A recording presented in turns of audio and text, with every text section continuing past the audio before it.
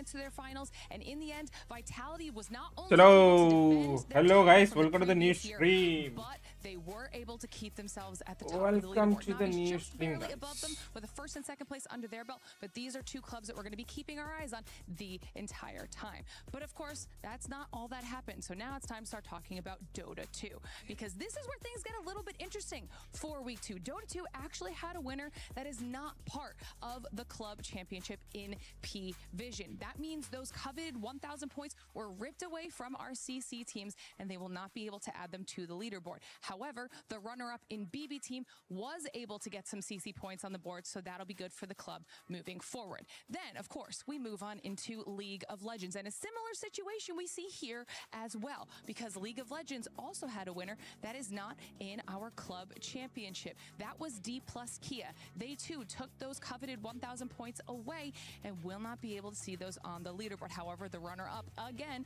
in KC, aka Carmine Corp, was in the CC, and they were able to get some points on the board for themselves. And this is important because in both Dota 2 and League of Legends, the team that was the runner-up now find themselves in the club championship leaderboard in a 5-way tie for 5th place. So these teams are definitely looking to get some more points in the upcoming weeks. Then, of course, to close things out, we had our stage with Freefire. And once again, it was a non-CC team that did get the win, taking those points away from the other squads in Leon Esports. However, Freefire had the most CC squads in the finals lobby. So that means that we saw other teams like AGAL, who got 2nd place, finding themselves some points. Twisted Minds in 4th and Falcons in 6th place. Now, this is a big deal because in order to be CC eligible, you need to get 2 top 8 finishes, and that means both AGAL and Falcons were able to do exactly that. So now all they need is a win in order to be able to claim the trophy of the club championship. But now we move towards week 3, where so much more is on the line. We have more games. To start things off, we're going to have EAFC, we'll have MLBB MSC, we'll have Teamfight Tactics, अपना Instagram पे डाल रहा हूँ. we'll have PUBG Live कर रहा Battlegrounds. हूँ, And बोलो PUBG ना रुकना. Battlegrounds is going to be big when it comes to the club championship side of things. First, we have the defending champions in Twisted Minds in this game.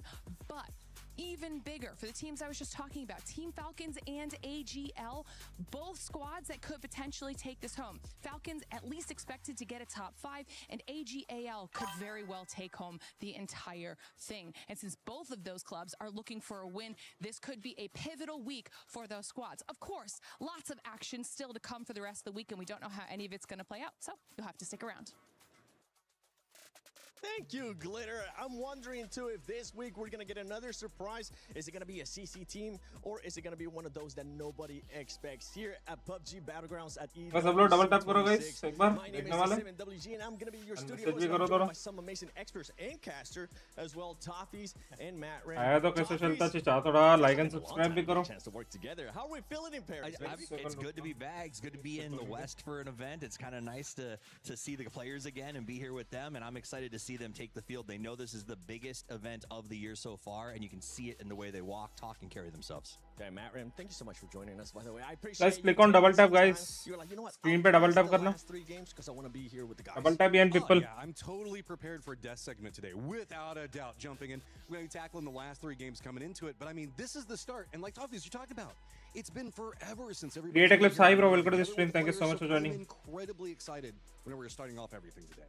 So As I said, I'm excited to see which teams are going to end up surprising us today.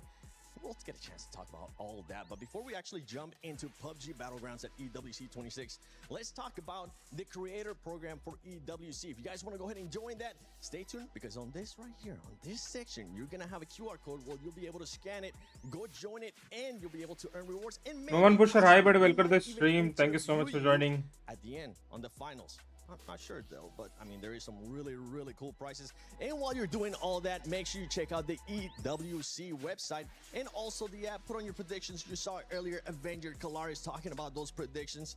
You don't want to know mine because I've been absolutely off the past 2 weeks, but maybe this will be the turnaround. And talking about turnarounds, I mean, I know we've been talking about some of Most awaiting matches next month. Yes, bro. PUBG Mobile has to come with మనం కూడా దాని twisted గురించి minds, waiting. because my हम goodness, भी that उसी is के लिए gonna be wait a कर रहे हैं big भाई. deficit that they might have to deal with. So we got defending champions, right? These are the guys that people expected to win the world multiple years in a row. They've got a roster that is incredible. They finally sort of have found what works for them. And then for the second event, really this year, they Guys, have an everyone issue do getting a double player tap here. people. Lou, for those of you देखने who are वाले doing सारे your double rosters tap and your करना pick'ems, पड़ता. like you heard James थोड़ा and push Martin करने talk दो ना earlier, भाई, consider channel this. को. Lou is not here. He is not going to be playing, at least we know, day one, possibly not the entire group stage. And that, I think, is a huge burr in the side of this team. Don't get me wrong, the tab is great, Matt, but I don't know that he can hold a candle to Lou. Yeah, I mean, whenever we're looking at it, this is also just a team, whenever we look at Twisted Minds, that can also start a bit slow. And whenever we look at this, not having a last chance qualifier, it's all just going to come down to how you're going to be able to play over 2 days of play to get into the grand finals. This is already going to be one day where Twisted's going to be coming in with, let's just be honest, limping into this a little bit more than I think that anybody's expecting. You're also high, They're gonna have bro. to adjust, and they're gonna Hi, have to adjust on the bro. go, but luckily for them, they are going to be playing Come a on, total bhai. of 12 games. They'll get a chance to play today, see how they're going to be adjusting, and then coming tomorrow, we'll see what they're going to be able to do. If they even play tomorrow, we'll have to check on that one, because we do have some groups here. And today, it will be Group A versus Group B. You can see some of the squads there. Matt, one of them that I'm going to be looking at is none other than the PGS 5 winners, and it's VP.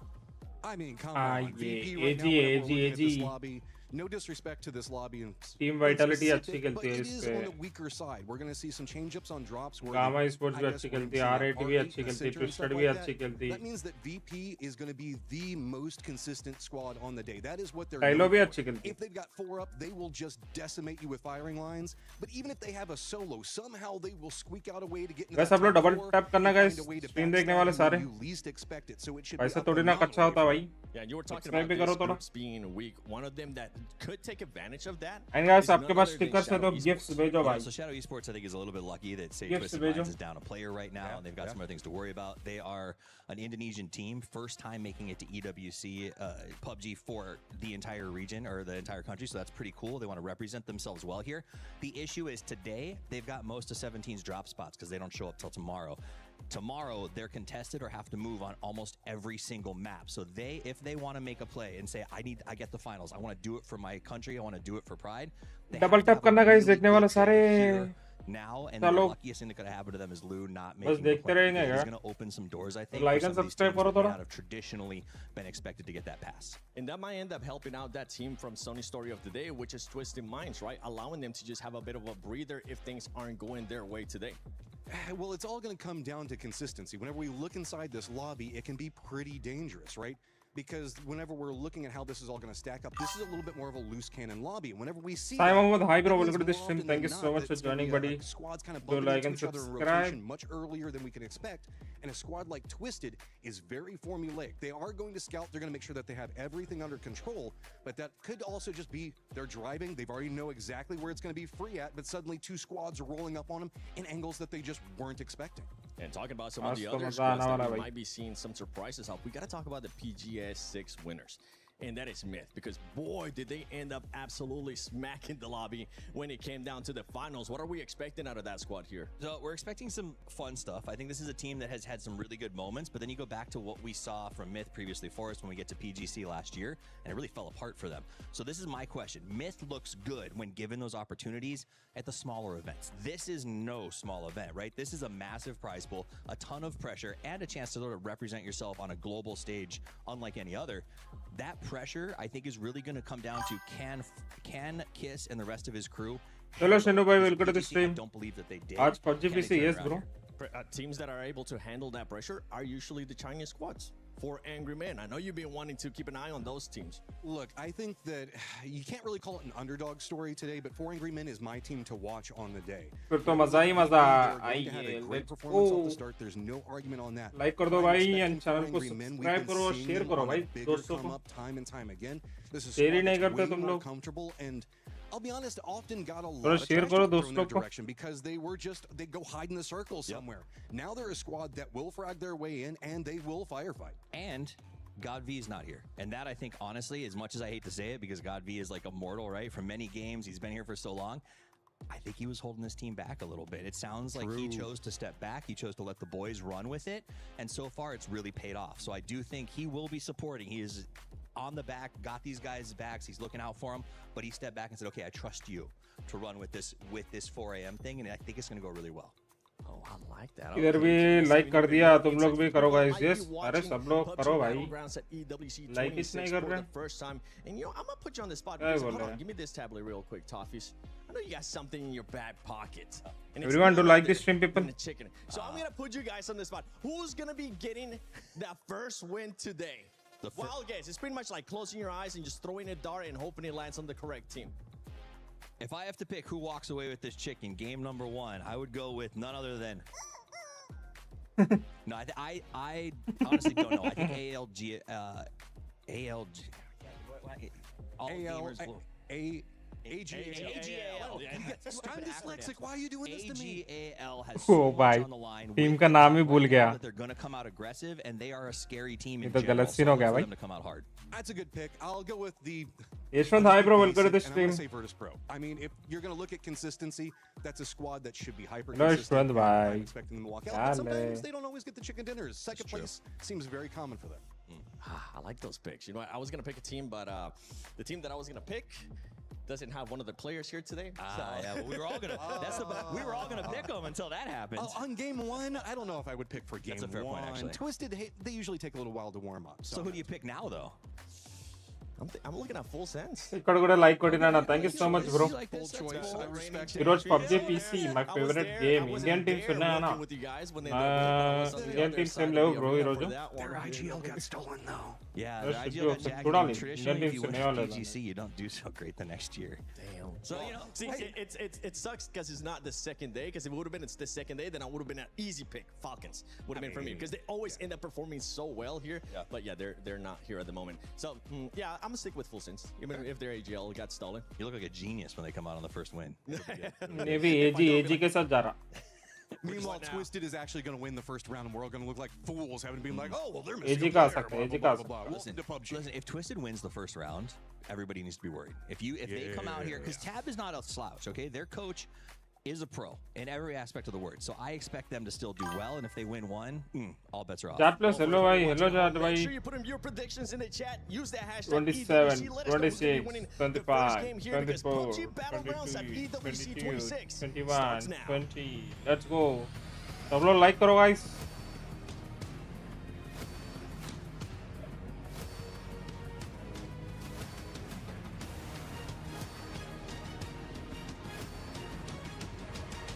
कौन सी game भाई आज? PUBG PC है भाई.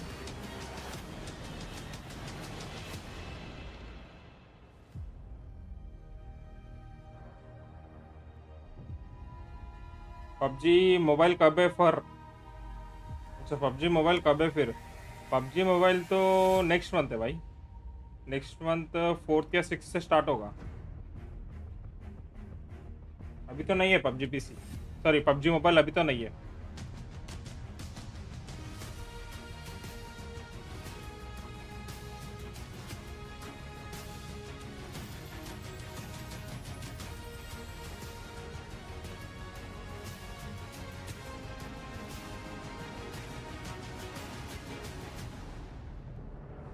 अरे फिर next month crazy होगा. Next month crazy होगा भाई. 3 इंडियन टीम्स, 3 नहीं 2 ही है भाई.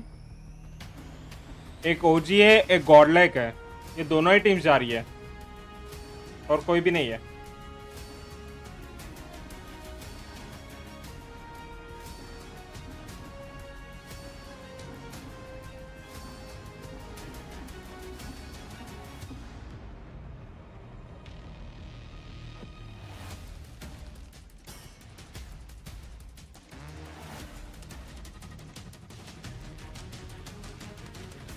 ये दोनों ही जा रहे हैं भाई इंडिया से.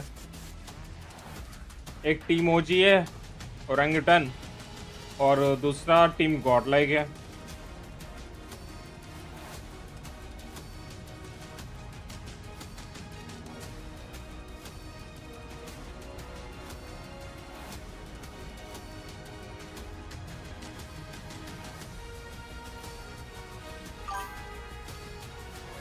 Waiting for Godal matches.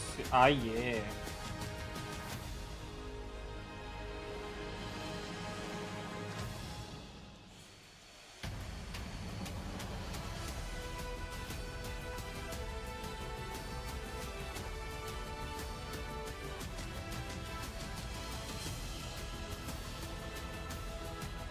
S for crazy केलरा स्क्रिम्स और इंटरनेशनल मैचेस पे। अच्छा, फिर तो बढ़िया है भाई, मतलब अच्छी ग्राइंडिंग हो रही है, अच्छी ग्राइंडिंग हो रही है तो वही अपन को अच्छा है ना भाई, अच्छे से खेलेंगे। सब लोग एक बार लाइक एंड सब्सक्राइब करो।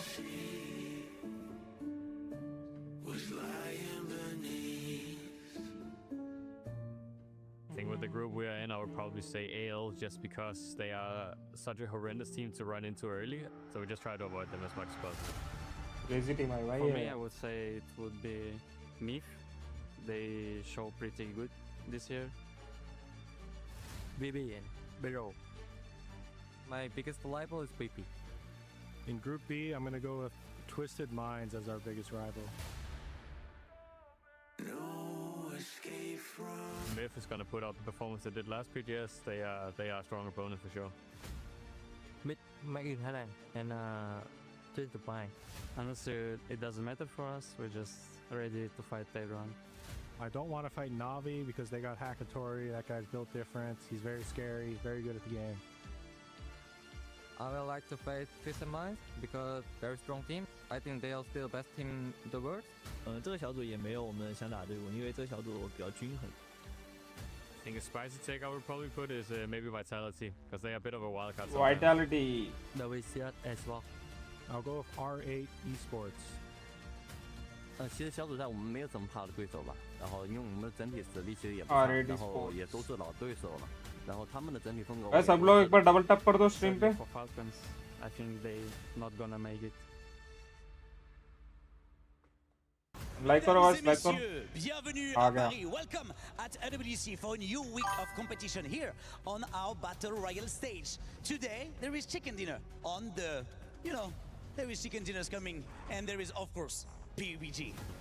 24 of the world's greatest PUBG teams will enter this arena to fight for glory, $2 million, and of course, the stunning Esports World Cup trophy. That right there, Ridiculous 5, welcome to the stream, buddy. Packed week. En effet, Barney, beaucoup de surprises vous attendent cette semaine. In just 6 days, we will crown a champion. So time is limited, and you only have 12 games to secure your place. Guys एक बार सब लोग like करो guys.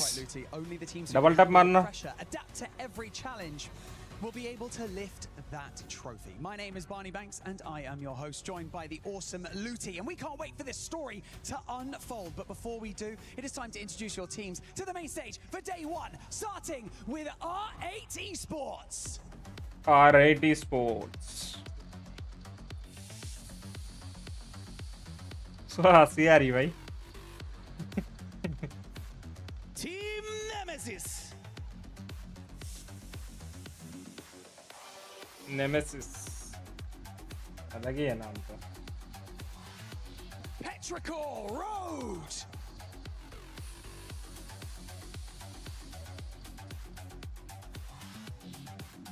Four Angry Men. 4 Angry Men।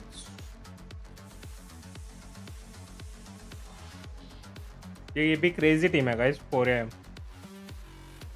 DN Supers.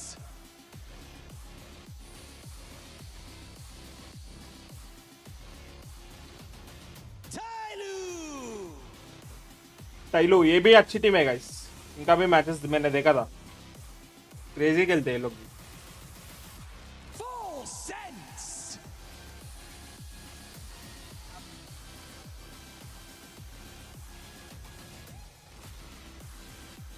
Cam Esports.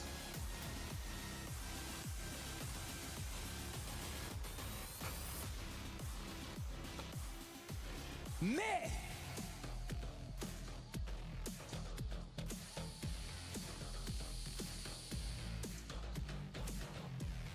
Team Liquid.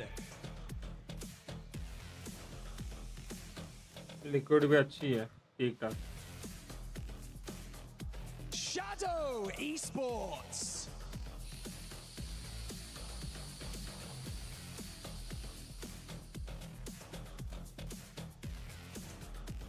GK Esports.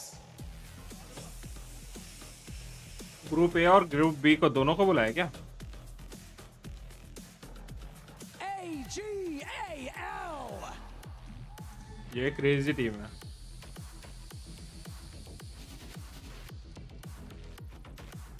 Virtus Pro!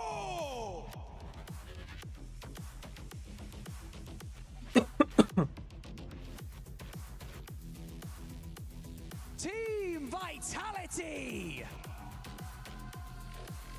ये भी अच्छी team है. And finally, our defending champions, Twisted Minds! Last season का winners 2024 का.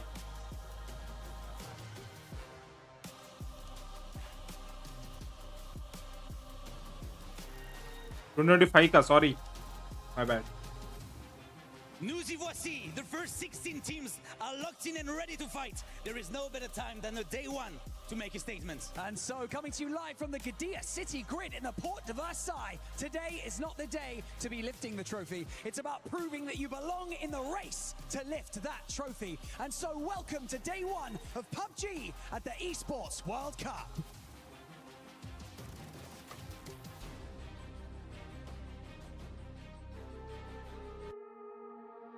Your 2025 PUBG champions are Twisted Minds! It was important to get this trophy in our collection of our team and also Crazy, to help bro. our organization achieve a lot in club championship, so very happy. I think Twisted Minds has had a tough time in 2026 because they've had a very difficult time adapting to TPP.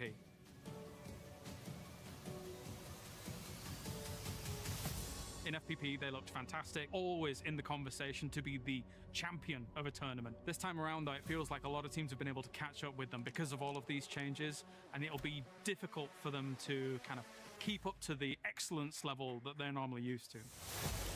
There's a big chance they can make it again because once it is these big tournaments, they are just playing their hearts out. In my personal opinion, I think they're going to be top 4. I don't think they're going to win. จริงๆคิดว่า Twisted Minds เนี่ยเป็นทีมแชมป์เก่าของปีที่แล้วแต่ทำให้เขารู้สึกว่าเป็นทีมที่น่ากลัวในรายการ DWC ครับแต่จริงๆก็ผลงานเขาล่าสุดก็ไม่ได้น่ากลัวเท่าไหร่ระวังพวกเราไว้ดีๆครับจะมาแย่งแชมป์เขาครับ मैंने भी वही बोला था ना guys. नीचे caption पढ़े आप. Recently ना परफॉर्मेंस क्रेजी है इनका. रिसेंटली ना पूरा इनका क्रेजी मतलब क्रेजी है भाई ट्विस्टेड माइंड्स का. तो मैंने कल इनका मैचेस देखा था. मैं पास्ट के मैचेस अच्छे खेल रहे थे, बहुत अच्छे खेल रहे. देखते आज क्या होता.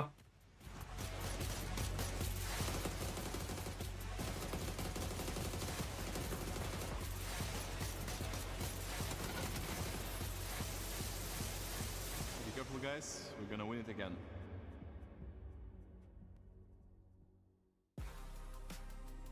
Awesome intro right there, and we got a chance to see one team that we didn't really get a chance to talk about earlier on, and it was none other than Team Liquid. Ritika Puran.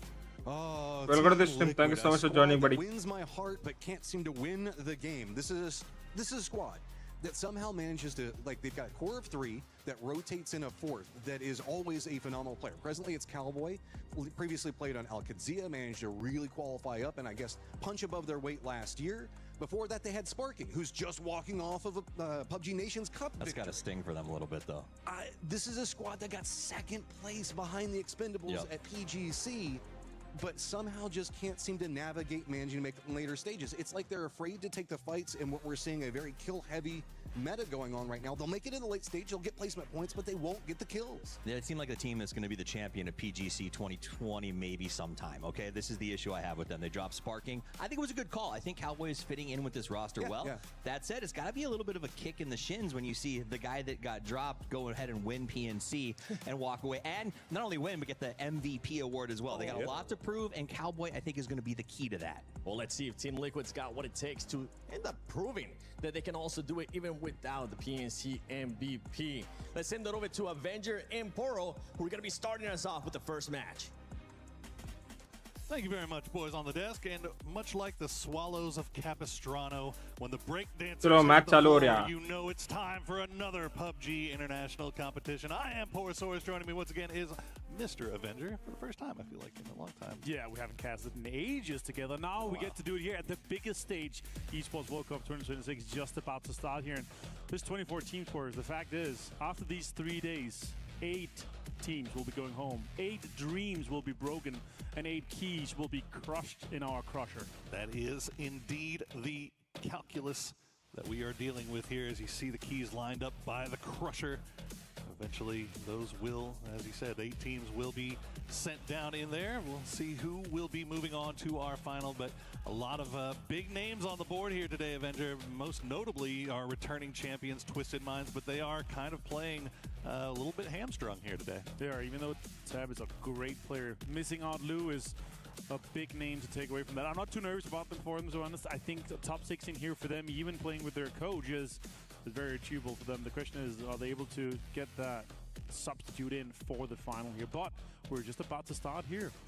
Very excited. We're getting to start on air. चलो match चालू हो गया. Classico, as we come to know and love it, get to see all of our beautiful player cams right there. 64 staring smiles. down at you. Yeah, well, maybe not smiles just yet, but we'll see a few smiles by the end of this thing. But not a bad plane to start things off, though. Pretty much everything in play. Absolutely, here from the southwest up to the northeast over south. But most of the teams are going to be able to get into the loot spot or get a car and drive a little bit further to get into that. And also a surprising fact is that R8 is going to be able to take Pachingi uncontested, one of the arguably best loot spots here in the Wrangle, and one of the teams that's just qualified for this. And one of the lesser known teams is able to get that, so hopefully that can help them on their way towards that finals. Almost call that the 17 effect, don't you? Yep. You know, on a day when that team is not in the lobby, normally that is their preferred drop spot, and I don't think any other team is thinking that they want to challenge that for right now, even when they're not in the lobby. Like करो guys, सब लोग double tap करना, कोई भी नहीं कर रहे. Double tap करो चाचा थोड़ा. The map shapes up as we see. Looks like nobody. Do double tap or like the stream, guys. Drops.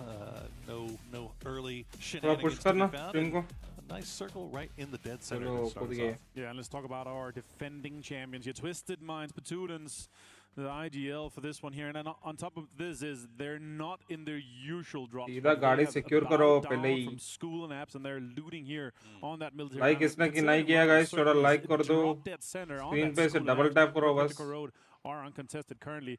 It's going to sting a little bit for Twisted Mind, but being mill alone गई on the M4. military island here, it's going to be plenty of loot, plenty of everything they need. They can, loot for as long as they want to, get those vests, get maybe a flare gun to put themselves into that center.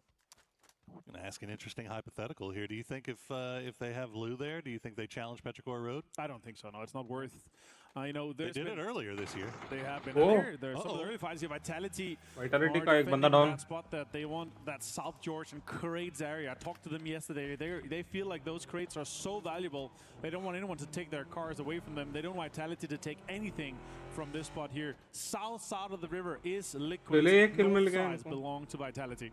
Yeah, क्या कर रहे हो Vitality भाई? Victim of the plane path there, as I think Vitality was trying to Excellent cheat a coverage. little bit south of the river there, and unfortunately for them, Liquid were a little bit later in grabbing vehicles, and they will take one away from Vitality. We'll see if they're able to collect that chip at some point, bring that man back. It looks like Team Liquid will get Cowboy back on his feet, and they have crates to themselves. Yeah, absolutely. And there's going to be plenty of किधर loot. रखे भाई? It's a chip in the car, and that means they're going to be exploding that chip. I think we found the chip, didn't we? The chip is absolutely there, and that means that Vitality is going to be playing as a 3-man for the rest of the game. They're not going to be able to bring that chip back and that player back, so that's a little bit unfortunate. Luckily for क्या them, दिमाग they have लगाया भाई ये high लोग ने? priority in this circle here already, so इन लोग का ना वो चिप लेके रिकॉल दे सकते टीममेट को, पर वो चिप को गाड़ी में रख के गाड़ी को ब्लास्ट कर रहे हैं. Hang around north of the river as long as possible. ओ भाई Right now, crazy currently, IQ है भाई. Looks like we've got Nemesis and Tyloo up there. Myth all the way off into Stalber as well, so we'll see how they decide to make IQ their तो path. अच्छा है भाई Check in with लोग का. Virtus Pro. सीधा card को लेके सीधा गाड़ी में रख दिया, गाड़ी में रख के गाड़ी को फोड़ रहे. To their west, but it doesn't look like Full Sense is in any hurry to start their move. बढ़िया भाई, बढ़िया बढ़िया. Either. Yeah, Virtus Pro, of course, one of our big winners, won the Circuit 1 finals in the spring here, so their form is looking absolutely fantastic. Like मारो चल, like मारो. Respecting each other quite a lot here. Talked a little bit with VP yesterday, and they're like, you know what, we're gonna we're going to put the hammer on this tournament. We're going to make sure that some teams we don't want in the final, we're going to make it hard for them because they're certain that even without placement points, just with the kills they're going to be able to get through this group stage here, they're going to be easily making it into that finals here. Obviously, only 8 teams go out, so it's just a cut off from that top 8, top 16 and that bottom 8. They've been an absolute force to be reckoned with for sure. Going back to last year even, so they've not slowed down the perspective changes and all the other additional changes that we've seen in our game. Last year, देखने वाले सारे like करो guys stream को this year's PUBG. So सब बंदे देख रहे पर लाइक नहीं मार रहे तो लाइक मारो. It's been a lot of adjustment period, especially for teams like reach बढ़ाओ channel का थोड़ा. A lot of teams have been grinding. One of these teams is Nemesis here on screen. You might recognize a lot of these names here. A lot Team of them Nemesis for Navi prior. Melbourne won PGC with Navi. State's been there. Diffic's been there. Sosa's been there most recently. This team, basically a super team if you just look at the players consistently here. Like करो रे चलो सारे. I talked to Diffic as PNC and he's like Gen people को search stream at making and ruffle our feathers here, and I'm really excited to see how far they can take it. Might not have been as much of a big and known team because they're so new for this year, but they're very strong, extremely mechanically gifted, this team. Not going to find too many teams with bigger chips on their shoulder either. AG का split देखना. The ex-Navi All-Stars AG का split देखना. A lot of talent on that team, a lot of skill. As we check in with AGAL playing south here on the dirt road. Nobody anywhere near them, just south of dead center circle, but just taking their time to slowly scout their way in and seeing a little bit more discipline from that team than maybe we've become used to seeing before. It's always been like that. And the first day of this tournament, especially the group stage here, where you just got to make your way in, a lot of teams are just slowly making space, trying to figure out this information that's coming in here. And the very interesting is that we've got a red so dead center. We could end up having that terrain destruct have a big impact here. Shots coming in here from Tyloo, trying to put some pressure onto Nemesis. As it goes on here on Draken on the roof here, getting a lot of information, a lot of damage done towards that Nemesis voice. They are going to be taking some peeks at them. They lost the tire already on the Dacia like this here. It's going to steer a little bit more difficult for that, so it's going to be interesting to see how they approach that. Looks like right now they're kind of itching their bits on Shumala Reddy, hi, welcome to this stream. Thank you so much for joining. We have to remember as well, new circle settings has been applied to this. It does no longer in circle 4 and circle 8 go away from water, so we have a lot of impact with that, and circles can end up being in some of these very interesting areas. He brought up quite a few there changes from last year. If you have not gotten a chance to watch competitive PUBG since last EWC, then there's a lot of new things that you're going to be seeing here, most notably that terrain destruction, as you said, and the most recent one being those circle changes. No more land ratio, which means that we're going to be seeing circles that we have not seen before, and or have not seen in a very long time at least. As we see, oh, hello, my bad. Oh. Vitality already losing Levante. Don't want to lose another one here, but they should be fairly safe. As you mentioned, they're sitting on the north side. Nobody anywhere near them. We got to mention as well, losing Levante, basically their superstar, their top thracker. That's a big blow to Vitality to begin things off with here for our first game. Sure, we are playing 18 in the group stage. Each team will be playing 12, but still, that's a big name. One out of your 12 games here. Full sense, PTC 2025 defending champions here. So far this year, it's not been looking too good for them. They're far out of our overall PGS score in terms of our international standings. They got here by a regional qualification. And with this, I'm excited for them still. Belmore, our MVP, IGL MVP. And yeah, excited to see how these guys are going to be performing here. Now again, it's the biggest stage. This is what most of the teams there are fully focused on. They Hello, bro. Hello, taking PGS maybe at some training here, but they have quite the way to make in, and they're making their way in behind Virtus Pro, and they'll be very adamant of protecting their behind here. So let's see what Liquid's going to be doing from this ruins here. We're going to have a circle pop just soon here, Paro. Look too crazy. Here we go. The first of what is likely to be many hard shifts that we will see this week, all the way over to the west. So Team Liquid hanging out in ruins.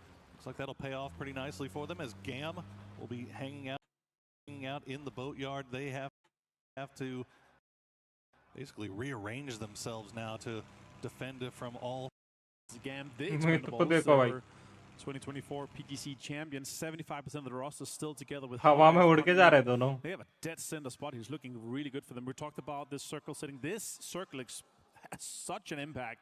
So much water in play, and a lot of teams going to be playing around that with how this kind of goes. A lot of teams are trying to lock down some of those central locations. The question is, though, this big little ridge that's coming in, it's going to have quite the impact from Russia too. Big fights are already happening here. Ming finds Spaceman for him. It's China. 4 AM का बंदा एक knock है. A lot of teams scrapping right now. This is just right in the middle as 4 AM is losing a couple.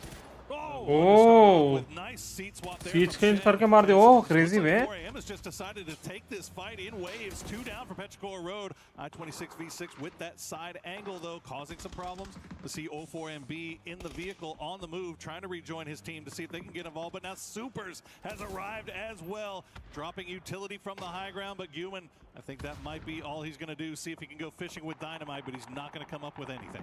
Yeah, that's rough. That's been the star of the year. Everyone's looking for these third-party fights, especially in all these circles here.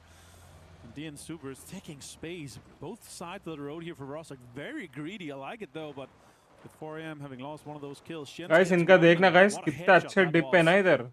Normal mobile में ना इतना dip ही नहीं रहता. AG का एक बंदा knock. Currently, the IGL of AGL is down and knocked, and the other guys are getting punched away by both R8 and from Virtus Pro. Flush is coming in from Lukarux and confirming another kill for VP here. 2 points to them in this game.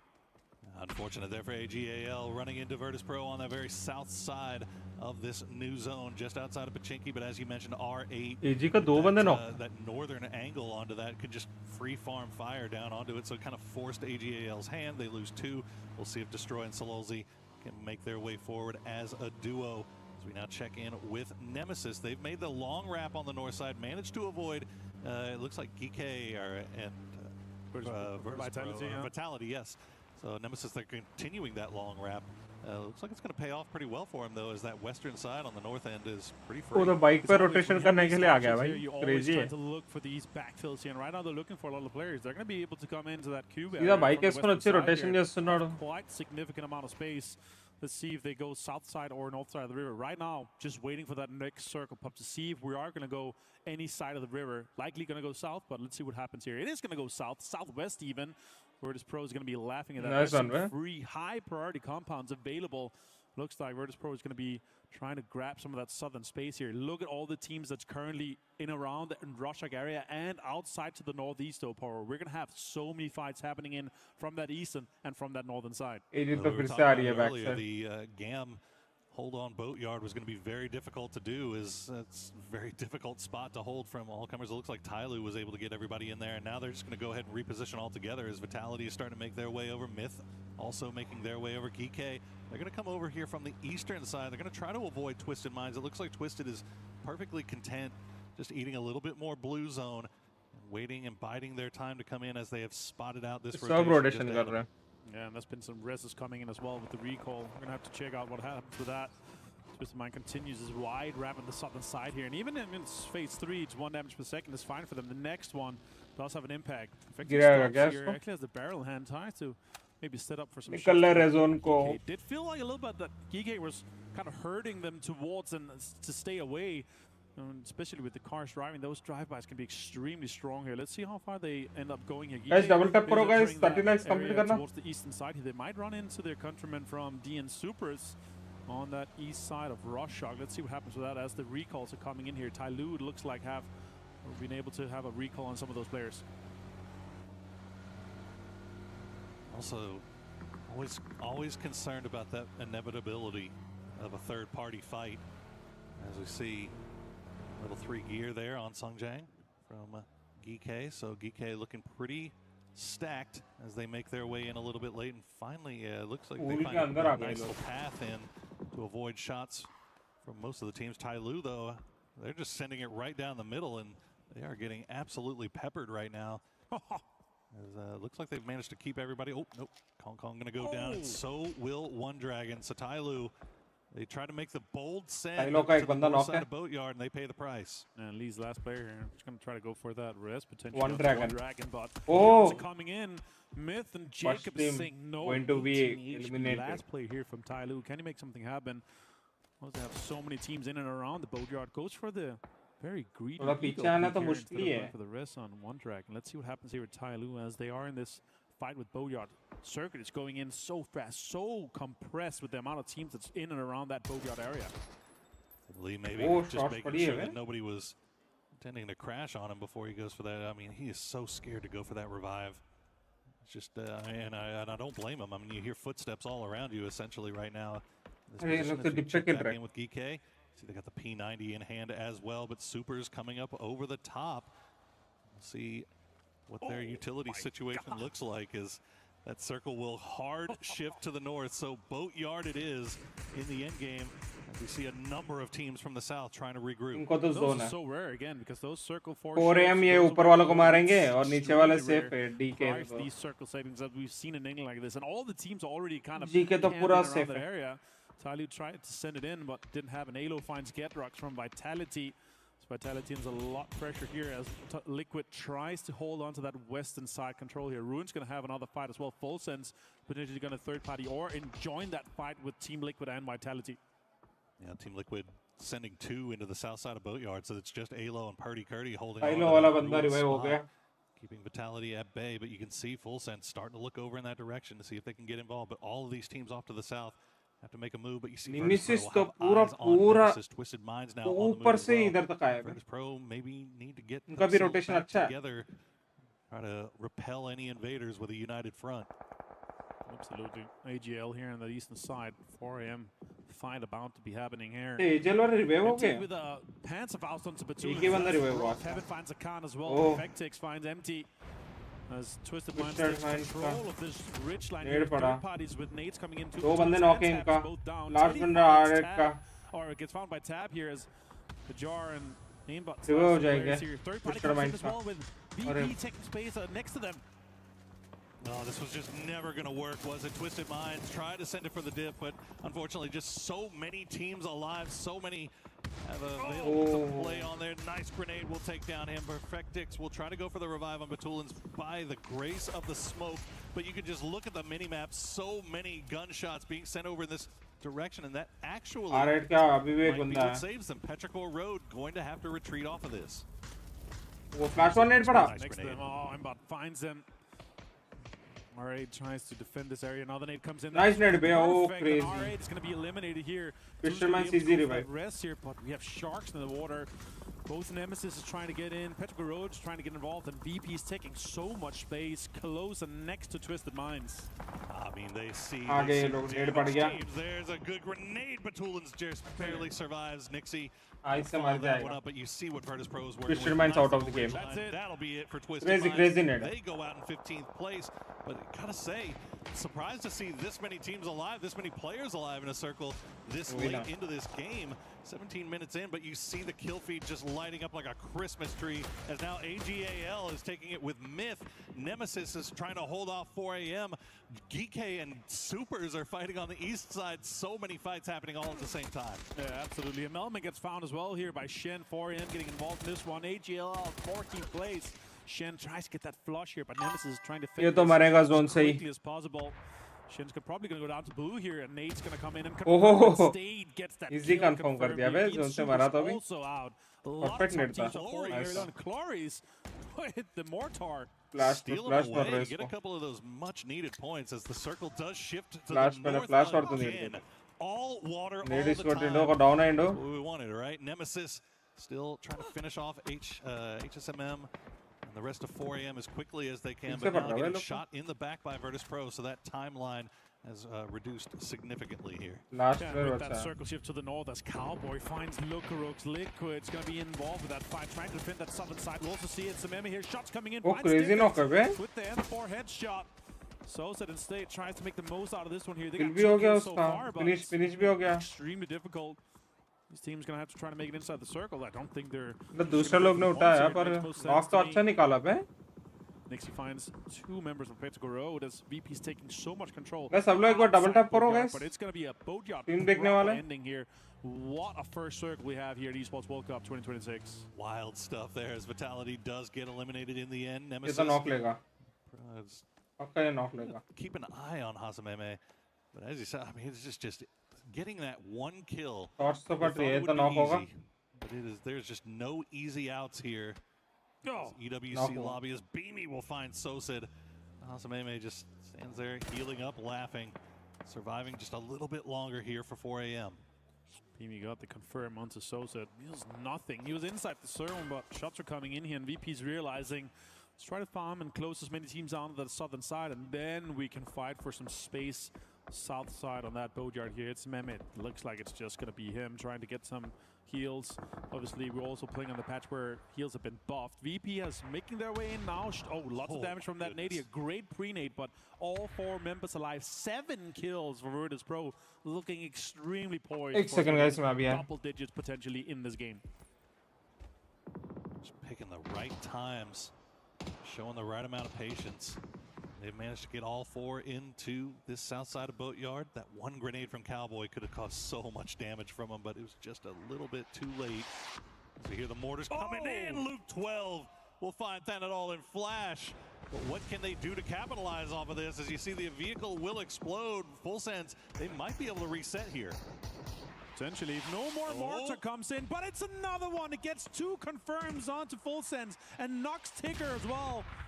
With that M249, he tried to go for the rest. Now it's just down to Belmoth, our 2025 MVP from PGC and the IGL. Blue zones are being hurled at him, trying to hold them out. And Liquid's looking to shut this down. Just let's go again, man. Long way though for him. I'm back. As see, they want to go out there and finish him off, but you also don't want to risk. I mean, you saw Cowboy just saw Virtus Pro with a 4-man squad backfilling. You don't want to take that risk that while you're trying to finish this off, that around you. So I think Team Liquid showing a great deal of patience here, and Belmoth and Tigger, it's not like they're in any better position now. They're still going to have to come here eventually. Yeah, it's a great observation here. Honestly, for me, again, this 2-2 split for them, making sure they potentially get the 2 points off from Full Sense, but also third-party opportunity onto Virtus Pro. That's exactly why Liquid is such a great team. As we look back at some of the kills here, so much fights, and what a crazy circle we had. All the fights we had Rorschach ended up not mattering. It ended up being that Boatyard central ending here. Nixie finds Setsuna as well from Shadow. Akan goes down to Baron as well from Myth. Continue to try to involve himself, and look at this. With this center dot being basically in the middle, it makes it extremely difficult to figure out, are we going to go west around or north around on that side of the boat. A couple of interesting situations right here. Myth kind of up against it. They do have a little bit of a foothold inside the zone here, just under the bridge. Geeke on the other side of the river. They've got EJ and Akan trying to swim across, but meanwhile, the line, Full Sense. They tried to drop the smoke wall and make it in, but Team Liquid was ready. Full Sense को मार दिए. 5th kill. Nice one. Great start from Team Liquid. Now they control that entire southwest side with the bridge as well in control. It's going to be huge. Claris with a pants on hand though, as Gam Esports try to advance a little bit. Purdy finds EJ from Geeke. And Lee here from Tailu, last player. Can they fix it out? Can they get him done? And it's going to be a Claris with the Faust. Self कर दिया भाई सीधा जाके वो सामने जाके सीधा फोड़ दिया. Now into the top 5. A lot of placement points are going to be distributed here in the next couple minutes. A lot of full 4-man squads here as Virtus Pro starting to make their way in. They saw Gam take that knock, but it looks like they'll get him back on his feet almost immediately. But good job by Huang F and Duck Juice to expect that backfill. And they're going to put a pause on VP's rotation up to the north here, while Liquid is starting to creep around here as well, starting to look down where Virtus Pro just was. But it looks like we'll probably slow down here, at least until this next circle pops, and then you got to imagine Myth is going to be in a hard spot. Yeah, guys, remember to do like and subscribe, people. Of course, Virtus Pro and Gam Esports. And of course as well, Shadow Esports with Myth. Liquid's looking really good for top 3 from this position here, controlling a lot of space, reinforcing. Hunter will go to the stream. IGL Pretty Curdy is trying to figure out, can we cross this bridge? Or are we going to have to be part of that VP and Gam fight? With this circle as well, going up to the northeast side, they're going to have to make moves. It looks like the other guys are running to that western side, so they're going to try to cross the bridge. Pretty Curdy might have been spotted. Not that many people from Shadow Esports is reinforcing this bridge side here. Next fight's going to be, of course, as well, Myth outside the circle. VP has a way in, but Myth is going to be a big move too.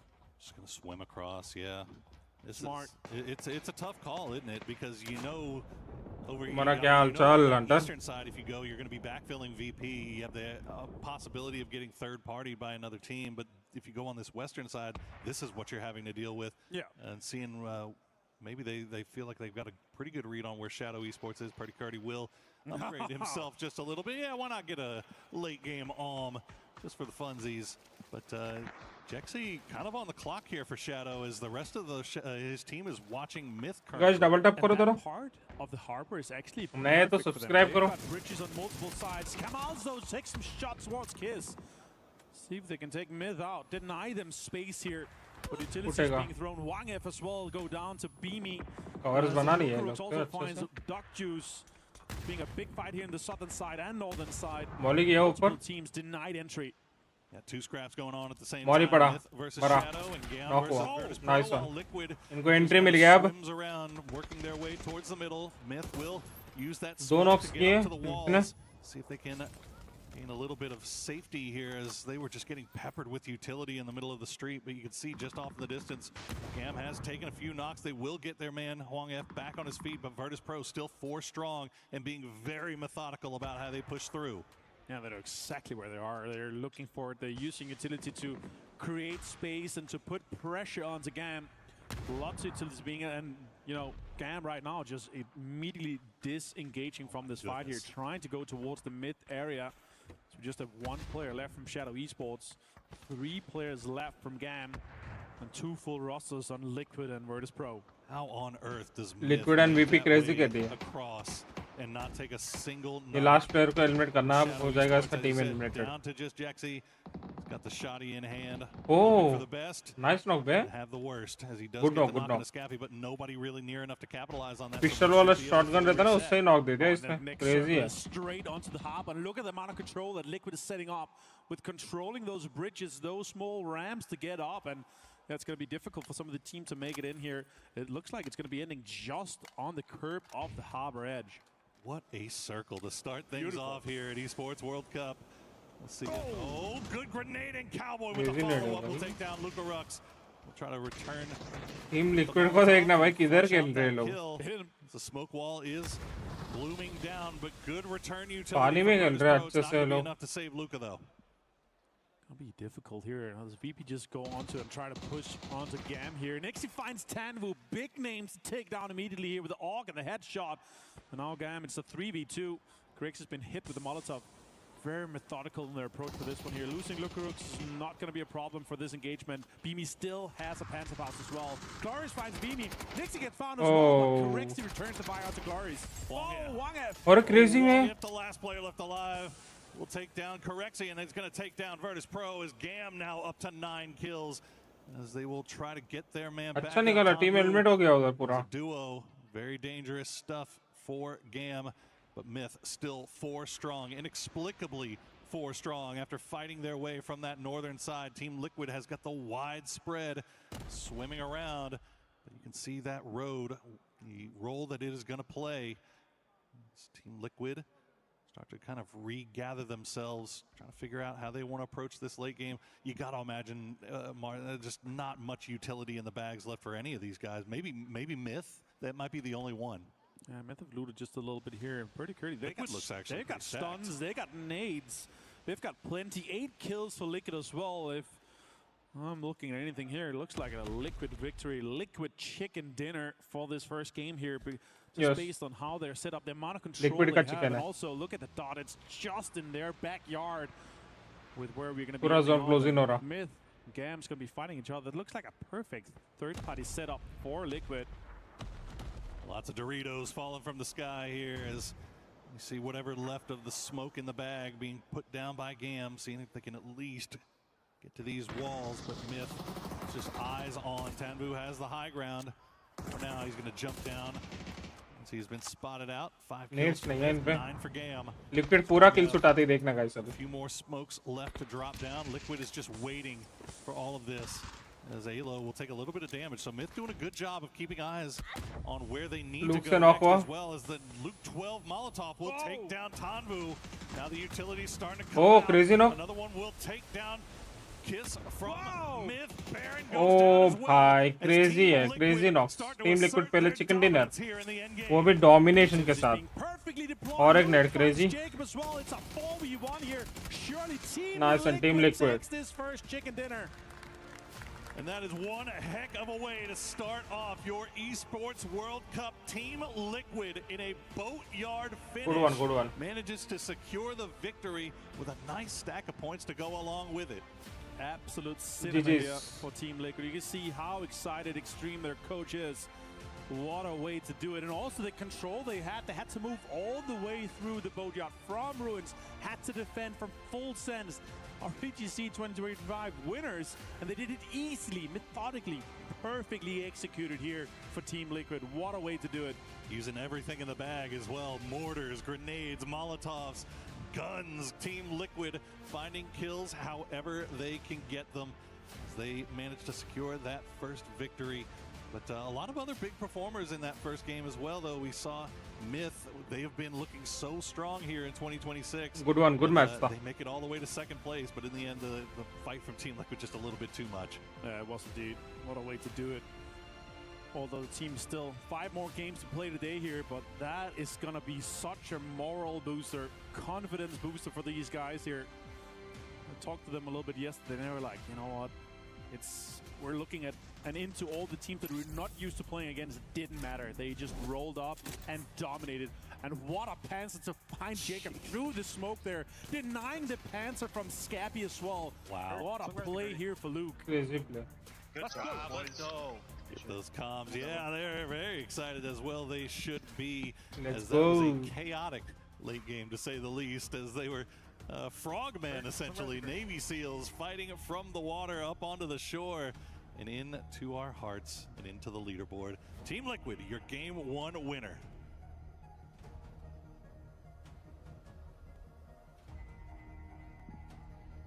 And of course, with Liquid winning this one here, it's going to put them really far ahead of anyone. Last year we did look at something around 55 to 60 points cut off. With the amount of kills they had with this one, along with the chicken dinner, it's going to put them so close to be able to go straight to that grand final. All right, well, heck of a way to start things off. We are going to go take a quick break, and we will be right back with more PUBG. Play is in our DNA. Whenever we let it out, it becomes our superpower. Now imagine an entire city being built to supercharge it. Kadir City, powered by Play.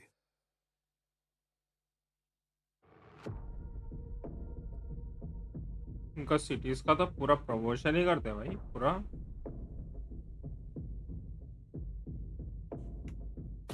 BGS Circuit 1 for Virtus Pro was a very interesting one because it meandered so weirdly. They did nothing in the first stage and second stage of PGS 1. We started off pretty rough by missing some of our finals, but then we came strong and won one of the bigger finals we had so far this year. So I would say it's been a bit up and down, but like we have adapted and improved a lot with this year.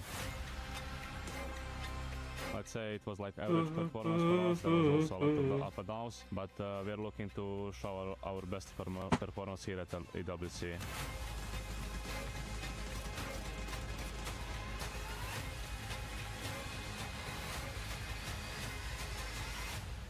VB đang là một đối thủ rất mạnh và phong độ của họ đang rất tốt ở những giải đấu.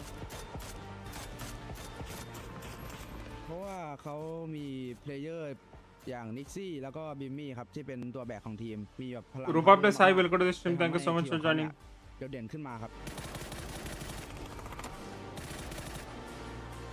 I think everybody would look at Nixie though as the guy for them, right? Claiming MVPs on the international stages and also doing it in a cool way.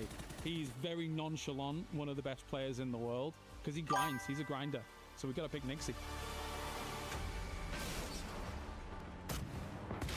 There's no doubt in my mind it's Beamy because, you know, he's my superstar. No girl players in Denmark. PUBG PC. He's a guy that I has don't so know. much information readily available and he applies it to his game. think over He's later one of or the best mechanical fraggers and all-stars in the game, in my opinion. thing is probably how much works get put into like adapting, especially with how the game has changed this year. So just a lot of work in adapting to the meta and how the lobby works and all that. I think our strength is that we are unpredictable and we like to do a lot of crazy stuff early games, and I think that's why like other teams are scared of us. I think we still have to see more from them, and I think they got a big shot at potentially winning Esports World Cup or PGC at the end of the year. VP needs it. 3 points in the bag so far, but he will go down in the end. But look at the damage he put on a Xiaobei. He did not go down without a fight. I think last year we were like unexperienced team. It was first tournament with the new roster, and then after that we have like a LAN wins, like big wins. So I think we are really mature now to win it all.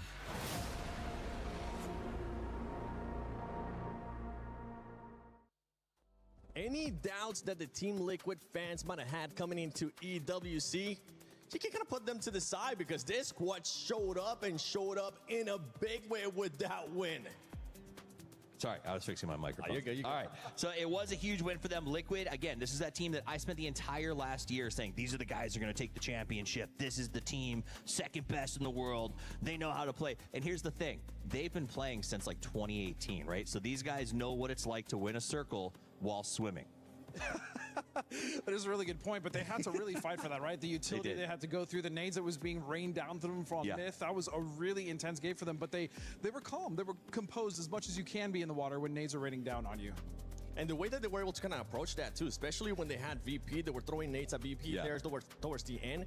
They decided to slow it down because they saw Gam on the offside and they didn't have, I don't know if they had any extra smokes or not, but they played that so well. I mean, if we're breaking this down, here's why Liquid wins this, right? They've got that off position by themselves. They hold a push using Luke 12's. They slow play it into the water. I mean, I think Purdy was carrying a zip line at one point. So, like, these guys were prepared for anything that could possibly happen. And you're right.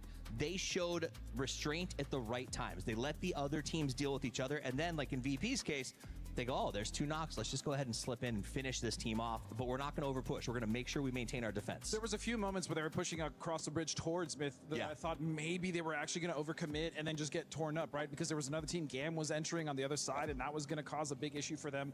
But they slowed it down. They didn't get ahead of themselves, and I think that's something that we had seen from Liquid in the past. But now they're just really playing the cards that they have.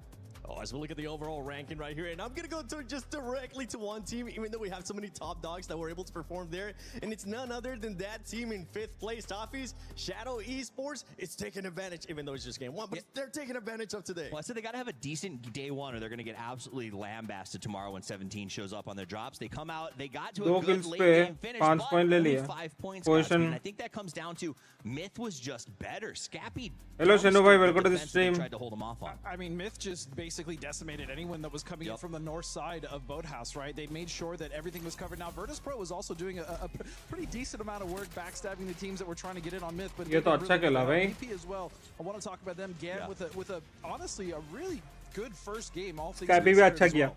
I mean, it's almost impossible to push into that side. And I think what Liquid did, as you brought up, really smart here, is they kept waiting for these engagements to pop out. And then Luke 12, who I'm going to be honest, has felt quiet on this team. There's been so many times where we talk about Alo as like the go-to fragger when he's on. Cowboy, the new blood.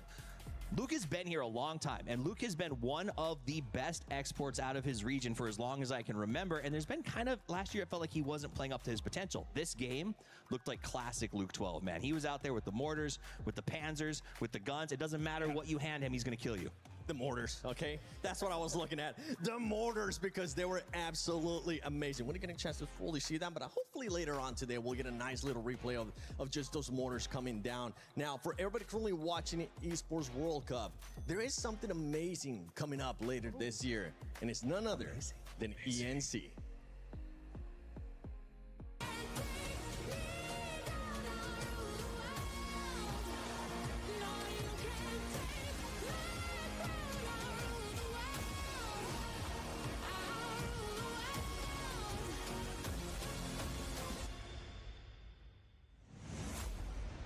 इस पे India के teams जा रही है guys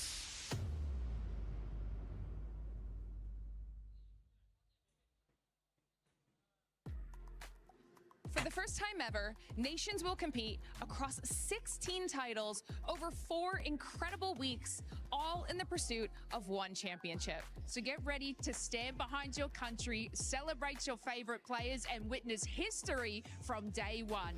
The Battle Royales will include PUBG Battlegrounds, PUBG Mobile, and of course, Apex Legends. And all of this action will be taking place from November 2nd through November 29th.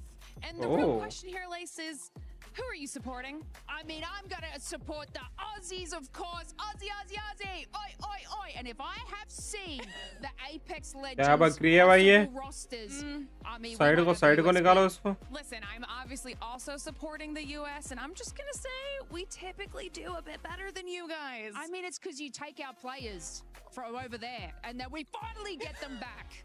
It's going to be an insane 4 weeks for sure. So, of course, for all of you at home, make sure you're tuning in. And get ready to stand behind your country for the Esports Nations Cup.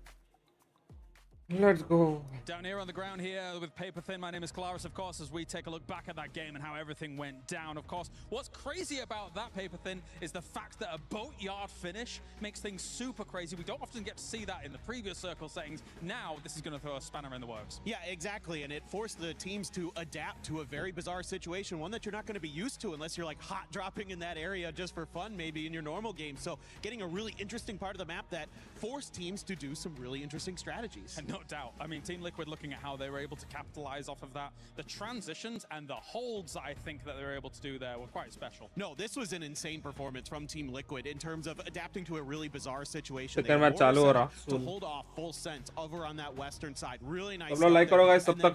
Coming up with the theory to get across the docks like that, to go through the water, that's so difficult to do. Anybody who's played in that part of the map knows it's really tough. A lot of times you feel like you got to fight through the houses on that eastern edge. Yeah. They went in the water and made it work. Yeah, I did notice a zipline gun in the infantries, which obviously we didn't really see much of in previous metas, but there's use cases where it could work out. So I think they're good from Team Liquid, a great hold against full sense as well. I want to pivot a little bit. One thing that I didn't like as much, and I think bad considering where they were, Shadow Esports. Yeah, I mean, I think that's a pretty easy hold for a lot of teams on that northeastern corner. Myth is coming down. Yes, a very powerful team. We know how well Myth can frag, but you've got to hold that. You've got a 3-1 split there. Your one is watching Liquid, who's stuck in the water, so they're not that much of a threat at that moment. Your attention is where it should be, but they're not able to hold the line. They're getting taken out by utility and shots and some really good play from Myth, of course, but that's a hold that should happen probably 95% of the time for a team. And then Myth and Gam obviously have to go up against one another. Team Liquid takes the position across that kind of 1-1-1-1-1 split. That was maybe more one than I needed, but you know what I mean. 1v1v1. It's very important, though, that we're able to hold that position down and really exploit that. It was difficult for be it Myth or be it Gam to really come out of there swinging against Team Liquid, I think. Yeah, for sure. I mean, you look at that situation and you're thinking initially this should be favored to whoever's on the coast, right? But there's actually a lot of cover up there. It's really hard for some of the teams to get that utility to land on the Liquid players on those ramps because you have to time the throws of those grenades so perfectly. So you saw a lot of them bouncing around, whereas Liquid had a ton of util left. They were able to make their grenades and other things hit in that moment, get that beachhead established, get some of those triangles down, those Doritos to give you a little bit of a setup, and then they made the finishing move. All right, well, thank you very much for checking in with me here, Paper Thin. That is us done here down on the stage. Let's head on over to the studio to get everything ready to go. Thank you so much, Kalaris and Paper Thin. You know what? You guys were talking about how crazy that ending was and how we usually don't end up getting a finishing boatyard. Let's talk about the beginning. Yeah, I think that's a big part of this, right? Yeah, we got to the end. It was chaos who got to be there. But the issue is who got to be there and how they got there in the first place. There's not a lot of real estate in that area. By 5 minutes, we had everybody in the entire island inside of about 6 giant squares. Like that tells me the teams are moving quickly and they're moving early in this event and they understand how valuable center is going to be. And the big issue with that rotation in general is you're going through waves, which is just south of Boatyard, right? You're going through that. It's very rough. Now you have the destructible terrain with the between just the grenades, you have the pickaxe, you have red zones, right? And all these things are creating cover, creating trenches for people to camp rotations. We saw a lot of that actually happening in that waves location in general. And then Boatyard itself, right? It's such a difficult area to fight. You have basically a giant U, you have an open middle, and then everyone else is just sitting in buildings. So it's just a nightmare. And for Liquid to have navigated that as well as Myth, Gam as well to make it that far, I think was very impressive for sure. Would it be safe to say that Gam was a big surprise there to make it in the top 5? I mean, I think GAM's a really good team. I think they've got a ton of potential in this event. I think that they did surprise us in how well they were able to sort of push in. I do think part of that came off the back of VP's stab, right? They slid up VP and around. When Luke 12 set off those mortars, they slid through that opening that I did not expect them to be able to make it through because Cowboy was covering it. But I do believe Cowboy got distracted cheering for Luke and how good that shot was. And VP like executed a really nice transition. And that opened the door, I think, for GAM on the other side to make it a little bit deeper into this round. But again, I think when you're dealing with a situation where 8 minutes in, everyone is within 3 kilometers or 3,000 meters of each other. I don't know, math sucks, but you know what I mean. Spot on. That is 3 kilometers, right? Yeah. Freedom units. Anyway. I'm not going to pretend I know if you're right or wrong. I don't know anything about this math. But the other difficult thing about that as well is just coming in from like the North George sides, right? Coming in from that bridge, you have the separate island that separates the boathouse, and then you have other teams that are also looking on that hill for potential rotation. So it just creates a traffic jam, as you were saying, that just makes the rotations an absolute nightmare. And one team that it kind of ended up backfiring too, and we expected a slow start from this squad, especially with what's currently going on, is Twisted Minds. They only ended up finishing with just 2 points that game. I know you guys were saying it's a slow start, and it's currently looking like it's going to be a slow start. I mean, Matt nailed it, though. Twisted Minds is not an out-the-gate team. So even with the departure of Lou, like Tab is not a slouch, but they are not traditionally a let's go game one and dominate this thing. So for them, I'm not worried about it just yet. I think they should, even with the sub, have an easy path to the final. I agree. I mean, we usually start working on with Twisted Minds on like the last day. Yeah. They usually find a way, and you know, with game 1 down, we're now Tago. Yes. Don't mind if we do. Time to Tago. Oh, out of Tago, which team do you think it might be using that to their advantage? I mean, we had some of the other squads. We saw what TL was just able to do. Myth as well. Any other teams that kind of come to mind coming into Tago? I actually think VP. I think VP is a team that's going to be incredibly consistent overall this event, especially watching, you know, just PGS Circuit 1 and 2. They've just been so consistent in finding their windows, their openings, as you said. They have Nixie, who's just a disgustingly good player. That whole roster is just absolutely stacked. I mean, I don't need to name the roster, but I think the way that they've been able to kind of fix their rotations over the last year, when we kind of first saw VP, we saw what they were capable of, and now moving into, you know, 2026, that's a damn strong team. You know, I talked to EB, their coach, a little bit at the start of the day. Moving to the mindset, right? They've been going through these PGS sequences, these circuits, and they're important, but the skin isn't quite as heavily in the game as it is here for the $2 million, right? This idea of EWC, and he said we got to get in the right mindset for this. I talked to the boys when they arrived here this morning. They were quiet, they were focused, they were ready, and they had that air. If you've ever been around an athlete, that air of this is the moment, right? That quiet before the storm, all 4 of them had it just pouring off of them in energy. So I'm not shocked they start strong. I think they'll continue. I got a fist bump from EB before he played today. So you had to reach up for that one. It's kind of a big deal, actually. Did you have to jump to fist bump? It's the first time I've ever had to look up for a fist bump, Right. That's what I have to do when you guys try to give me a fist bump, bro. I have to look up every single time. Sometimes I'm like, Toughies, pick me up. But talking about some of the other squads, you guys were saying like the aura that you feel from some of these teams, right? One that comes to mind, and not necessarily in regards to what you were talking about, is Shadow Esports. And that's actually why I was so happy to bring them back up, because you were saying, Toughies, they do need to have a great day 1 here. They need to make sure they use it to their advantage. And so far, it's looking like that way. Even though they didn't get that many points, that's at least going to give them a little bit of more confidence going through the day. Nailed it on the head. That is the biggest thing about PUBG. Outside of communication, confidence. Those are the 2 biggest things that I think propel you. Sure, mechanical skill is good, but if you've made it to the stage, that's where the minutia comes into play, and that is attitude, excitement, confidence. And the fact that they did make it top 5 in the first game, I think you're dead on. That's going to give them the hype to continue forward. Yes. And I think the most important thing as well for a team like Shadow is for someone like me, right, who's kind of been out of the scene a little bit, now coming back in. This is a new team for me, right? Very new names, not very familiar, and we need that new blood. And for them to come in here the first game, even though it wasn't the most insane finish, the fact that they're still getting up here and showing like, hey, look, we may be kind of new kids on the block, but we can play. All right, well, Tago is ready. We're ready. Everybody currently watching at home is ready. So let's send it over to Avenger and Toro. Thank you very much, and we are 1 game in, and Team Liquid has kicked open the door on this Esports World Cup group stages, but can they keep that going?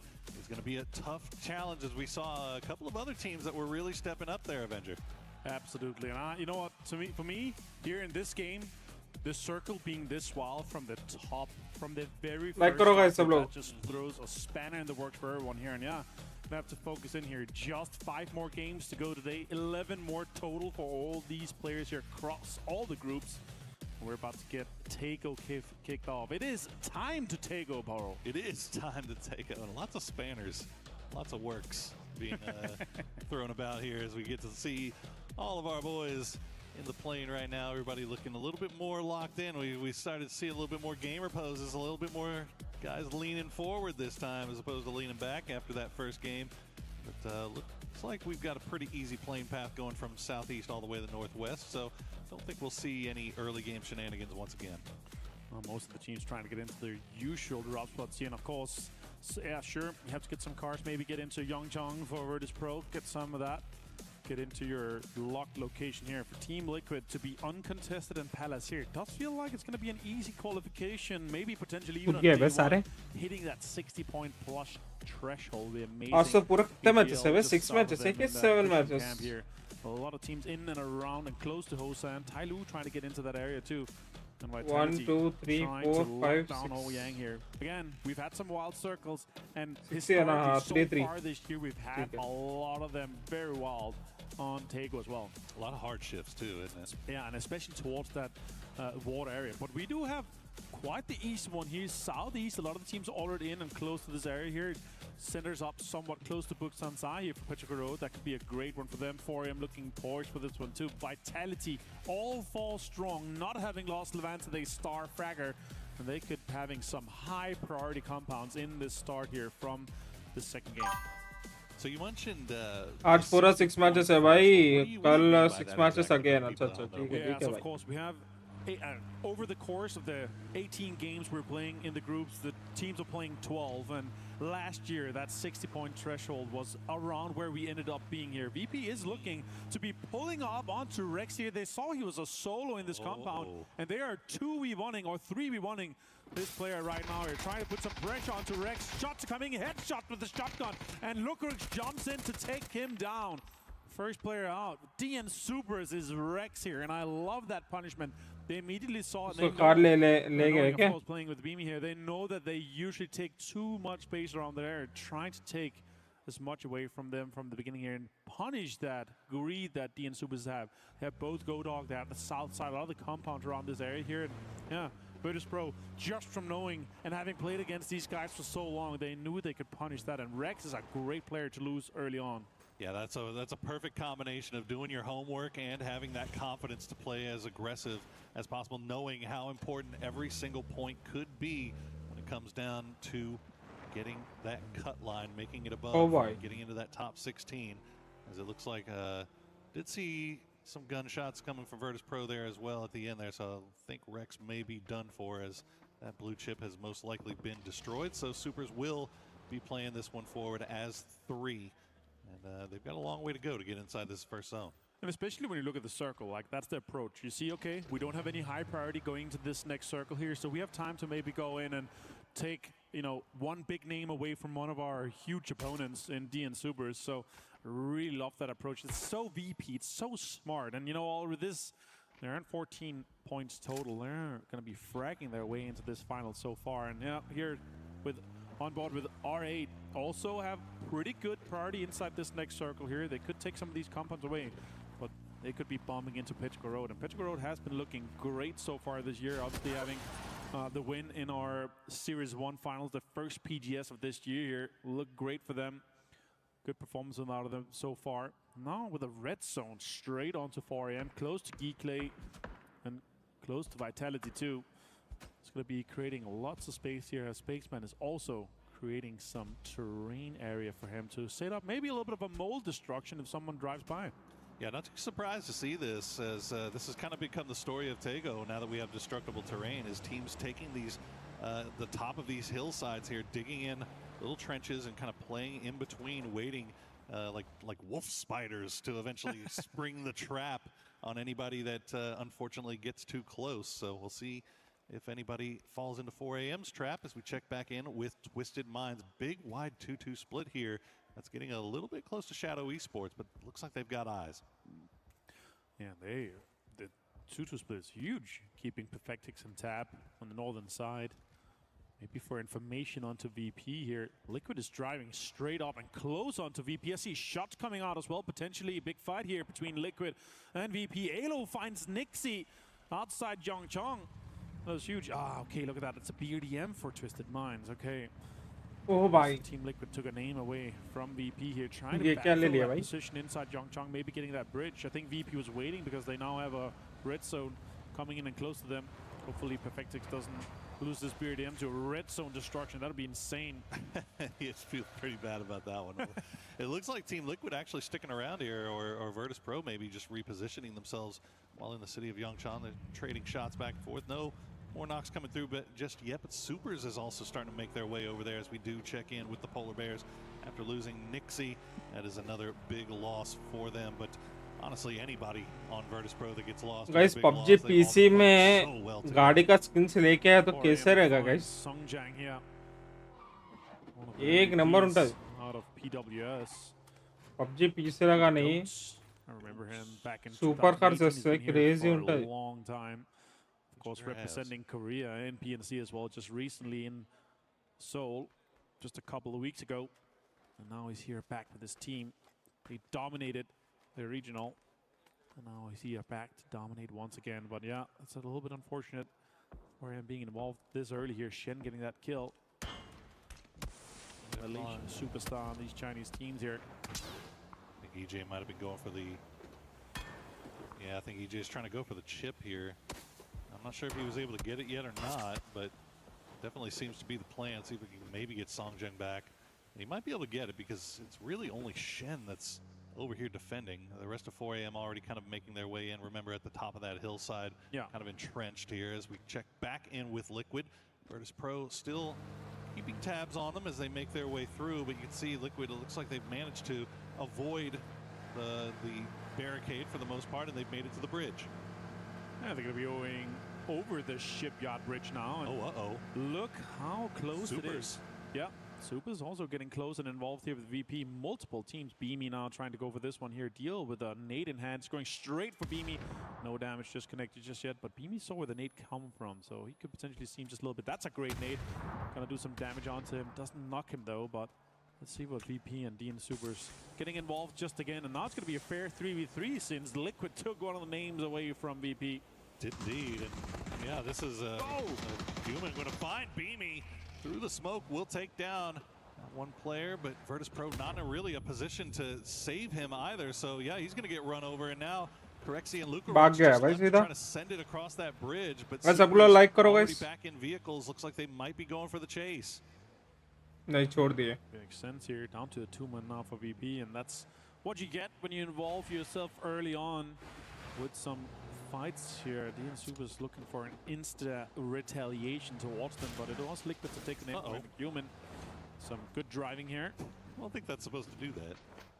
Just waiting for his teammate. Oh, Twisted Minds, this next circle here, pre-driving towards the center, being ready for any potential setup. And it goes north here. Look at all the teams that's going to have to make moves here. Just 4 or 5 teams inside this current circle. Team Liquid is going to be surprised with the amount of space that's open ahead of them. Look at all the priority compounds on that northern side. Yet another Team hard Liquid तो crazy rotation किया और आगे भी.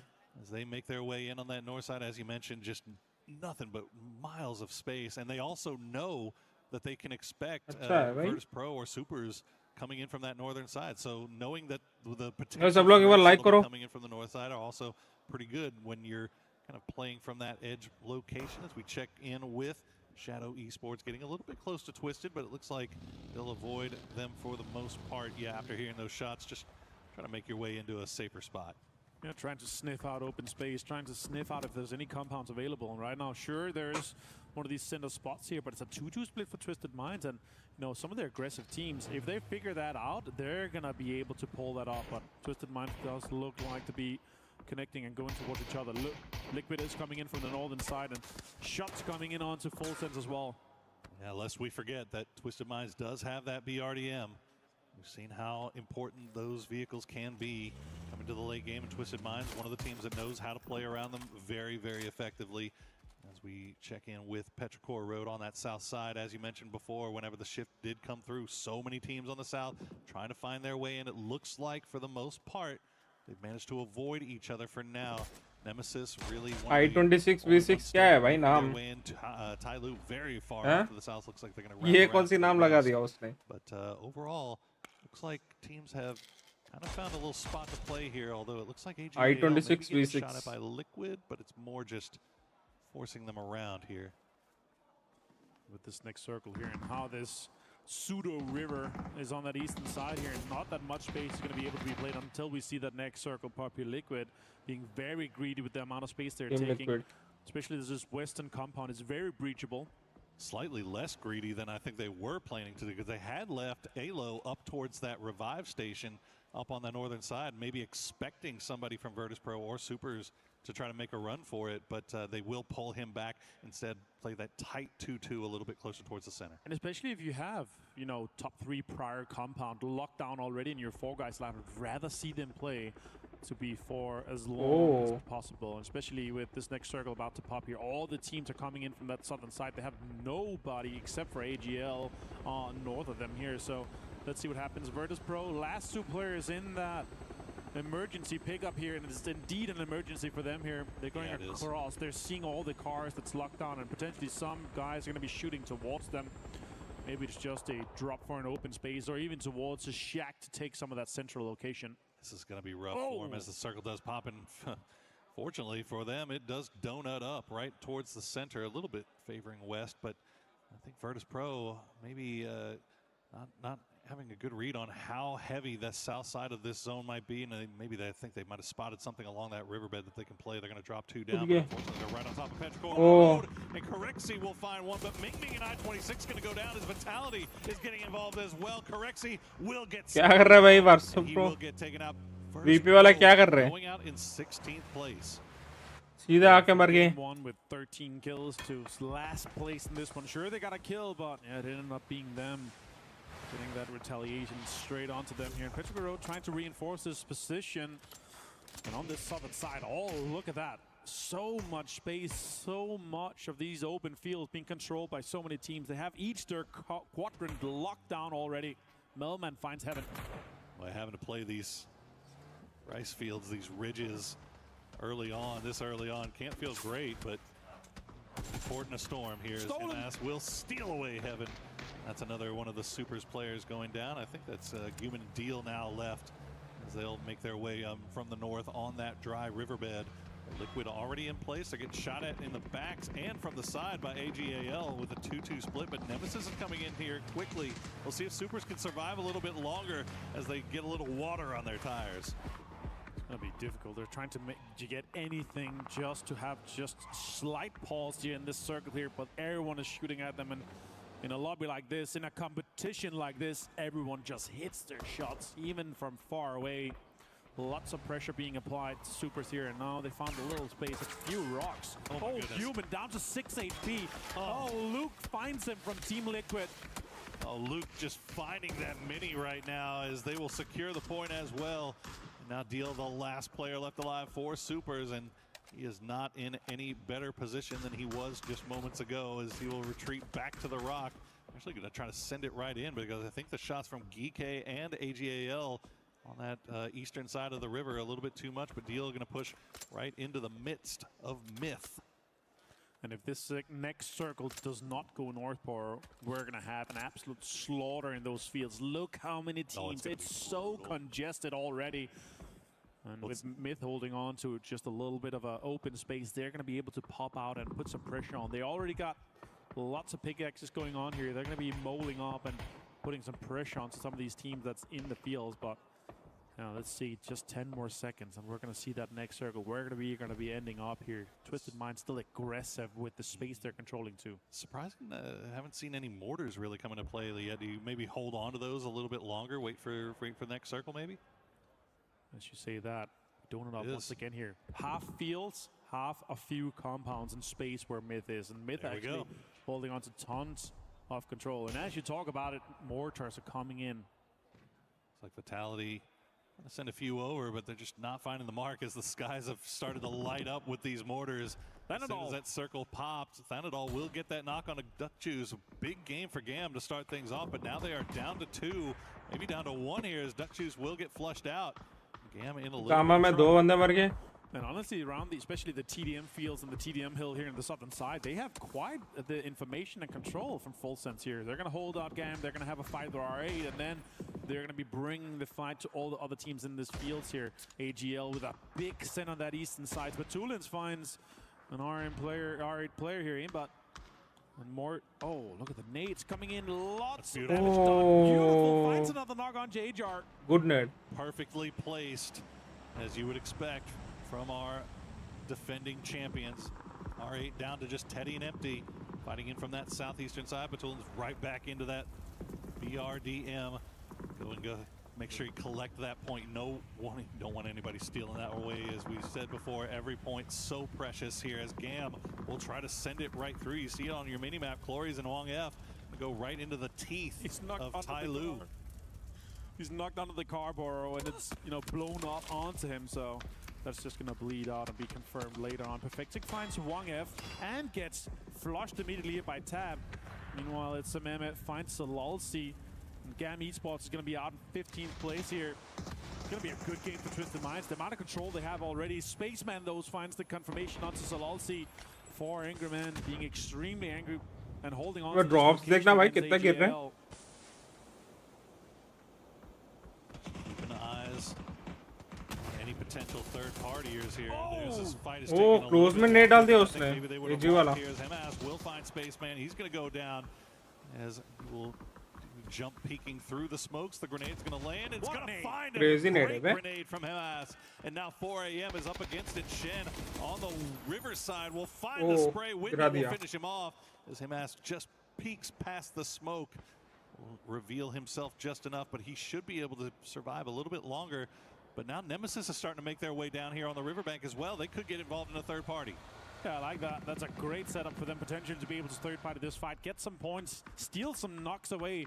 Now Shen is taking lots of damage from Nemesis here. He's down to half HP.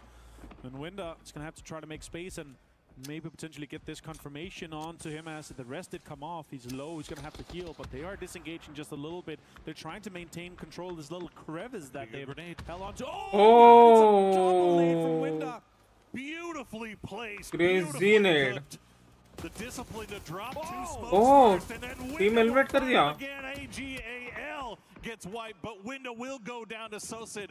Can Shen get भाई crazy nade and team elimination go there and defend his teammate? Good one. This is great for Nemesis, great for Deal, but Shen is going to have to go and try to put out some utility, get some smokes deployed. They're not inside this next circle here that starts moving in 30 seconds. To see all the fans cheering on all these teams here. The Esports World Cup. Nemesis maybe being a little bit distracted here. Weren't able to capitalize off of that knock that they got on the 4 a.m. So they are able to get Winda back on his feet. And Nemesis will actually regroup. They've got Melman kind of the tip of the spear here. A little bit close. They've got Myth on the other side of the ridge line, but they've got to worry about how they're going to get into zone. As Shen will find Deal, and that's going to do it for Supers. Good one. He had to go somewhere. Unfortunately, Deal will go right into 4 a.m.'s waiting arms. Yeah, what a clutch from Window. Taking down AGL. Massive. Big names to take out here. Nemesis. Are they too passive for this fight here? Are they just really aware that this next ridge is just about in and they want a third party and have a bit of a fight here? But Window is too quick about it. Now Nemesis is opening up, taking lots of damage, putting it onto Shen. Sosit finds him. Twisted Minds also fighting R8 on the other side here, but this is the next big fight for space we're going to have in between 4 a.m. and Nemesis. They've got to make their way through the raid boss here. Winda, 7 kills now for 4 a.m. already. Starting to get that snowball rolling just a little bit. Although they would like to get a little bit more placement here, they're managing to get points through kills and keeping themselves in the conversation, which is all you can really ask for as Nemesis. Try to pull up, do the drive-by, see if they can spot him, but Winda playing a little bit sneaky, not going to matter. Sosid will finish him off. That's 2 kills now for Nemesis. Surgically perfect for them to do exactly this here. Now they have the space on the eastern side, and now they're going to put pressure on everyone across the road here. Example finds Empty. That is R8 out in 11th place, and Twisted Minds continues their onslaught onto this western side of the circle. So much space control. Fulsen's also looking great for that southern side here. We're closing in on the fields. It looks like a fields ending to me here, but look at that northern side, Poro. So many teams about to fight. A lot of teams, and you can see Team Liquid starting to creep in. You saw Alo hopped on that mortar for a second. Not sure if he was aiming at somebody or just trying to create space for them to crash. Right now, they do have a little bit of a foothold here right on the edge. Will keep those vehicles alive as best they can. Keep those smokes recycled, but they are right in grenade range. Myth come active, and they will find two immediately. Get another one on a Cowboy. Alo now, the last player left alive as grenades rain down on Team Liquid. Oh my God, what a way to hold on to utility until the time you know exactly when another team pulls up. They create a pseudo red zone with that amount of nades coming towards Team Liquid. Go from 4 to 1 immediately. Soset finds Scabby. What a way to third party for Nemesis, pulling off onto Myth. Beautiful timing here for our Nemesis. They catch Myth out a little bit. The mortars are starting to fall through as well, though. Kiss will get the knock on a Mailman, and that's going to force Nemesis to pull back a little bit. But Diffix is already across the street. They have to commit to this fight. They've got the smokes laid down, but Myth is returning the fire. They still got a little bit of utility left, and Levante is actually going to get the knock on a Diffix. So Nemesis now on the back foot. Yeah, outside this new circle here, everyone's third-partying this fight here. They know Myth is a contender. Nemesis pulled up great. Getrax gets bound as well. State gets knocked as well. Petrocaro deeply involved into this third party as Nemesis and Myth struggle to get into this circle. Just full third and fourth partying coming from the south side here. Soset now the last player left alive. Blue tickling his heels. Kiss will get the knock. He will get the flush, and he will take down Nemesis. Myth now down to 3 players, but they probably could have lost a lot more there. Great recovery from them. Getting a little bit of kills for them. 3 so far. Could have gotten more. Belmont finds Gedrox. A lot of teams fighting for space. And this next circle goes northwest. Twisted Minds are laughing. Their compound they've been holding on to for so long. Still inside. And there's sharks in the water with that BRDM. Tyloo holding on to that corner. But so many teams are going to be pressuring from that eastern side here. And they're on the other side. So I see a lot of teams could potentially put some pressure onto them. I don't think they're going to be able to reinforce and hold 3 teams off from that spot that they're currently in here. Park Pro, the Bush Monster, trying to stay here as long as he could, but it's going to be time to move here soon as Shadow Esports. They were they're right above. EJ will take down one, but will go down in the end as Shadow Esports tries to crash down. Twisted Mind sees all of this happening just uphill, but they've got the compound, they've got the BRDM. They have a direct path into late game. There's no reason to get over here and get involved in this just yet, but Myth, they might get involved as they will find the angles. More utility being sent over in that direction. We've already seen how successful they can be as Alo will get the knock on a Jacob. The third party from Liquid comes in, but he will go down in the end. Team Liquid out. Crazy bear. What a nade's going to come out from Kamals here. We're down to just 2 players from Shadow. Kiss finds Kamals though. Levante also finds the nades onto I-26 here. We're down to just Kiss and Baron. He's going to have to heal. He's down to just 23 HP. Full 3-gear turret, but nades comes in from Setsuna. Myth goes down to just 1 player. Baron's going to have to put pressure onto him. He's half HP up on that hill here. Myth is struggling to stay alive inside this circle. The timing might be good for him, though, because Petrichor Road and Vitality were third-partying this, but now they're fighting each other on the south side, so they might be able to get a moment here to breathe, maybe to reset, as Baron tries to finish off Setsuna. Oh, another good grenade, though. It's just not going to be on time. He's going to go down to that. He's just going to crawl out on the edge. Might be able to survive. Smokes are deployed from Baron here, and Myth trying to hold on to everything as this next circle has popped towards them. Got a lifeline straight out here now. Again, sharks in the water. Batsulin's looking at Setsuna. He's backing off the BRDM, maybe considering to put some pressure onto this. One Dragon does find Hello My Bad. Vitality's been alive for quite a while here, but this next fight with Petrichor Road and Tyloo bound to be happening. Yeah, Vitality, most of them took the fight against Petrichor Road, and they will win that fight, as Petrichor Road will go down in the end, but they do lose a couple of players in the process. Levante and Quizzy now the last 2 players left alive. Tyloo has been hanging out here in the middle for quite some time. They are very well dug in, literally and figuratively, as he saw those pickaxes go to work, but now Full Sense is trying to make the push onto Twisted Minds. You call up, eh? Oh my god, what a headshot from coming in here. Example finds Tika though. Now Setsuna, 3-gear, 55 HP, continues to rain bullets towards Myth. Kiss is low. He's going to be hurt by the circle in just a second here. He's going to be able to crawl in as this circle has gone north towards them. And if these 2 teams are a little bit delaying this a little bit, we're going to have many teams, many players be eliminated. Oh, but Tulin finds Belmont. as Full Sense has involved himself into this compound found here. Flash finds him though with that Panzerfaust. Gotta have your head on a swivel there, Flash. As or Belmont rather, as he gets run over. Shadow Esports does get eliminated in the end here as Full Sense have lost 2. It's just down to Thanadol and Flash. Looks like the rest of Twisted Minds, after losing Batu and the BRDM, they are still holding strong in the compound. A little bit more utility. Thanadol gonna find Perfectix. It's a good knock to open up the door here. Tab tries to go for the res. Gaya. Oh, Twisted Minds crazy है बे. Now that is Full Sense taken down. Crazy knock निकाला इसमें तो. Get him into the other part of the compound here. Smokes is coming in here. Yes, everything is being involved. Tyloo being able to survive the onslaught for so many teams, still being 4 alive. Extremely impressed with that. And now we're down to just 3 teams. Myth with 2, Twisted potentially with 3, and Tyloo with 4. But they have a lot of space ahead of them. They're going to have to move out of this corner just shortly when this next circle starts to move here. And 3 gears coming out from Myth here. We did see an arm in play, but now Kong, look at this. It's going to set up a mortar potentially towards Myth. I would think that would be the easiest target here. Yet Kong looking off in that direction. See how close he can get. But once again, this is a late game Myth. Already 9 kills, and they have been fighting their way in. Will it land where it needs to? No. Not a bad idea sending it over towards that rock, but Myth just not there. They are looking up, eyes in the skies here for this one. You're going to have to try to dodge as much as you can without exposing yourself to other lines of sight. Myth trying to dodge and weave this one here. Baron still with arm in hand, but now potentially losing his car. No, he did stop it. And now he's going to try to... Oh, damage done! 78 damage from the arm. Straight to the body of Lee. This is a terrifying duo to have to deal with.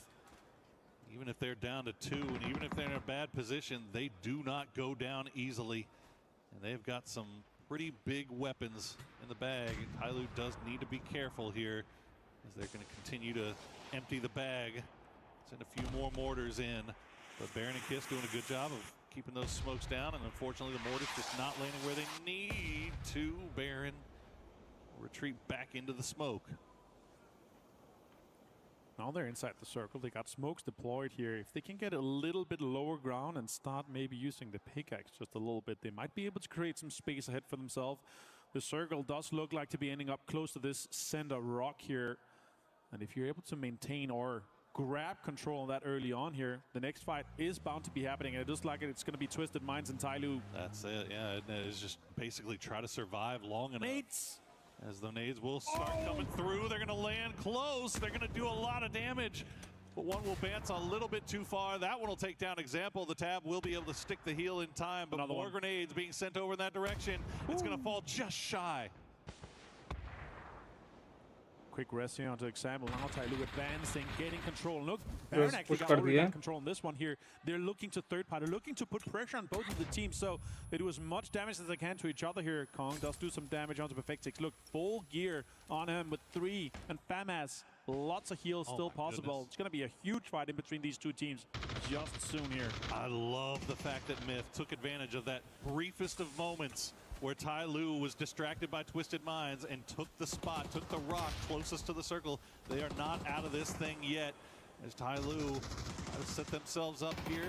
The smokes are down, but Perfectix and the boys are not winning. They're going to push right in. They'll find 2, they'll find 3. They're down to just 1. Tyloo, can he do anything magical here? Example's going to go down as one dragon managed to get that knock. Twisted Minds का game तो अच्छा था बे.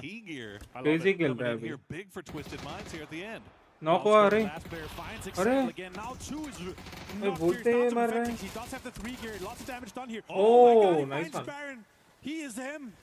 Retreats into the smoke, will put up the deployable shield. He knows that smoke is about to go away, so he has to drop some hard cover here. The train comes through. Oh, NT be. Probably get the win. Good one. Good try. From the north was so difficult, but what a performance here from Made in Thailand. What a way to do it. 2-man team. Baron and Kiss locking this down. Remember, they had an onslaught onto Team Liquid. They got third party. They got pulled up on. And they survived. Down to 2-man here. It was perfect, of course. The amount of pressure they're able to put on both Tyloo and to Twisted Minds. Perfectix tried, man.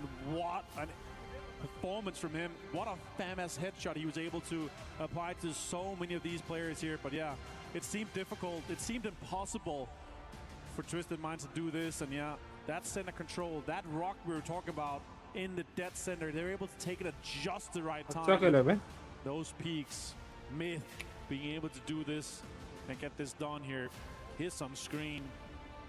I had the pleasure of playing a little bit of pool with him and PNC, and he's hitting every single shot in game and on the pool table. I'm telling you, man, Myth feels like one of those teams right now where everything is just playing out in slow motion for him. Yeah. Like it felt like there was 3 or 4 times in that round where they absolutely should have been wiped, but somehow, some way, they managed to come out on top. And in the end, it comes down to a 1v1, Perfectix versus Kiss. 1,000 damage done almost there for Kiss. Yeah, and 7 kills to come along with it. What a way for Myth to show that they are in form, just coming from that PGS2 circuit final win.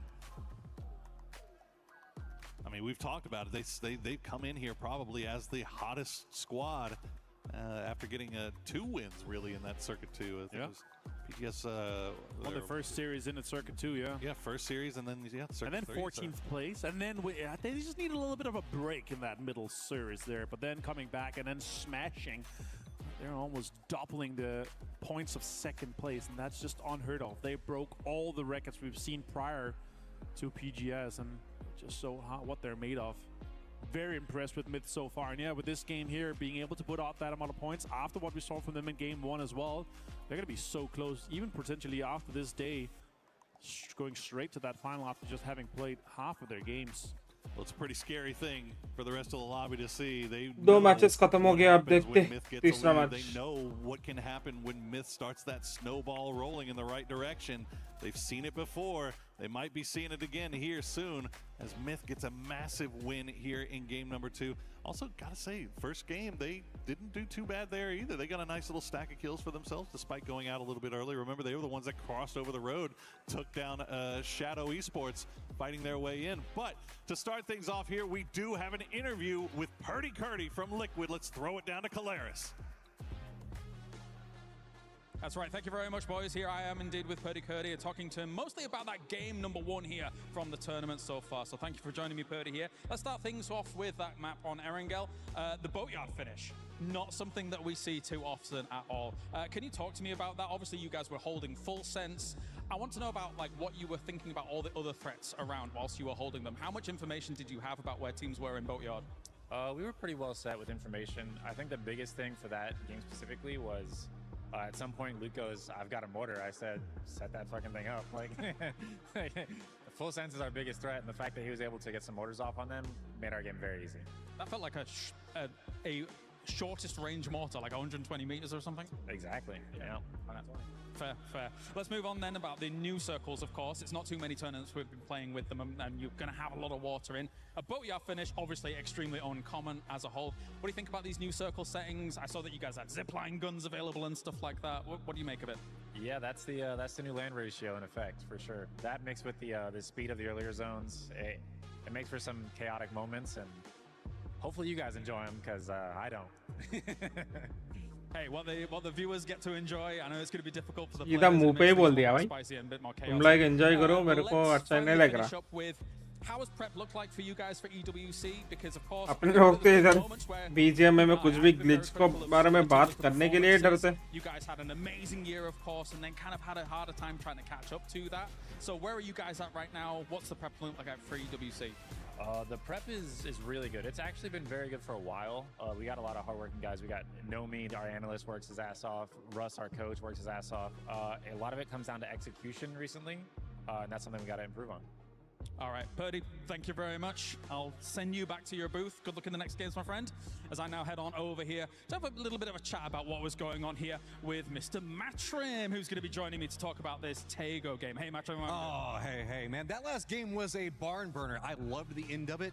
Twisted coming in very tail into that one. Got a bit dangerous. I was a bit nervous, but the BRDM, the rotates, felt pretty good. But that Western side, I almost thought that they were going to die before they managed to get into the tail end of the fight with Myth. Yeah, obviously, Myth looking amazing. What do we expect like when it comes to someone like Kiss being able to clutch out those kinds of moments? And I think we'll see even more of that. I think it's scary for a lot of these teams now realizing that, hey, Myth's already coming in hot after those PGSs. Dude, okay, we can talk about that. We can also talk about the VP dying early actually did open up an opportunity because that's an incredibly consistent squad. So we know the fact that anytime they falter out, you're going to have some opportunities for bigger squads. Well, I wouldn't say bigger squads, but bigger firepower to come out. And that's what we saw with Myth. All right, well, it looks like we're good to go head on over to the studio here to break down everything that's been going on so far.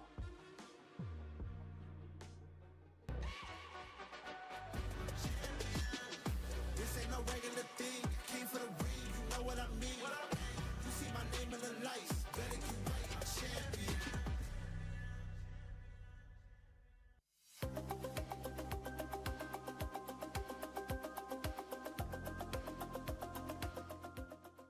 He thinks he can come in here and play my game. He knows nothing. Let's go! Tyler 1, you're done. You are done.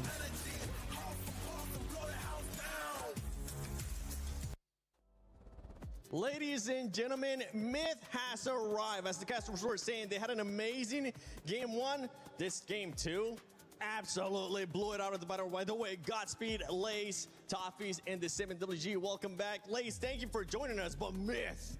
Yeah, man, I've been out in the sunshine, so it's nice to be back on the desk, guys. I've seen too much sun here, but goddamn Myth! I'm so glad I got to witness this, honestly. I've been running around like a crazy person, but I got to witness the craziness that is Myth. Now, obviously, this Apex South team, you know, it's that kind of aggressive play style that gets me really going. I mean, match number 2, I'm not going to say it wasn't that great because it was a fantastic start from them. But as soon as was a Team Liquid sort of dissipate from that and almost Virtus Pro, that just paved the way for Team Myth to sort of make their comeback and their aggressive playstyle. And plus, you know, usually we, you know, give the reins to Jacob as the star player, but we gotta hand the mic over to Kiss because that was such an incredible performance, and to be able to hold that sort of northern side mid-zone while we had like Twisted Minds battle it out. It was just a waiting game, kind of sitting on that rock like a proud It's lion. about getting to the rock. There's two teams that made a huge end game, okay? Twisted Minds, because they opened the door for Myth to get to where they got to. You heard Martin say it. You got to take the rock. Well, Gibraltar was taken because Myth was able to slide in there during that fight between Tai Lu and Twisted Minds. And I don't care what anybody says. Scappy, he's scrappy. Jacob, he's a leader. But Kiss is the Reaper, and there's a reason we say Kiss of Death, because that man God's people went pop, pop, pop all over them. I think what's just also so impressive, if you go back 2 years, you know, you talk about time. Let's take a little trip Let's take down a little walk memory down memory lane, lane. please, if you would humor me. Going back 2 years, you know, Southeast Asia in general was never really seen as a very strong region, right? Disrespected. They would come to, I'm upset. They'd come to an international, they would kind of get farmed, unfortunately, and then they'd go home. Over the course of the last 2 years, we've seen the rise of Cerberus, we've seen the rise of Forest. Now, obviously, in this fantastic team here, and Southeast Asia is no longer here just to participate. They're here to take over. These Thailand teams are really turning up the heat. And boy, did they end up taking over. By the way, Twisted Minds being able to use that BRDM, or as I like to call it, the Splat Maker. Because they were just going around all over the place, and they were able to bounce back. Remember what's been going on with that team? This is kind of what I wanted to see out of Twisted Minds coming into that second game. You know, they're playing with a sub. They kept strong during that whole fight. And is there a more iconic duo than Batulin and the BRDM at this point? I don't know, because he seems to be using it really, really well. What the key to me is Tai Lu put a red zone on those boys. It was brutal. They got 3 back up. They pushed over the top, and they made Tai Lu look like children. They came over and they said, all right, you've got grenades when you can hide, but when it comes time for slinging lead, lads, we know how to play. I feel like a child between you two tall guys. That's why I'm all the way over here, okay? I'm a very small man, but you know, I don't know why you'd feel that way. But speaking of red zones, by the way, let's talk about Myth red zoning Liquid. That was absolutely disgusting. And then something else I want to talk about when we talk about Southeast Asia or just Asia in general, Winda, dude, holy crap. Winda came through. He wiped AGAL almost completely by himself, which was absolutely disgusting. And then he went on with his teammate to continue to wreak havoc before 4AM went down. And this is the first time, I think, this year in a while that 4AM is really a serious team to look at, especially when they have Shen, the Malaysian superstar now. That team is disgusting.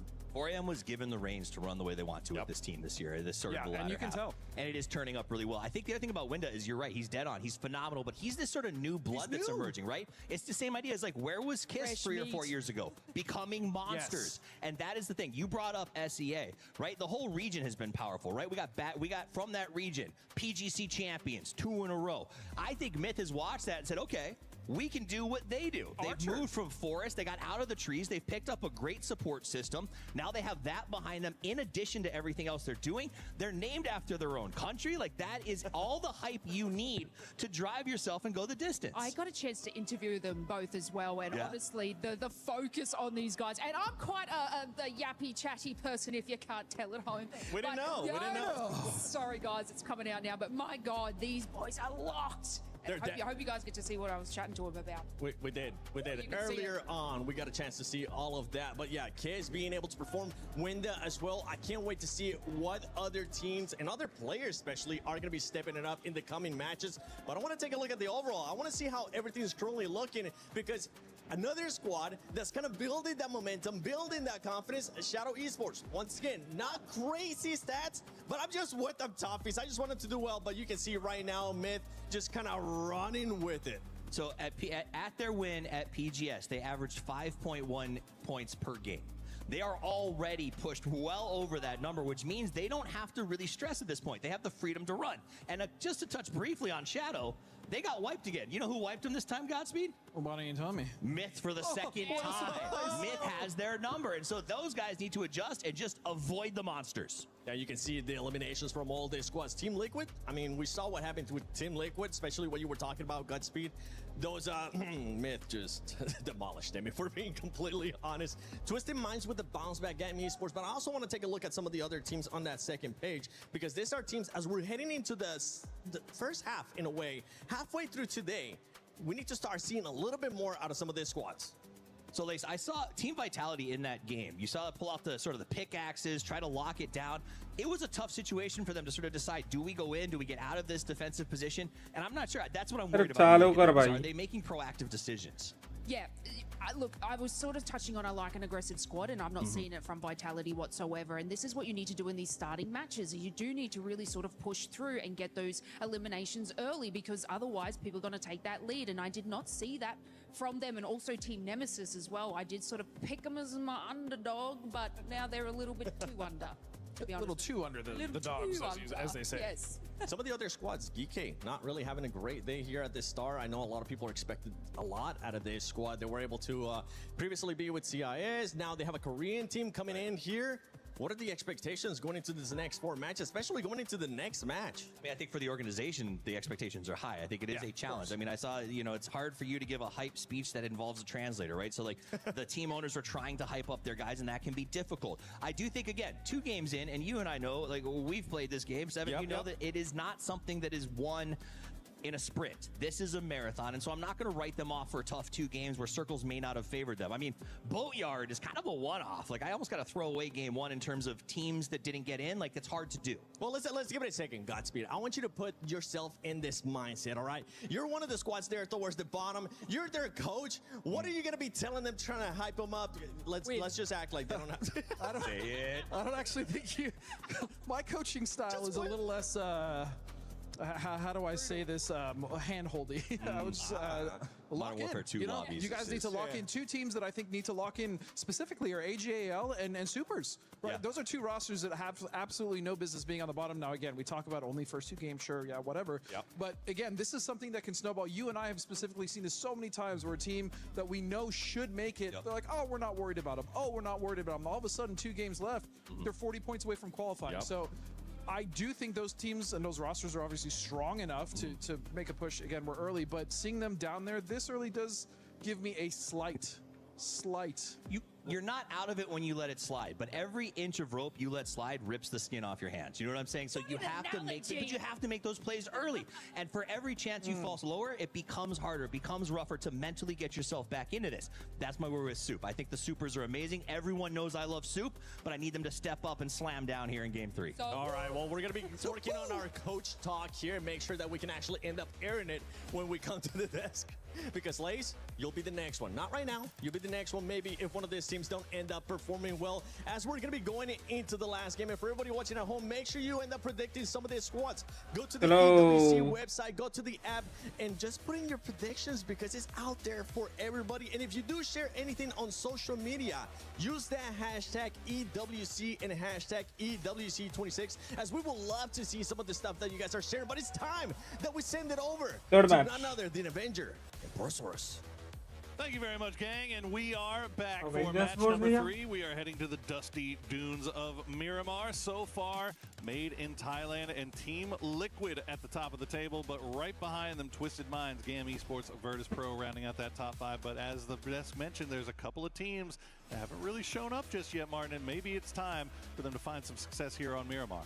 But are we the ones to pass our judgment after just 2 of 12 games? Absolutely. Okay, we'll do that then. As the game is partying up here, Puerto Paraiso, straight up northwest here. Very easy and great plane path. A lot of teams can get into the usual spots here. Miramar. Esports straight into Picado here. Can they make the most of it so far? They're 9 points because of that first game. They got a good amount of points here, but that center spot there, is that going to pay off, or is going to have to be strong for them? I'll say this, though. We're going to only have 1 Miramar per day for all of Esports World Cup. The featured map is now Tego, where we have that twice per day. So Miramar just once. I do enjoy playing it. I think it's great, but we're going to be going just once per day here. Now for this and how everything kind of lines up, I think a lot of teams are used to those big rotations. And oh my God, look at that first circle pour. We're going straight up north. Just barely. Crucial पे कोई भी नहीं है. There, isn't it? All the way up to the northeast we go. Towards Krudavalle, up towards El Azahar, towards water treatment. We'll see where it ends up taking us. But 4 a.m., they've got their pick of the litter as to where they want to go to start things off.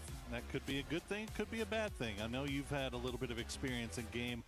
Do you find it getting that circle 1 dead center, does it become more of a problem, or would you rather be dead center, or would you rather be kind of working your way in from the edge knowing that your back is clear? I mean, there's 2 metas that's very defined. If you are in anywhere of high priority into this circle, like 4am is right now, you are leaving extremely early to go to some of these high priority compounds, the barns, some of the areas around the center where you have a lot of control, where teams are not able to pull up onto your position just easily without you being able to put some bullets towards them. So you usually have 1 or 2 guys that go into that, you just get a few guns, not maybe even having a level 1 backpack, a level 1 helm, just get straight into that, a 2-2 split. It's not so much about preference. We have that, high priority towards the center circle, or we far away, and then that shifts towards if we're far away. Much gear, get your preferred guns, attachment, everything set up, and also, as you saw in the last game, utility is so important. Absolutely. That's what the most teams they loot for a long time for. Yeah, it's a big difference between a good central compound and a central compound that you can defend. Yeah. Right? So, especially from all sides. As you know, you got some of the best teams in the world in these lobbies. And they're always looking to third, fourth party, any potential fights, try to get those points. We have seen a priority being placed by these teams on securing those kills, making sure that they finish off any knocks that they get. But we've seen how important, you said, the 60 point roughly is what we're kind of thinking of going in, at least through 2 games, as being our cut line. And there's no last chance qualifier, Martin. It is just top 16 moving on. So there's no backup plan. Liquid, a little bit close to R8. Looks like R8 doesn't want any of this. He's just going to go ahead and pop right on out of there. Disengaging immediately here. R8 so far 0 kills, 0 placement points. Nice one, at the bottom of that leaderboard here, and Team Liquid just pushing on, and it's outside the circle. There's no point to fight for this. This has no priority. Look at 0 points here, last position. No point in staying here. 2 nades, a Molotov in hand. No first aids for him, so he's still trying to loot up here. maybe even going back to El Pozo is worth it for him. As Ajar is going to try to get some more information. Liquid is leaving. They're going to be going out here. And AGAL so far, surprise to me, only 3 points through kills for them. Has destroyed Delvin, Himas, and Salsi. Absolute all-star players. They've had a great performance throughout the year for them so far. Yeah, a lot of expectations placed on that team, and with good reason. As you said, superstars up and down that roster, but nothing clicking just yet. But there's still plenty of time left to go as they fight their way in towards the center of the circle. We check in with Nemesis down there in Puerto Paraiso. Nobody really anywhere near them, and also nobody really hugging that eastern road ahead of them. So they should have a pretty clean path in, just depending on how long they decide to hold this coastline. If they decide to cut in, they may end up running into Virtus Pro, but we'll keep an eye on that. Yeah, AGL obviously getting 2 second places in 2 of the series throughout the PGSs we've had so far this year. Now we take a look at 4AM here. They're a little bit greedy, I would say. It's a 2-1-1 split for them, and if some of these teams sniff out that it's just 1 or 2 players in some of the high priority compound, they're going to get pulled up on. They're going to get drive-by'd. I'm looking forward to see what happens with that one for sure. One thing they got going for them is that their split is pretty tight. So if they do get pulled up on, drop a couple of smokes, maybe a couple of Molotovs by the door, and you could slow things down enough that maybe your teammates could come provide some support, but then you open yourself up to the potentials of third parties, fourth parties. Obviously, you're dead center, right? So everybody is going to see that happening, and that is the risk you take by taking those high priority compounds. But we'll keep an eye on 4AM as we check in with Vitality coming through just north of Picado. Looks like they should have a pretty free path in. Absolutely. And now for the teams that come in late, usually these 6 to 8 teams that are not close or somewhere close to the center, that's just about information now. Trying to sniff out where other teams are, and especially with the circle pop, to see if anyone starts leaving that compound. If they are in a split, you can see a car leaving a compound, and it's like, okay, they're regrouping in another spot that they prefer, and that's where the backfill comes in, especially here from a team like Virtus Pro. They're going to come in from the southern side from a high ground spot. They're going to have lots of information available to them once the circle starts moving in closer and starts having a new pop. Let's check in with Ty Lu. You see just on your mini-map there, Himas from AGAL. This has been a hallmark of AGAL's play. They do like taking these wide individual splits just to get a lot of information about what's going on around them. And it looks like they'll hear Ty Lu, if not see them. Himas will hold the line for now, and Ty Lu will just continue their way around. They do have GAM off to the north as well, continuing to make their way in. I don't know about you, Avenger, but this circle, and I say this knowing that we've had hardships before, but this feels like it's got hardship written all over it, doesn't it? I mean, it's just everybody is crowding to the south side of this zone, essentially, and if this hard shifts to the north, it would be absolute mayhem. And especially with Myth coming in on the northern side, wouldn't it be a classic that we do get a water treatment shift when they are so far away, especially with how far they've driven? We have seen some tendencies with that coming in, so let's see how Myth approaches this one here. Also with Liquid and Arid coming in from that western side, wouldn't that be a grace for them to get just a little bit of love from that circle shift? But yeah, you are right. South and middle is very, very congested. Lots of space towards that northwestern side. Would love a classic hardship towards the northwest. All the teams would hate it. Oh yeah, no. Just us talking about it, they despise us. I mean, look, we're here for fun, and chaos equals fun most of the time. Facts. Well, let's see if we're going to get it. We did see Team Liquid playing with that BRDM, so that's something to keep in mind as you do get that water treatment shift. So all the teams to the south and the east have to start making their way in. You see AGL already in vehicles. Full Sense on the very far south side. They're going to have a hard time getting in, as now they've got Shadow Esports, Vitality, any number of teams that could make their way over there as well. Absolutely. Virtus Pro not getting anything from this circle here. They're actually trying to exit, maybe go for a wide wrap here potentially. You do see a couple of teams kind of considering, like Nemesis right now is trying to make their way up to the north on the eastern side, which may push them over towards Ty Lu. It looks like GAM and Myth coming in late from that northern side have actually been blessed because they have just their pick of the litter as to where they want to play. Is oh my God, AGL full pull up onto this 4 a.m. compound currently held by Itzameme. And the rest of the 4 a.m. boys just hopped in vehicles too, so it doesn't look like they're gonna leave Hasameme by himself here. As we'll see if he can escape in the Bronco. Nobody's shooting just. Oh, that's a tough turn. Oh no. Oh, every second that ticks by. Whoa, he actually managed to get it out. Oh my goodness. That almost feels like AGL let him escape there almost. And also because like 4AM already has a decent compound here. Sure, it's not as dead center as AGL's here, but I'd rather be a 4-man strong here with a decent compound, and they can backfill this compound later on. 4AM can still move west here, so getting Itzameme out here is very crucial for 4AM's campaign throughout this Miramar game that we have going on. Match 3 so far. After this game, we're halfway done. Losing a few tires here for Itzameme. That is not good. Already smoking just a little bit here. He's going to try to get out and get behind some of the cover that's here. Shots to come in, connecting, and he's just behind cover. Delvin, IGL, and the GOAT coming in from him.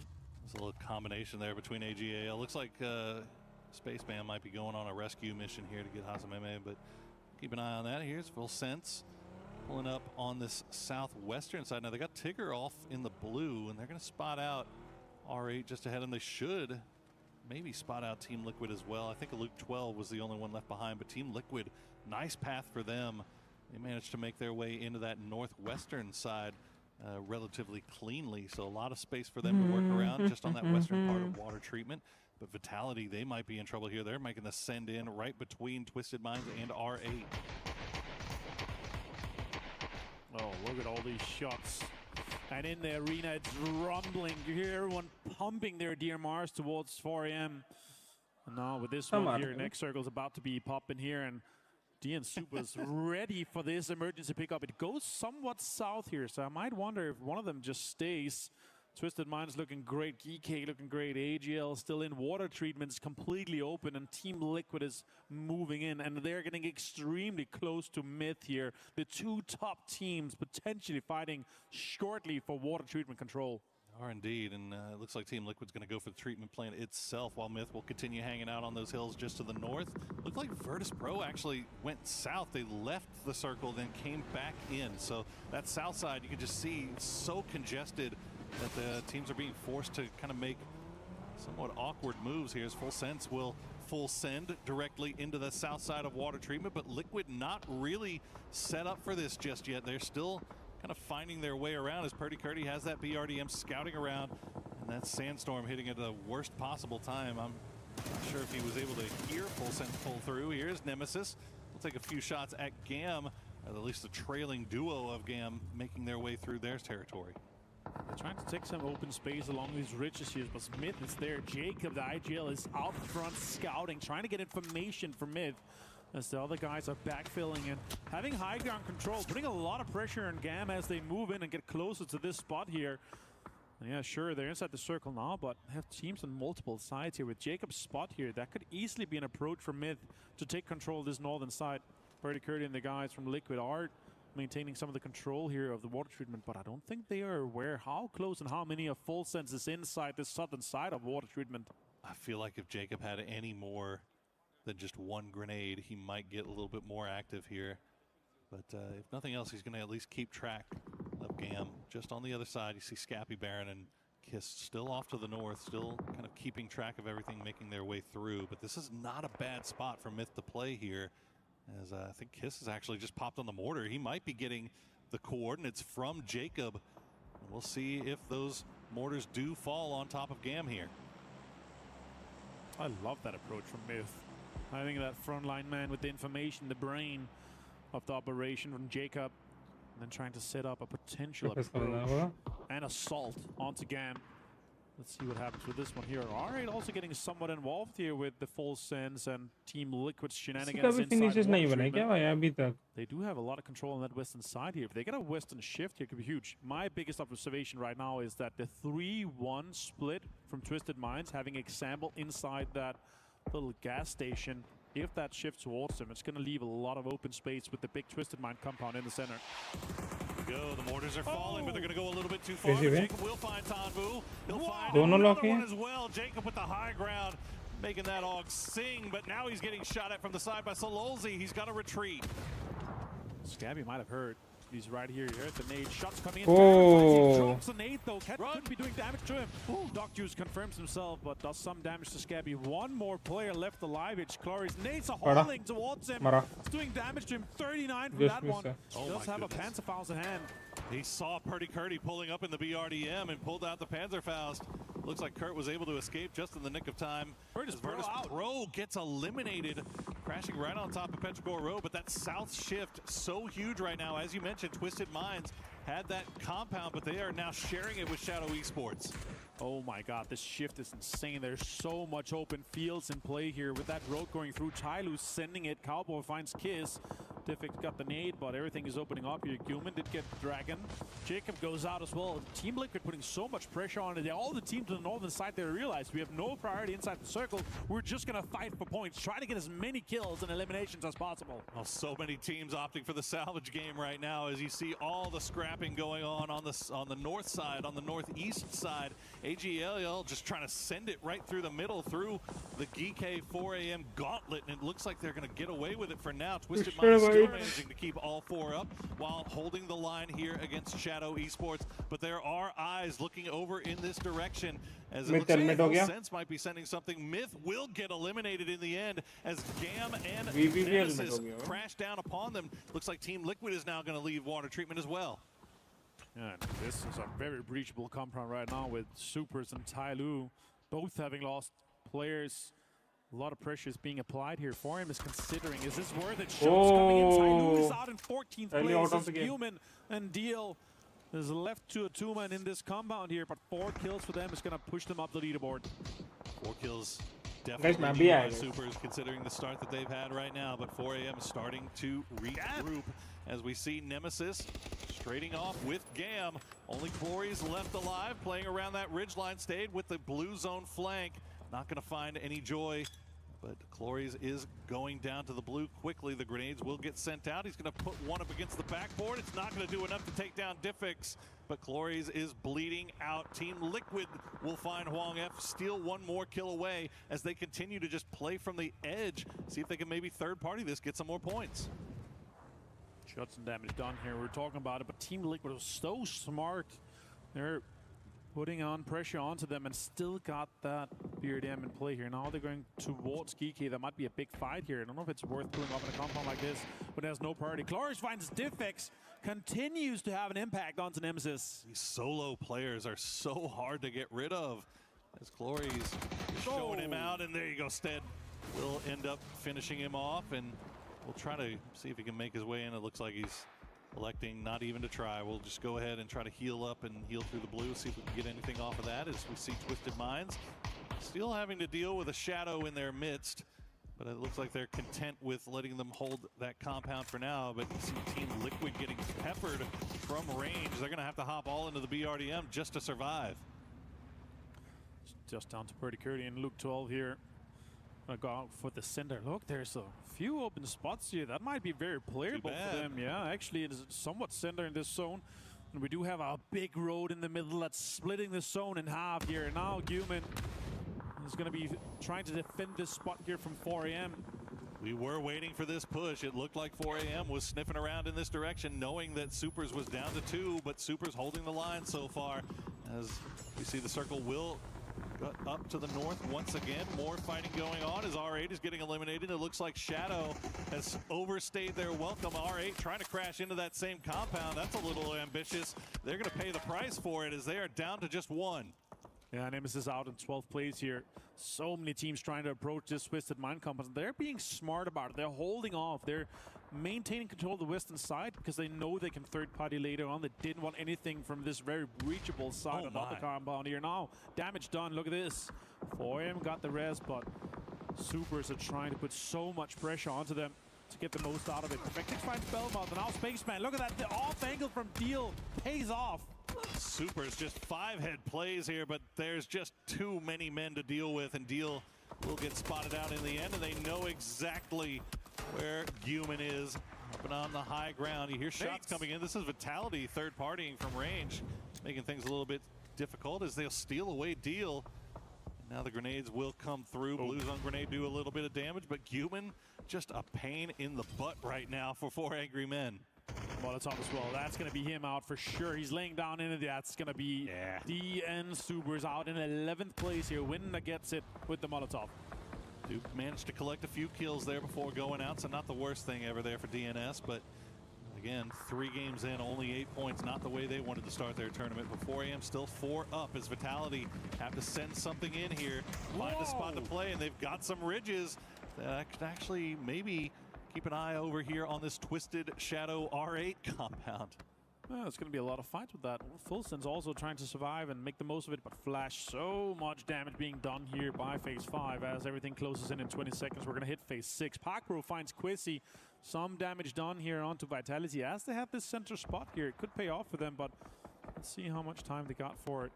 Man. Oh, look at the util coming in. Levante goes down as well to I-26, Poro. You almost feel like that was a bait mortar pit for them to hide in. It looked so good until it didn't, and now they are in trouble as Vitality is just taking it from all sides. Gedrock's the last player left on his feet. We'll see if Hello My Bag can actually retreat through the smoke cloud to get revived, but that is going to be asking a lot here as you see Chewy from Petrichor Road just keeping eyes on everything around him. Diggy, diggy hole, the mantra of the day, as mortars will fall around them. 4 AM on the move now too. Down to just 9 teams here, Poro. Just one more team eliminated. It's going to be one more point for placement here. So much pressure being put onto Vitality, and it just swings around the ball. The cars are exploding too, and yeah, you said it perfectly here. That could be a great bait setup for it. Did love it. AGL here. They have the eastern side control here as GK try to move into the northern side here, but they also have Team Liquid that's set up towards that center spot. We still have this big road that's effectively just a big river of nothing going through because there's just open space and no cover to play around that. Absolutely, and saw GK, they were causing problems for a lot of teams down south. 6 kills already for them. They've taken a knock. It looks like they're going to be able to get that man back on his feet. I think that's EJ. Should be able to get him revived as 4 AM getting a little bit close to Petrichor Road, but you see how difficult this can be to dig these guys out as grenades and bullets will take down 2 from 4 AM almost instantly. Shen has to stop down to heal up as Winda kind of offside right now. Not part of all of this nonsense just yet. The Blue Zone grenade going to force Shen to move once again. Not able to go for the res on the Spaceman just yet. I am back. Let's see here what 4AM is going to be able to do. I don't think they're able to Miramar match के लिए कितना देर लगता है भाई इतना time ले रहा है मिरामार मैच तो पूरा being thrown at them just now. अभी भी 9 teams alive है. Pretty Curdy here. Look, it makes the most out of this one here. Look how many teams is on the south compared to the north. AGL, Liquid, half a Liquid, half a GK basically. This might be an AGL game depending on what happens here. Shen, more damage done. This car is going to explode too. The Golden Mirado out of there. Well, it was a good thought for a second. But fortunately for them, they're still in right now. No more vehicles though. You can be the rest of your game kind of decided by how many more smokes you have in the bag. As example, just free farming fire over on this direction. 5 kills now for Twisted Mind, still 4 alive. A lot of that having to do with the patience that they've displayed in holding this compound, letting Shadow Esports just remain as a 3-man in there. Avoid them for now. Eventually, you're going to have to deal with them. But for now, just let them survive. This is such a great compound to be putting out pressure to the rest of the circle. There's just flat terrain around them. Let's see if they are able to maintain control. No, look at that. That's a perfect circle for R8 and Shadow Esports, but Twisted Minds is 4 guys strong. They know exactly how to approach this next compound. It's going to take some fight, but let's see what happens. From the northern side of the circle, though, it feels like only one team is going to be able to stay alive once this fight between AGL, Liquid, and GK finally ends up.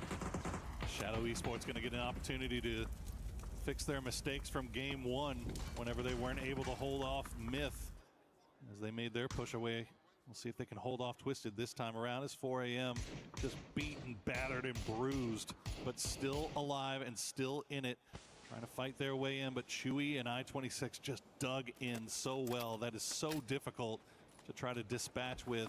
AGAL, meanwhile, they're outside in the blue, or right on the edge right now, and they're taking a lot of damage here from Twisted.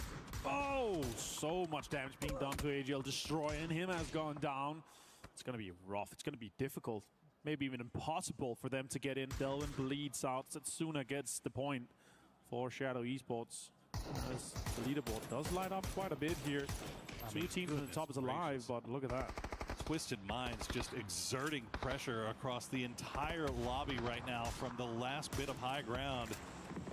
600 something damage there, for example. No kills just yet, but Twisted 6 on the board for the team. As 4 AM trying to regroup and see if they can maybe take this fight against Petrichor Road, and it's going to be a little bit easier now that AGAL has been eliminated. Liquid might get a lot of points away from this game here. Hello, my bad fans. Shin here. Setsuna finds Songjang. Without just 6 teams now as 4 AM is eliminated. Hello, my bad, and Vitality is able to defend this off with Getrox as well being alive inside this circle. What a hold, Vitality. Down to 2. They took the quote-unquote bait ditch earlier. Perfectix just solo pushing Teddy, and he's going to go down, but the trade come through. No, Teddy will get 2, and now Twisted Minds in a little bit of trouble. Teddy holds the line, but goes down in the end to Team Liquid. Shadow Esports down to just Kamal's, but the damage has been done. All the teams that were coming from the west have been broken apart, and now all of a sudden it's a 2v2 v1v1 unless Shadow can get both of these revives off. Oh my god, what a way for Shadow to get that.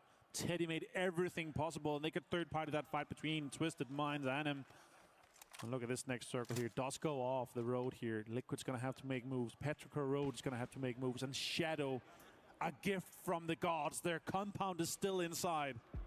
And they are able to just fully reset. Vitality not in a position to where they could capitalize off of those 2 knocks. They just have great position. There's no reason for them to push just yet. We'll see what Petrichor Road decides to do. Chewy and I-26 really, I think this might be just a game of chicken between themselves and Luke 12 to see who has to move first. Yeah, surely it's just, Luke dying out when he has to run from this one here. It's difficult to make anything work without vehicles, without cover.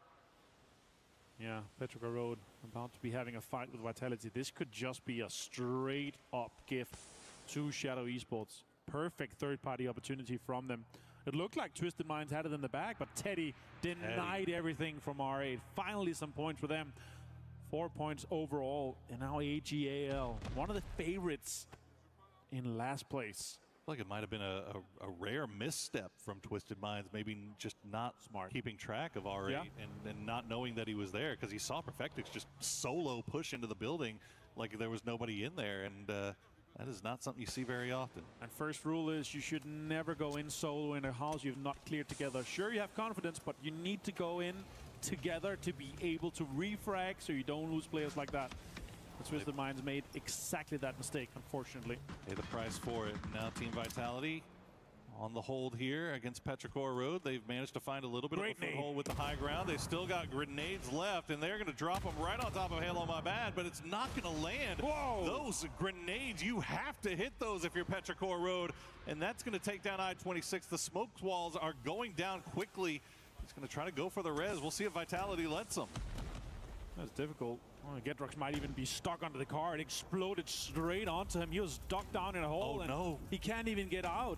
He's stuck, yeah. The car slid onto the top of him here. Him being able to be alive is a miracle. Really unfortunate there for Vitality, but I don't even think they have any utility left to throw over at Petrichor Road, but Petrichor does have utility of their own to send down, and so does Shadow, who are taking the opportunity to take the center of the circle, and now they're trying to collect some more points. They will finish off Petrichor Road. Vitality secures second place, but will go down in the end, and Shadow Esports, the relative unknowns, come in and get the massive win in match number 3. What a way for them to defend that compound. Third-party Twisted Minds take down Teddy and then take the chicken dinner here. Shadow Esports What a way to do it. 9 points going into this. Levante just laughing. What are you going to do here? They're able to get way more points than you actually expected for them, considering that they sent it that deep into the circle, found some holes, dug out, and put pressure onto Petrichor Road. It was always going to be a tough game for Vitality once those circles kind of pulled away. They're fighting them away from so the south excited. and just sent it, and they should be. What a game from Shadow. I mean, the fact that Twisted Minds basically allowed them to live right next to them without ever pushing them for a majority of that game, it felt like. And then in the end, as you said, Teddy just throwing just a wrench in the works for Twisted. It was like they didn't know he was there. It felt like the way they set up was like, okay, as long as our part of the compound is in, we're just going to put pressure. You saw examples, tons of damage, no kills, sure, the other guys got most of it, but still, they were able to just think, okay, let's try to stay on the roofs, try to get as many kills as we can from outside the circle, and then we're going to deal with the compound later. It felt like an easy plan, but the way it got executed was just not the way to do it for Twisted Minds. Still, sure, they got points. They are so far ahead right now. They're still in the top 4, and it's looking good. And we're only halfway through day 1 here. 3rd game done tomorrow. What's your thoughts so far on the teams? Oh man, I mean, Myth looked absolutely dominant in their victory. Team Liquid now putting another good game up there as well. I think they're in sole possession of first place. So Team Liquid looking pretty strong. Twisted Minds, despite not getting a win just yet, they're looking pretty strong as well. You can't discount them. I mean, they exerted so much influence over that lobby this last game just because of that high ground that they were holding. Shadow Esports. They know that they're about to win here. So excited. That's massive, man. You can't help but smile. You can't help but be excited for them. I mean, this is a team, let's be honest, not a lot of people had very high expectations of coming into this. They're not a known commodity, but that is a big, big win for them here in match number 3 to follow a pretty good performance in game number 1. Yeah, absolutely.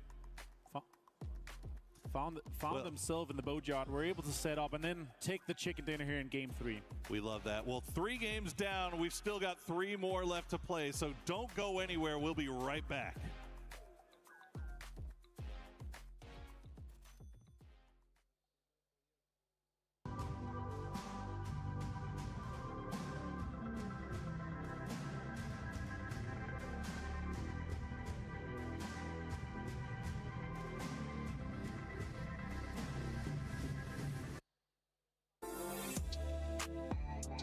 Hey there guys, it's Kalaris at the Esports World Cup, and we have an opportunity here to test all of our players to be able to identify some keen plays from some past tournaments. Today we're going to have Luke 12 and Cowboy joining me here. How are you boys doing? Doing okay? Doing well, yeah. Doing good, doing good. Doing good. Chances here to figure out some of these plays. Not good about that.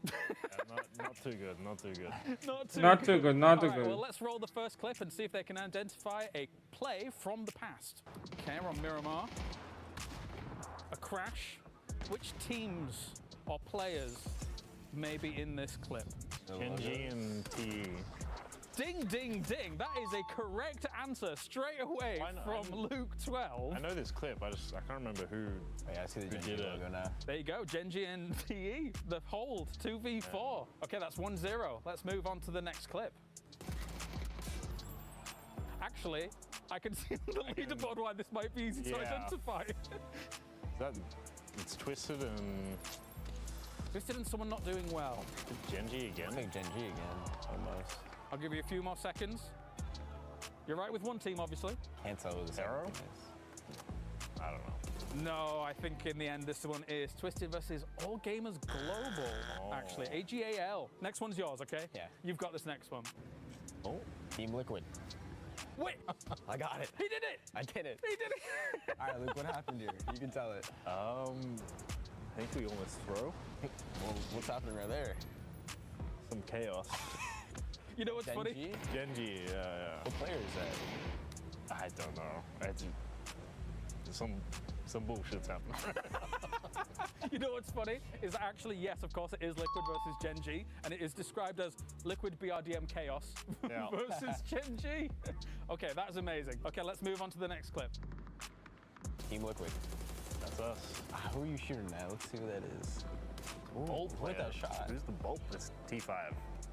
Guys, you're amazing.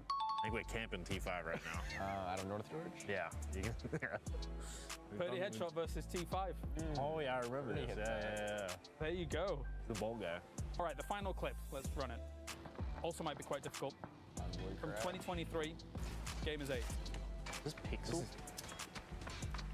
Oh, I remember this clip. Yeah, it's... I don't know the teams. The Pixel's the guy that clutched, right? Yeah, That is correct. I remember this. But you don't remember who he's against? SSG? Nope. No? FF? Nope. I have no clue. It was E-Arena, but hey, you got E-Arena, Pixel. It's yeah. pixelated and you got Pixel. Guys, you did amazing. Well played, boys. I thought you were going to be doomed, but you knocked it out of the park. All right, that is our first iteration. Thank you very much, Luke. Thank you very much, Cowboys. A team that nobody expected to do this well except one person. We were being told, don't even talk about them, don't bring him up. But Shadow Esports with the... That's right. And another top is you were believing in this team since the beginning.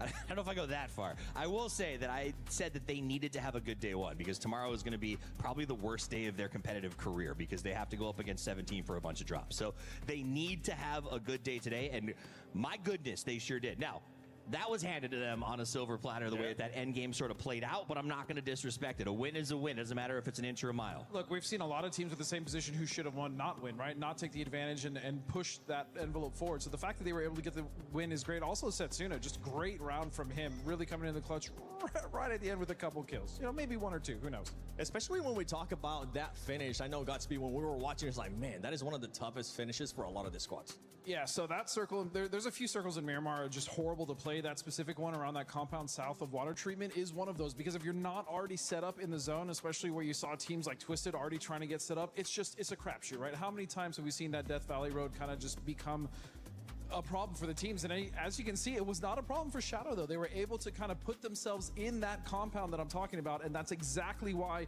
they were able to weather the storm and get that first place finish with 19 points, 9 kills. That's impressive. And Team Liquid being able to bounce back in this one after Myth ended up just destroying them. You know what? We're just going to go with absolutely destroying them. Good performance out of this squad there with 11.7 coming in from kills. Now, Lace, I know you're looking at one team specifically, and it's none other than Full Sense, because right now they're not having one of the hottest starts. Very inconsistent. Yeah, let's have a little conversation about them. For, you know, a defending world champ, we ain't seen this very champion-like team, but, you know, being in that sort of middle of the rank on the leaderboard, but I'm seeing a very slow decline. And, like, with a player like, you know, Belmont on there, I just don't know how they're sort of going to bring this back. And, you know, they came from a first, I think, in the Pubg Thailand series. So I guess their sort of competitor at the moment is like the likes of Myth, where they're doing exceptionally well. But yeah, Full Sense, they're in a little bit of a sticky conversation, we'd say, and we're not sort of seeing any good truth from them. If we learned anything about Full Sense at PGC, it's that they're exclusively a finals team. So here in the group stages, we don't really know how they play, and I think they are being caught off guard.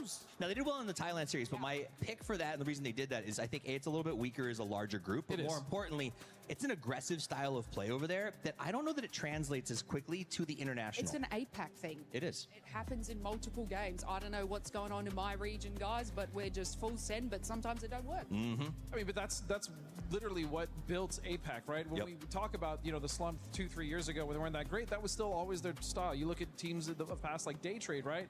They were so fun to watch because they would just send it in, but they would die. And we're kind of seeing a little bit of a throwback to that, which I'm not really a big fan of, because when they were servers before AJAL, you have him as some of the best players in the world. At one point, he was the best player in the world.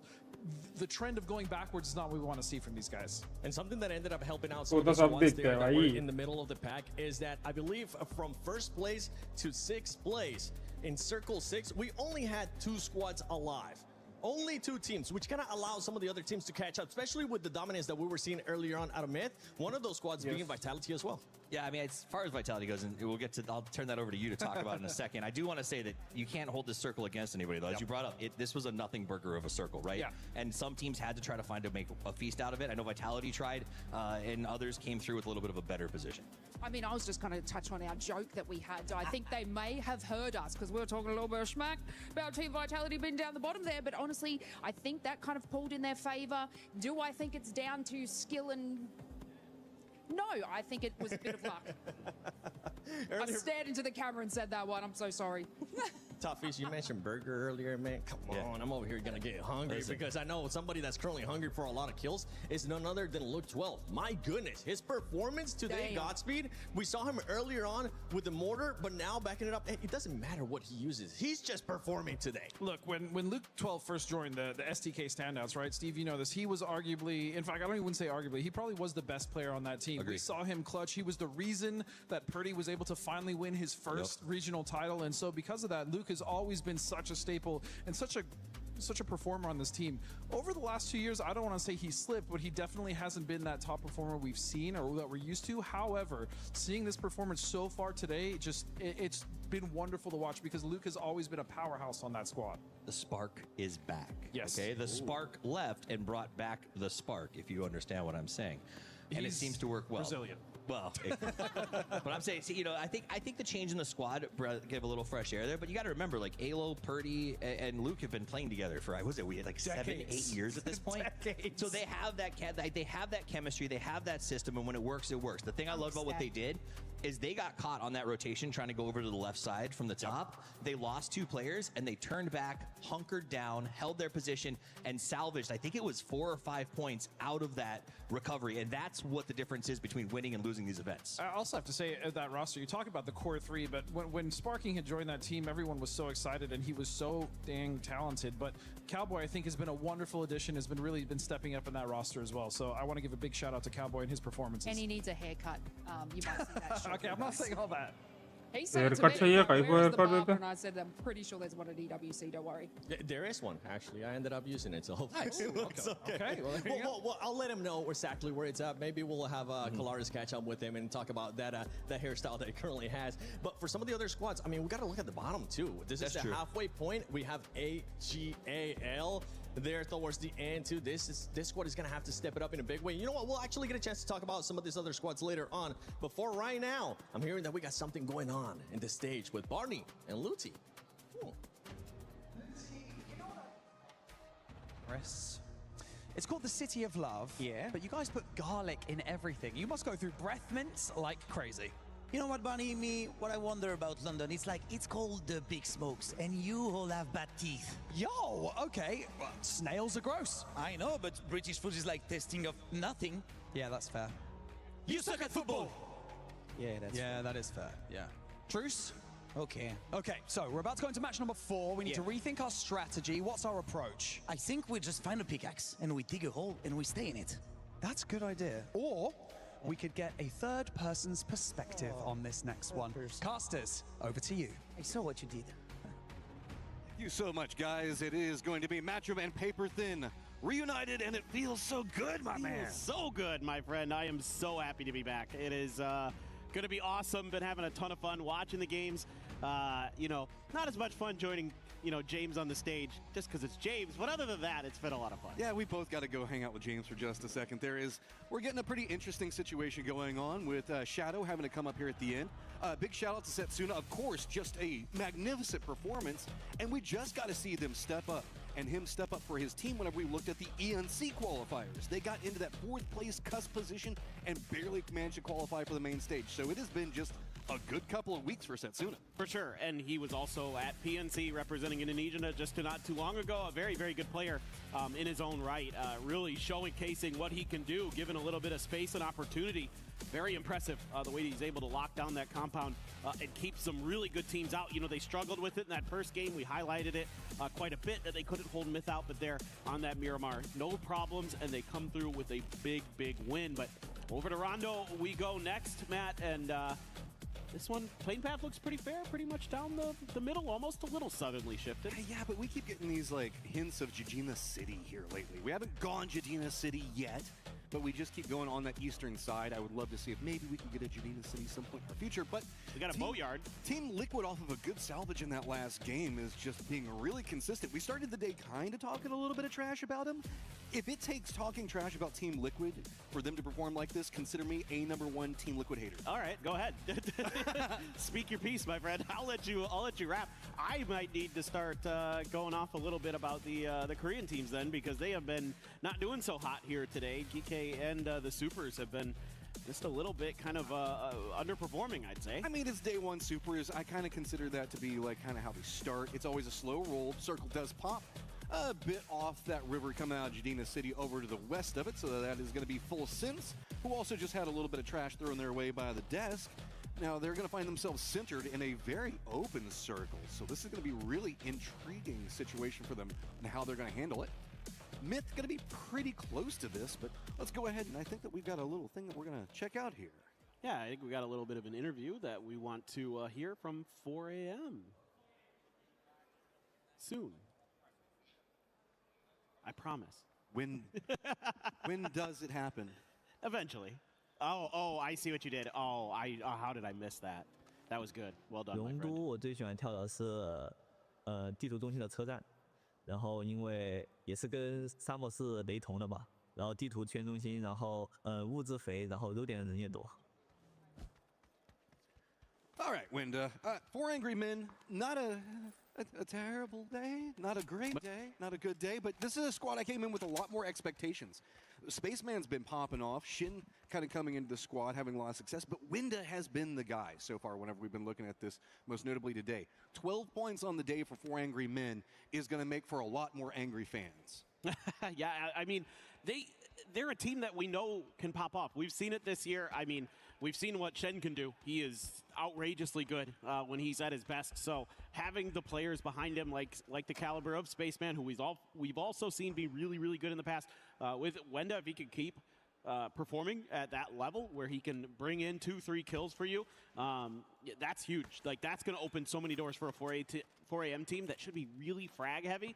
And we'll see if they can just kind of continue that momentum. They're going to have a pretty nice look at it, of course, starting from the Neox factory. So they're going to be a little bit more central circle early. Oh, Tigger. You've got some Petrichor Road friends hanging out. We've been talking a lot about 4 Angry Men, but Petrichor Road's been having a quietly consistent day. Now they're going to find themselves a bit of a split right next to Tigger over here, pretty close to the center of the circle. We still have 2 players for Petrichor Road making a rotate, while Example for Twisted looks like he's going to be trying to claim some territory. So Example might take a couple of pot shots. But with this big, wide split coming up from Full Sense, Tigger's pretty isolated, and I don't know if he has any idea that this is coming. Yeah, something felt a miss for him for sure. It feels like he at least had some kind of sound cues that people were closing. Now he definitely knows. Yeah, now he definitely knows. But the way he was playing it so cautiously really led me to believe that something was amiss for sure. And he is just going to try to get on out of there. Maybe a little bit of a rescue mission here from Tanadol, trying to loop his way back in. And it looks like this should be successful. You've got a little bit of covering fire. This is a nice little setup for Full Sense. Yeah, there's also a couple of hillsides that you can retreat away from. The timing on it's pretty good. Gamma is going to be getting to a hillside cluster just to the east of this in a little while, but it's not going to be a problem yet. They should be able to regroup just fine. That means the Petrichor Road gets control over the center of the circle. To the east of them is going to be R8. Guys, subscribe, bro. Guys, like and subscribe, bro. Where 4 Angry Men are going to be playing. And remember that river does cut in around that area where R8 as well as 4 Angry Men are. While Twisted is getting more and more separation and control towards the center of the circle, that does kind of put them on opposite sides of 4 Angry Men. Yeah, that's going to be kind of the expected split there between Twisted and 4 a.m., given how they split the test track in the Neox factory. We didn't see anything in terms of a battle in the early part of the game. So Twisted, I mean, you got to give Twisted a ton of credit here. 29 points already today. You know, unfortunately not being able to have Lou come in the tab, a very good player, no doubt, as a coach, able to step through and help do some serious damage. But, you know, the 3 main players that are still here are very, very good, of course, as well. And these guys just continue to thrive no matter the situation. Vitality on a little bit of an adventure here. Winda's going to be on the other side, and that was so easy. Gedrock's going to go down. Easy point for 4 Angry Men is Vitality, who have been kind of looming around in these later stages. Now presently in 6th place, going to have an early out for one of their players, and going to make it a little bit more complicated on the rotate because the rest of Vitality is going to be tail-ending, just coming into the circle to the east of where 4 Angry Men are going to be at. Yeah, this feels like 4 a.m. offering up a little bit of a different look to what maybe you had seen in the past from them on similar circles, because Vitality pretty confident to just send a player up on top of this roof, assuming that it would be safe. But 4 a.m. this time actually leaves a bunch of players back, and they're going to profit for it. So that feels like a move that could be just related to trying to do something different than what you've shown your opponents previously. We do also have an emergency pickup that has been called. It looks like it is going to be anyone's legend taking that with 2 of their players. Delwyn already going to be approaching the circle. Himmouse going to be playing back behind that one.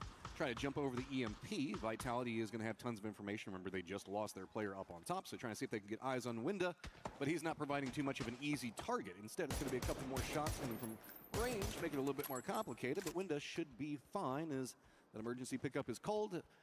Teams that are not yet inside the circle, Nemesis is just now touching it. Supers has just crossed in, but Team Liquid as well as Tyloo down to the southwest, they still have a little bit more of pathing to go, while Myth has also just entered the circle. And it looks like Tyloo's going to go for an emergency pickup as well, so they've got a few options to get into this next circle, maybe try to time it with the phase. Like करो guys सब लोग. It looks like full sense again. Like Jen people rescue अंदर. mission, 30 likes Jen. keeping them out of the clutches of Petrichor Road. Tenadol is the dragon off and just doing a little bit of peeking around, seeing what's going up in the air. Of course, Rondo, we're going to have some aerial threats that you're going to have to maybe worry about. Twisted, going to be seeing the supers drive by. This should be okay. There should be enough hillsides. Super should be able to get away from it, but good job on Twisted to control this territory. Just to the southwest of where they're going to be playing at is going to be where Shadow is. But it looks like Supers don't have too many other options, so they're going to have to send it opposite side of where Petrichor Road is playing. If they can get through this stage of the gauntlet, there is at least going to be some open terrain before they get to full sense in that VP territory.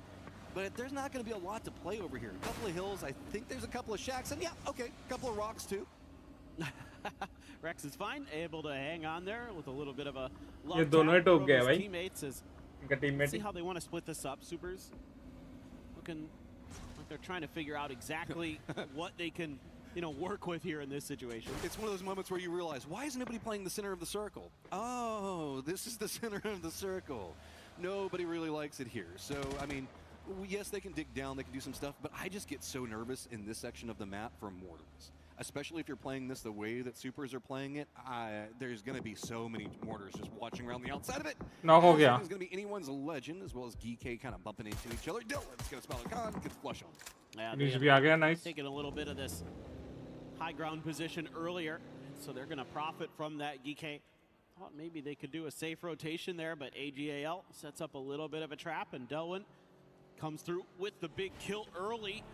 Second circle is going to go a little bit southeast, but it's going to cut out most of the river that goes from Jadena City over towards the left. So still a lot of different options in play. Okay, GK looks like they're wrapping back over, but here you go. Supers, with so few places to play, just sends it right into the territory where Full Sense has got control. Shadow is going to be on the other side of this. There's just not enough space inside this circle as we move closer to Tooling. Means that we've got a lot of hillsides, way more cover, less barren circle. But that means that there's going to be a lot of teams just trying to force their way in. Tyloo on top of Team Liquid to the south. Anyone's Legend's going to have to be roaming right in behind GK. But it is just a full cluster up here to the north as Shadow is going to at least sneak by.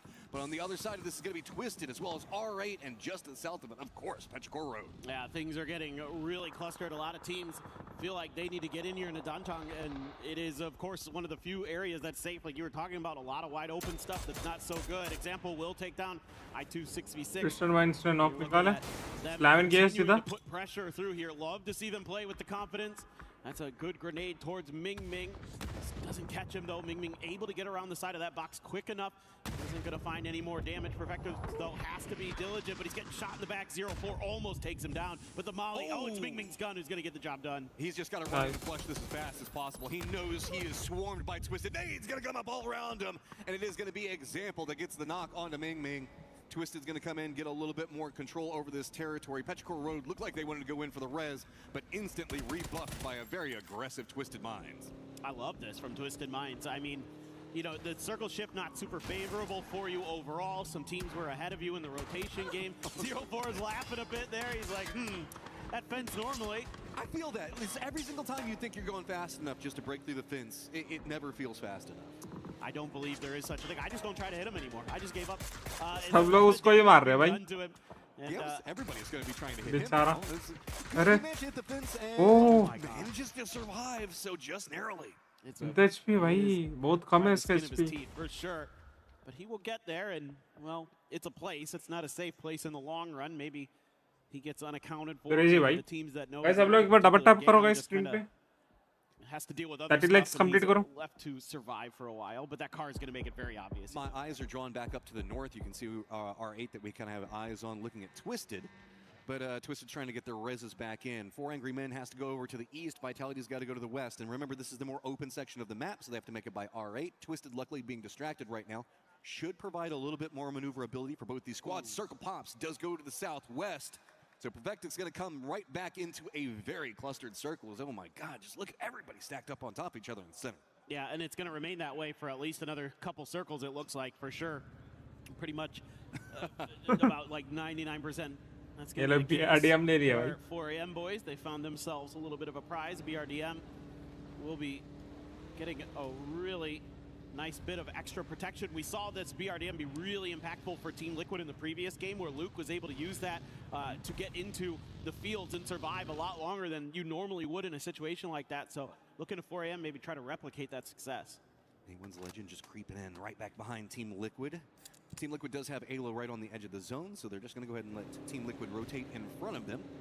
There is a couple of hillsides. Guys, अंदर ఒకసారి like చేయండి people stream చేస్తున్నారు सब लोग. But it feels not as good as you सब want लोग like it to. करो So guys. a little bit longer of a wrap over here into the west could find you a compound, but it's going to be right on the edge of the zone. Anyone's Legend, though, could have to deal with Nemesis that is wrapping in from the east, as the slower approach coming up from Anyone's Legend could be punished.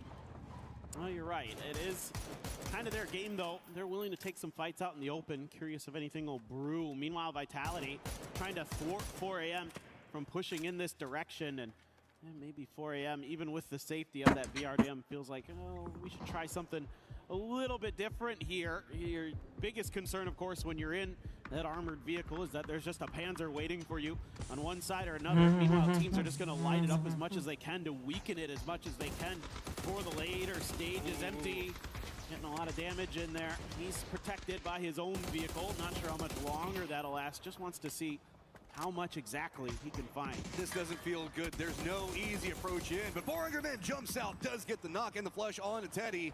This BRDM is just taking a battering. It's Twisted on one side, R8 on the other, and even Levante still taking the shots on the backside of R8 does manage to connect. That's going to be easily picked up, I would imagine. Well, not easily. He's got to kind of curve it over the top of the hillside, but I don't think that R8's going to be able to chase that too efficiently. They got way too many problems in front of them. Yeah, right now R8 is in a very precarious situation. Twisted Minds as well, starting to angle in this direction. So 4AM's BRDM looking very much not safe anymore. A little bit of damage done as they pop up over the hill. Example, retreat back to the safety of his vehicle, which has taken a bit of a pounding itself. Perfectix does have a little bit of space where he can take a moment to regroup and recover, maybe look for some new armor. Indeed, that is exactly what he's looking for. We've got all of Nanqing that's essentially supervising this firefight that's going on between some of Vitality, 4 Angry Men, R8, and Twisted. So it is going to be Shadow as well as Full Sense. Super's mostly focused to the south as they've got Geekay that's next to him, but that's what's led to this really awkward rotate for all these guys over here, having to make more commitments in top of each other, and Levante continues to find more onto R8.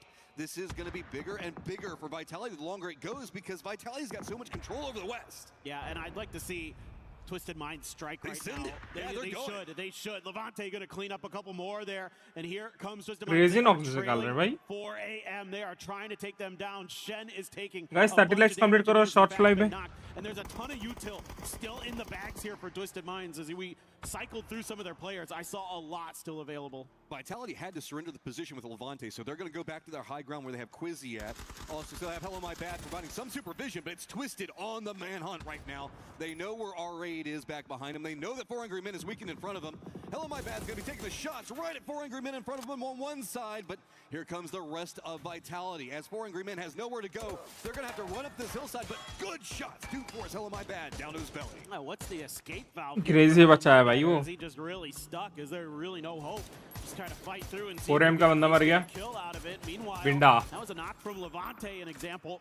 Gonna steal that one for his fourth of the match already. Twisted Minds now under pressure. It's Shadow Esports, your previous game winners, looking to see if maybe they could take down your defending EWC champions here and sets it up. Awesome है ना already कोई मुक्के चंडू ना है मिया. Perfectix able to get away. Not going to get much out of it, and this is going to make for a terrible position. That rock cropping right up in front of him. Twisted's going to wrap around the other side of it. There's no cover to be had. Setsuna in a ton of trouble. He's going to go down. That leaves just one up, and Twisted already knows where he is. Empty on the other side of it, though. Does at least manage to get a knock on the Petulins. Okay, grenade dodge there by Hansi. Example though, gonna go for the second layer. Comes up just a bit short. Hansi again making the move. The tab slides on into the smoke, seeing it maybe by Hansi. A little lucky and find Hansi hanging out inside of there looking for safety, but some of that terrain going to be affording him that for now. It's just a matter of can he do any more damage before he goes down, it feels like. Twisted just racking up the kills. Eyes on that ninth one. Spots it out. Tab's going to pick it up. That is a massive kill count already for Twisted, and they have to go into the circle yet again. Can they avoid the Danqing firing lines is the real question. They either have to wrap into that or the Levante hillside control from Vitality. Yeah, that's a good question. I'm not sure how it'll all play out. So we have 0-4, who somehow managed to get out of that building he was stuck in. Credit where credit's due. That was not an easy spot to be in, but he is just as much in trouble. It feels like it doesn't look like he's going to get caught by that Molotov. Fortunately for him, that'll afford him the opportunity to try to go for the first aid. Has the smoke for a little bit of cover as well. Stayed going to throw a smoke of his own. Looking to just spam through and try to get a little bit lucky, but still has a bunch of frags in the bag. This is so throwing off Nimbus's control over the circle, too. The longer he stays out there, finally do manage to take down Petrichor Road. But now they're going to have to deal with Tyloo in front of them on one side, Myth to the north of them. Circle does them favor, though, pops away from that southern area of control, and everybody in Danqing is breathing a sigh of relief. They were terrified that they'd have to rotate away, but now here is the firing line coming up from Vitality, as Twisted still has nowhere to go to get into the circle. Team Vitality looking to try to bolster their defenses here, so they're going to reposition Hello My Bad, who is able to regroup with the rest of the team into the front lines. And yeah, Perfectix getting absolutely lit up by Quizzy. The grenade is good from Levante. And Twisted Minds trying to regroup. Perfectix is getting away from these frags, but those follow-ups, oh, they almost got him. I mean, Levante is just playing out of his mind right now. That solo player that he was trying to make so much control over to the north, still coming over there. Of course, the rest of the squad providing a ton of support, but it looks like Vitality's realized it's going to be hard to make this cross, because just down this hill is going to be where VP has got full gatekeeping control on it all. Quizzy's going to lead his way in, trying to see if he can get a knock on anybody in the smoke. No, it's not going to happen, but Levante does spot out Example. Well, they kind of revealed that there was nobody in the middle of these smokes, and so they're trying to now figure out if they can get anything else done. The tab's gonna pop through, and he's looking for the player, and he's gonna get him! Levante down. Rex, though, actually gets the knock, and Perfectix taking down Hello My Bad. Perfectix the only one left now for Twisted. All right, so Perfectix, you get to run next to VP, who's fully stacked. You've got Supers, as well as DK, just even touched the circle. This is going to be brutal. Down to the south, it is explosions galore. Nemesis is eliminated. Anyone's Lanagen manages to find their way into the circle. Now Team Liquid, the odd squad out, trying to figure out how they're going to get in, while there is a focus of mortars right on top of Tyloo. Yeah, this is Tanvu. Oh, almost gets the knock there, or the flush, excuse me, onto Hausker. Just coming up a little bit off. Another one. Does he have any more available there? Oh, look at this cross. We've got Anyone's Legend defending one side. Team Liquid with nowhere to go. VP doing a great job in the defensive territory. Mortar still raining down right on top of Tyloo, but Team Liquid, they don't have anywhere to go, so they send right into it. They're on the hunt for kills. Jump out and trying to find what's going on, but oh no, Lee on the outside, big nade. That was huge, and this is a good timing from Liquid, but Lee was unaccounted for on the outside. AGAL as well looking at his VPs angling into this fight too. Okay, Solozzi was one side, Delwyn on the other. VP putting themselves in the crossfire to go for the kills.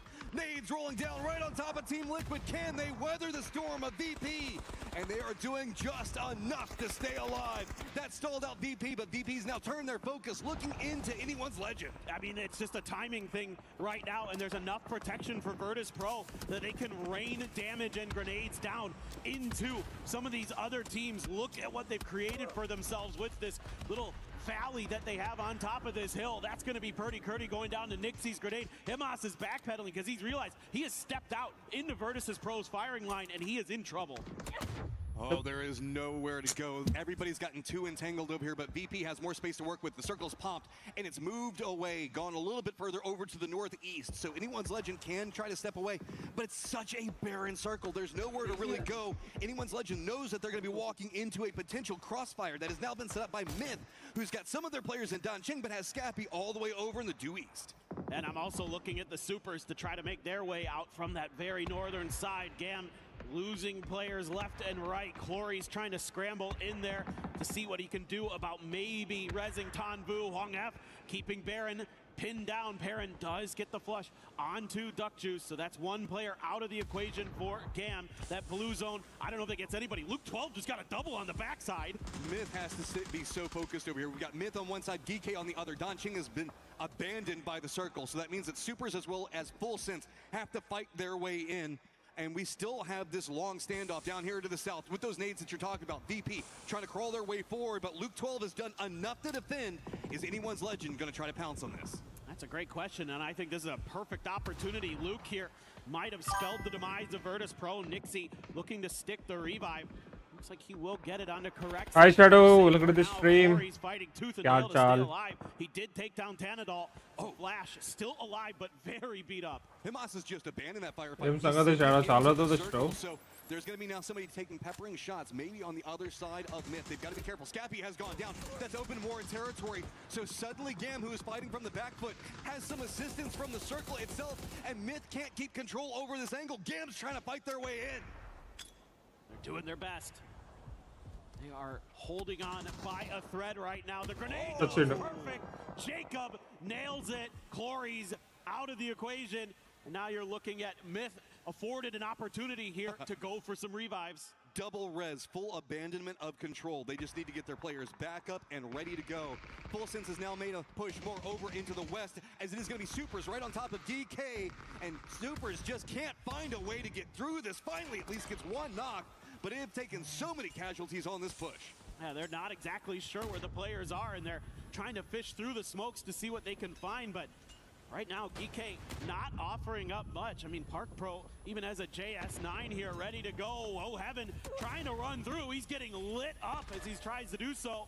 Going to be forwarded back and stalled out. Rex, no opportunity for that Panzer to strike just yet. And Human out of the game. Full Sense, other side of this, waiting to see if they can jump in. Dancing around the outside. Rex does get spotted. Songjon pops off the moment that he is needed. Any idea what's going on around Smokes? Big explosion. The Supers are eliminated. But now it is just Songjon, the last one up. And Full Sense is on the full push. Now, what a play there from Songjon to use that C4. Won that fight for himself in what could have been a much more dangerous situation where maybe he goes down and it's Super still with a player up. Instead, Full Sense gonna try to see if they can claim his point, but Sungjan, not an easy task. He's gonna go over to an AUG, it looks like, but Belmont has a Groza in this situation. Level 3 gear, that is so scary, even though Sungjan has some level 3 gear. Beginning live stream lo live stream ki overlay create chesava. Pro is like, we know you want those. Yeah, nobody down to the south can move. Myth has gotten control over all angles of approach. So VP, anyone's legend, last player for Tyloo and Lee, they're all just trapped over there. Even Songjong across the circle entirely. No way that he can step out of it. It's just going to be the fire from Myth and everybody that's trying to get into the circle, hoping that maybe Gam gets a good angle. Guys, satellites complete the short stream. Sungjan here, you're almost hoping like you should. Virtus Pro is forced into a bad position, so they can't third party this fight, and you're at least given the fair 1v2. Going to use the smoke just to make sure that angle is cut off from his right hand side. Waiting with the stuns. Throws one out. A Full Sense not really bothered by that. And Sungjan looking to see if he's found the timing, and he's found a dip. That is so well played. Realizes the moment whenever VP has to go, but VP is just going to send it right into the circle. That's going to put them in a crossfire by everyone. Myth was taking shots. Anyone's legend, even VP trying to get involved in that. And suddenly now, VP, where do you go with just Beamy out next to the blue? Yeah, Beamy, an expert salvager.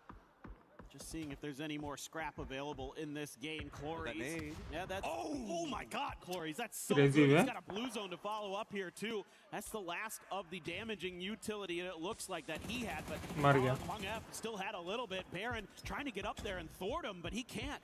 There's nowhere to go. Myth has drawn so much aggro from taking shots at everybody for so long. It is going to be Clory's up on top of this. Spots goes for the peek around side. He does go down. And then Esports eliminated, but Myth has taken massive casualties. Good one. Anyone's legends making the push in from the south. A Myth, an opportunity. ఇప్పుడు live stream చేసేటప్పుడు BGMI game కింద నీ channel name లాగా ఒక animation ఉంటది కదా, అది create చేసావా అంటున్నా.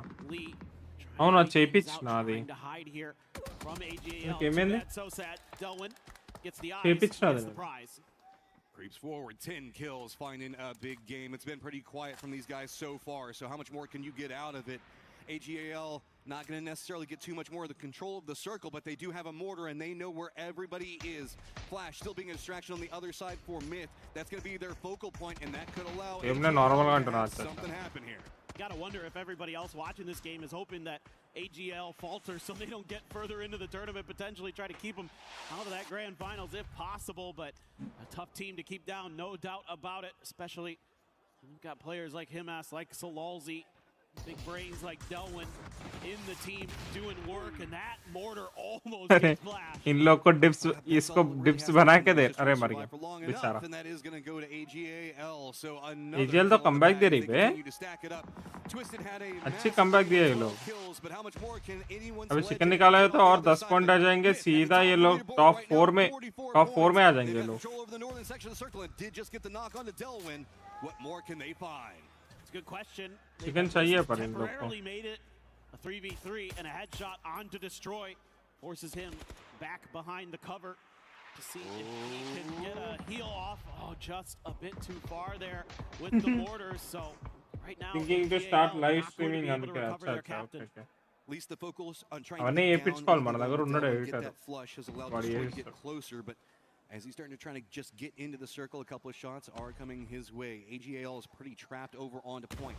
Myth has got that little bit of a lip coming into the road, and they just keep peeking right underneath of, I guess, what is it, the railings that are over there? Yep. That is such a brutal angle to try to hit. You have to be so exact, but we know AGAL can play that way. For sure. This can come down to a situation where, you know, AGAL's players just hit some really nice shots, or maybe Myth kind of overextends a little bit. Right now, you're absolutely right. Myth definitely has a favorable position compared to their opponents, but as the circle begins to close in Phase 9, that can change the dynamic of a fight rather quickly. AGAL, still a couple vehicles there. Not sure if there's any more mortars left in any of the trunks or anything like that, but smoke's going to have to be deployed here by AGAL to try to survive this. I mean, there's a bit of a lip that they can try to get to that's just on the other side of the road, but you can see that Myth has got so much control, just denying anything over there.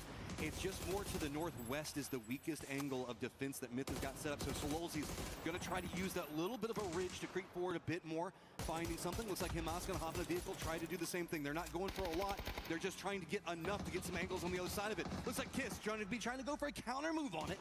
Does move across the road. Scabby trying to get Nate. They're starting to come out both sides. That Nate's going to get some damage, but doesn't get a knock. Ooh, that grenade! Oh, that was almost a really good one. Good nades पे दोनों team के side से ये पड़ सकती है ये पड़ेगा ओह what a luck भाई I've never seen that happen before. What a luck भाई in so much trouble. That was cooked so well. Anyone's legend just trying to creep forward, but Scappy on the defense has to keep an eye. Crazy luck है भाई nice one. Himas finds one. Himas trying to get through here, throws a stun ahead. They didn't luck तो crazy है भाई उनका Kiss takes a couple down, but Himas in response. अरे Myth का chicken dinner हो गया And Myth is going to take the game. Big game from Myth, so cleanly played, but Himas right there at the end. ओ नेड ने बचा लिया भाई वरना एजी का था chicken That was a lot of fun. That last fight was on a knife's edge between those two teams. Could have gone either way, it felt like. Oh, that's why I love Pubg International play. So much technical movement that's going on, realizing the fact that some situations are just bad. And remember, we had Twisted dead for what?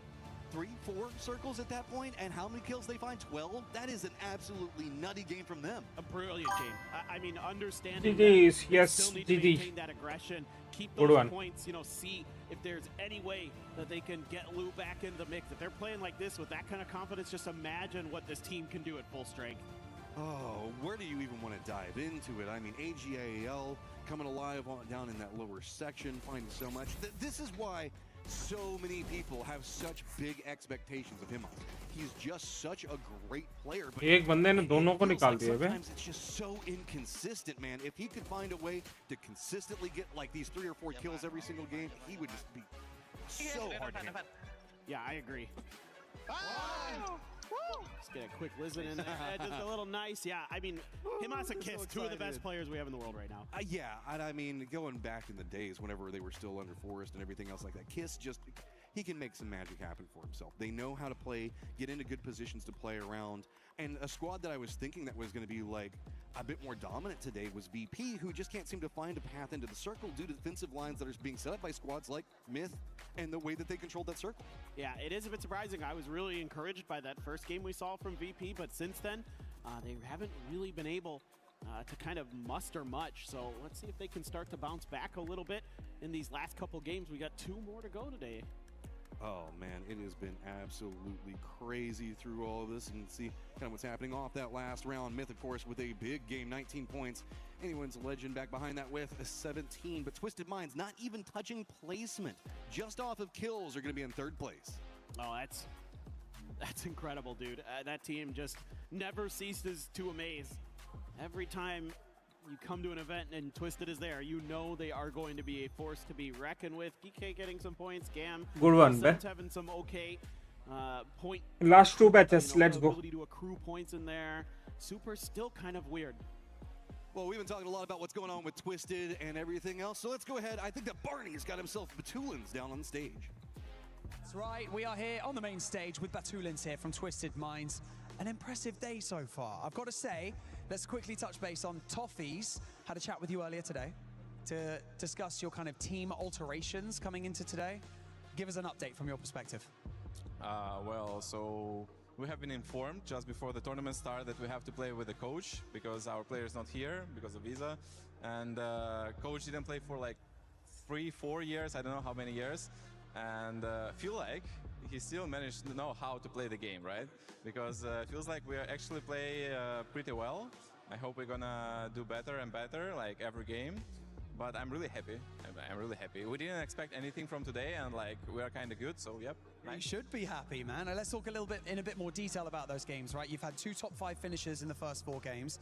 Talking about that 4th game, the one that you just played, look, you're on edge of zone. It's a really difficult scenario. You're not really going to be able to get into the center. So from your perspective, is it just, let's try and just farm as many kills until we go down? Because it kind of feels inevitable at this point, and you managed to get 12 kills. Yeah, I would say that this game was a classic Twisted Minds from like FPP era.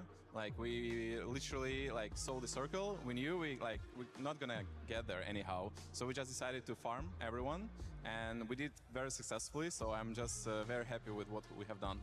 No, it's been pretty impressive to see so far. Like you said, the expectations might have been slightly lowered because of your situation, but you guys are making the best of it. Finally, before I let you go, let's talk about your experience, your history as a team. I kind of looked into it. You and Lou and Perfectus have been playing with each other since 2019. What's the secret?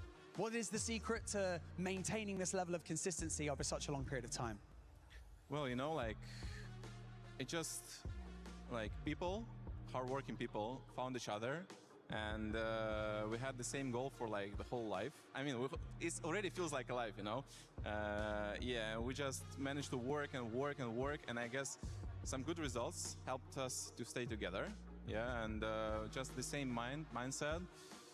We keep staying together, and we keep playing good. You see. So yeah, that's how it is. I don't know, like it's not often, right, in esports when team stay together for such a long time, but we do so, and I'm happy that I'm in this team. Well, we love to see it, my friend. And you know what? You've done so well so far. It's only day 1. There's so much more to play, but at the same time, it's incredible to see what you guys have managed to pull out of the bag in day 1, especially in your current situation. That's Batulins from Twisted Minds. We've got so much more PUBG action coming your way right after this.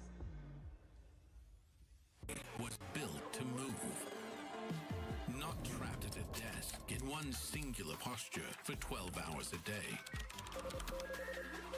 It's time your chair evolved. This is Secret Lab Titan Evo. Ergonomically engineered for you, gamers, hybrid workers, artists, backing your every move. Hey, Kalaris in the crowd here for EWC 2026, day number 1 for PUBG. Of course, you guys can be involved with everything that's going on as well with the EWC app that is currently being played out. You can kind of pick who you think is going to be winning the next games coming on up. I'm with Andy here in the crowd. Hey, Andy. Hey. How are you doing, man, so far? Yeah, really enjoying the games. It's really an immersive atmosphere. I'm really enjoying it, yeah. Awesome stuff. So I want to know from you, let's go for today, right? Who you think is going to do well so far? You've seen a few games here and there. So what's been your thoughts about some of the teams that have performed so far, as well as who you're rooting for? I've been really impressed with Myth. They've been taking like really aggressive fights, third part in a lot of fights, and they're climbing up the leaderboard. So I've been really impressed with them. And I'm hoping to see VP do a little bit better. Apart from Falcons, obviously they're tomorrow. So VP, I'd like to see VP do a little bit better today. Yeah, absolutely. Have you watched a lot of kind of the VP wins from before? Obviously they looked really good at some of the PGSs, not so good at some of the other ones. Yeah, they were dominating some of the PGSs. Obviously since the roster changes, so yeah, I've been really impressed with what they've been doing, so they need to step it up today. Yes, they do. All right, well, hey, thank you very much for joining me here, Andy. That's been us here. Make sure to check out the EWC Play apps to get your predictions in, just like Andy has. Myth leading to here were phenomenal.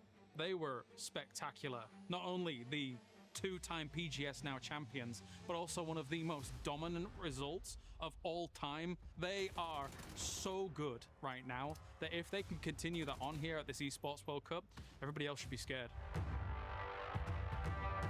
ผมรู้สึกว่าตอนแรกไม่คิดว่าจะได้แชมป์แต่ก็รู้สึกพอได้แชมป์ก็ดีใจและรู้สึกภูมิใจทีมทุกคนมากๆที่เชื่อใจกันและกันแล้วก็คว้าแชมป์มาได้ครับแค่รู้สึกว่าเล่นให้มันสนุกก็พอแล้วพอเราได้เป็นแชมป์เนี่ยรู้สึกว่าภูมิใจในทีมแล้วก็รู้สึกดีใจครับแล้วก็สนุกมากๆครับสำหรับรายการ PGS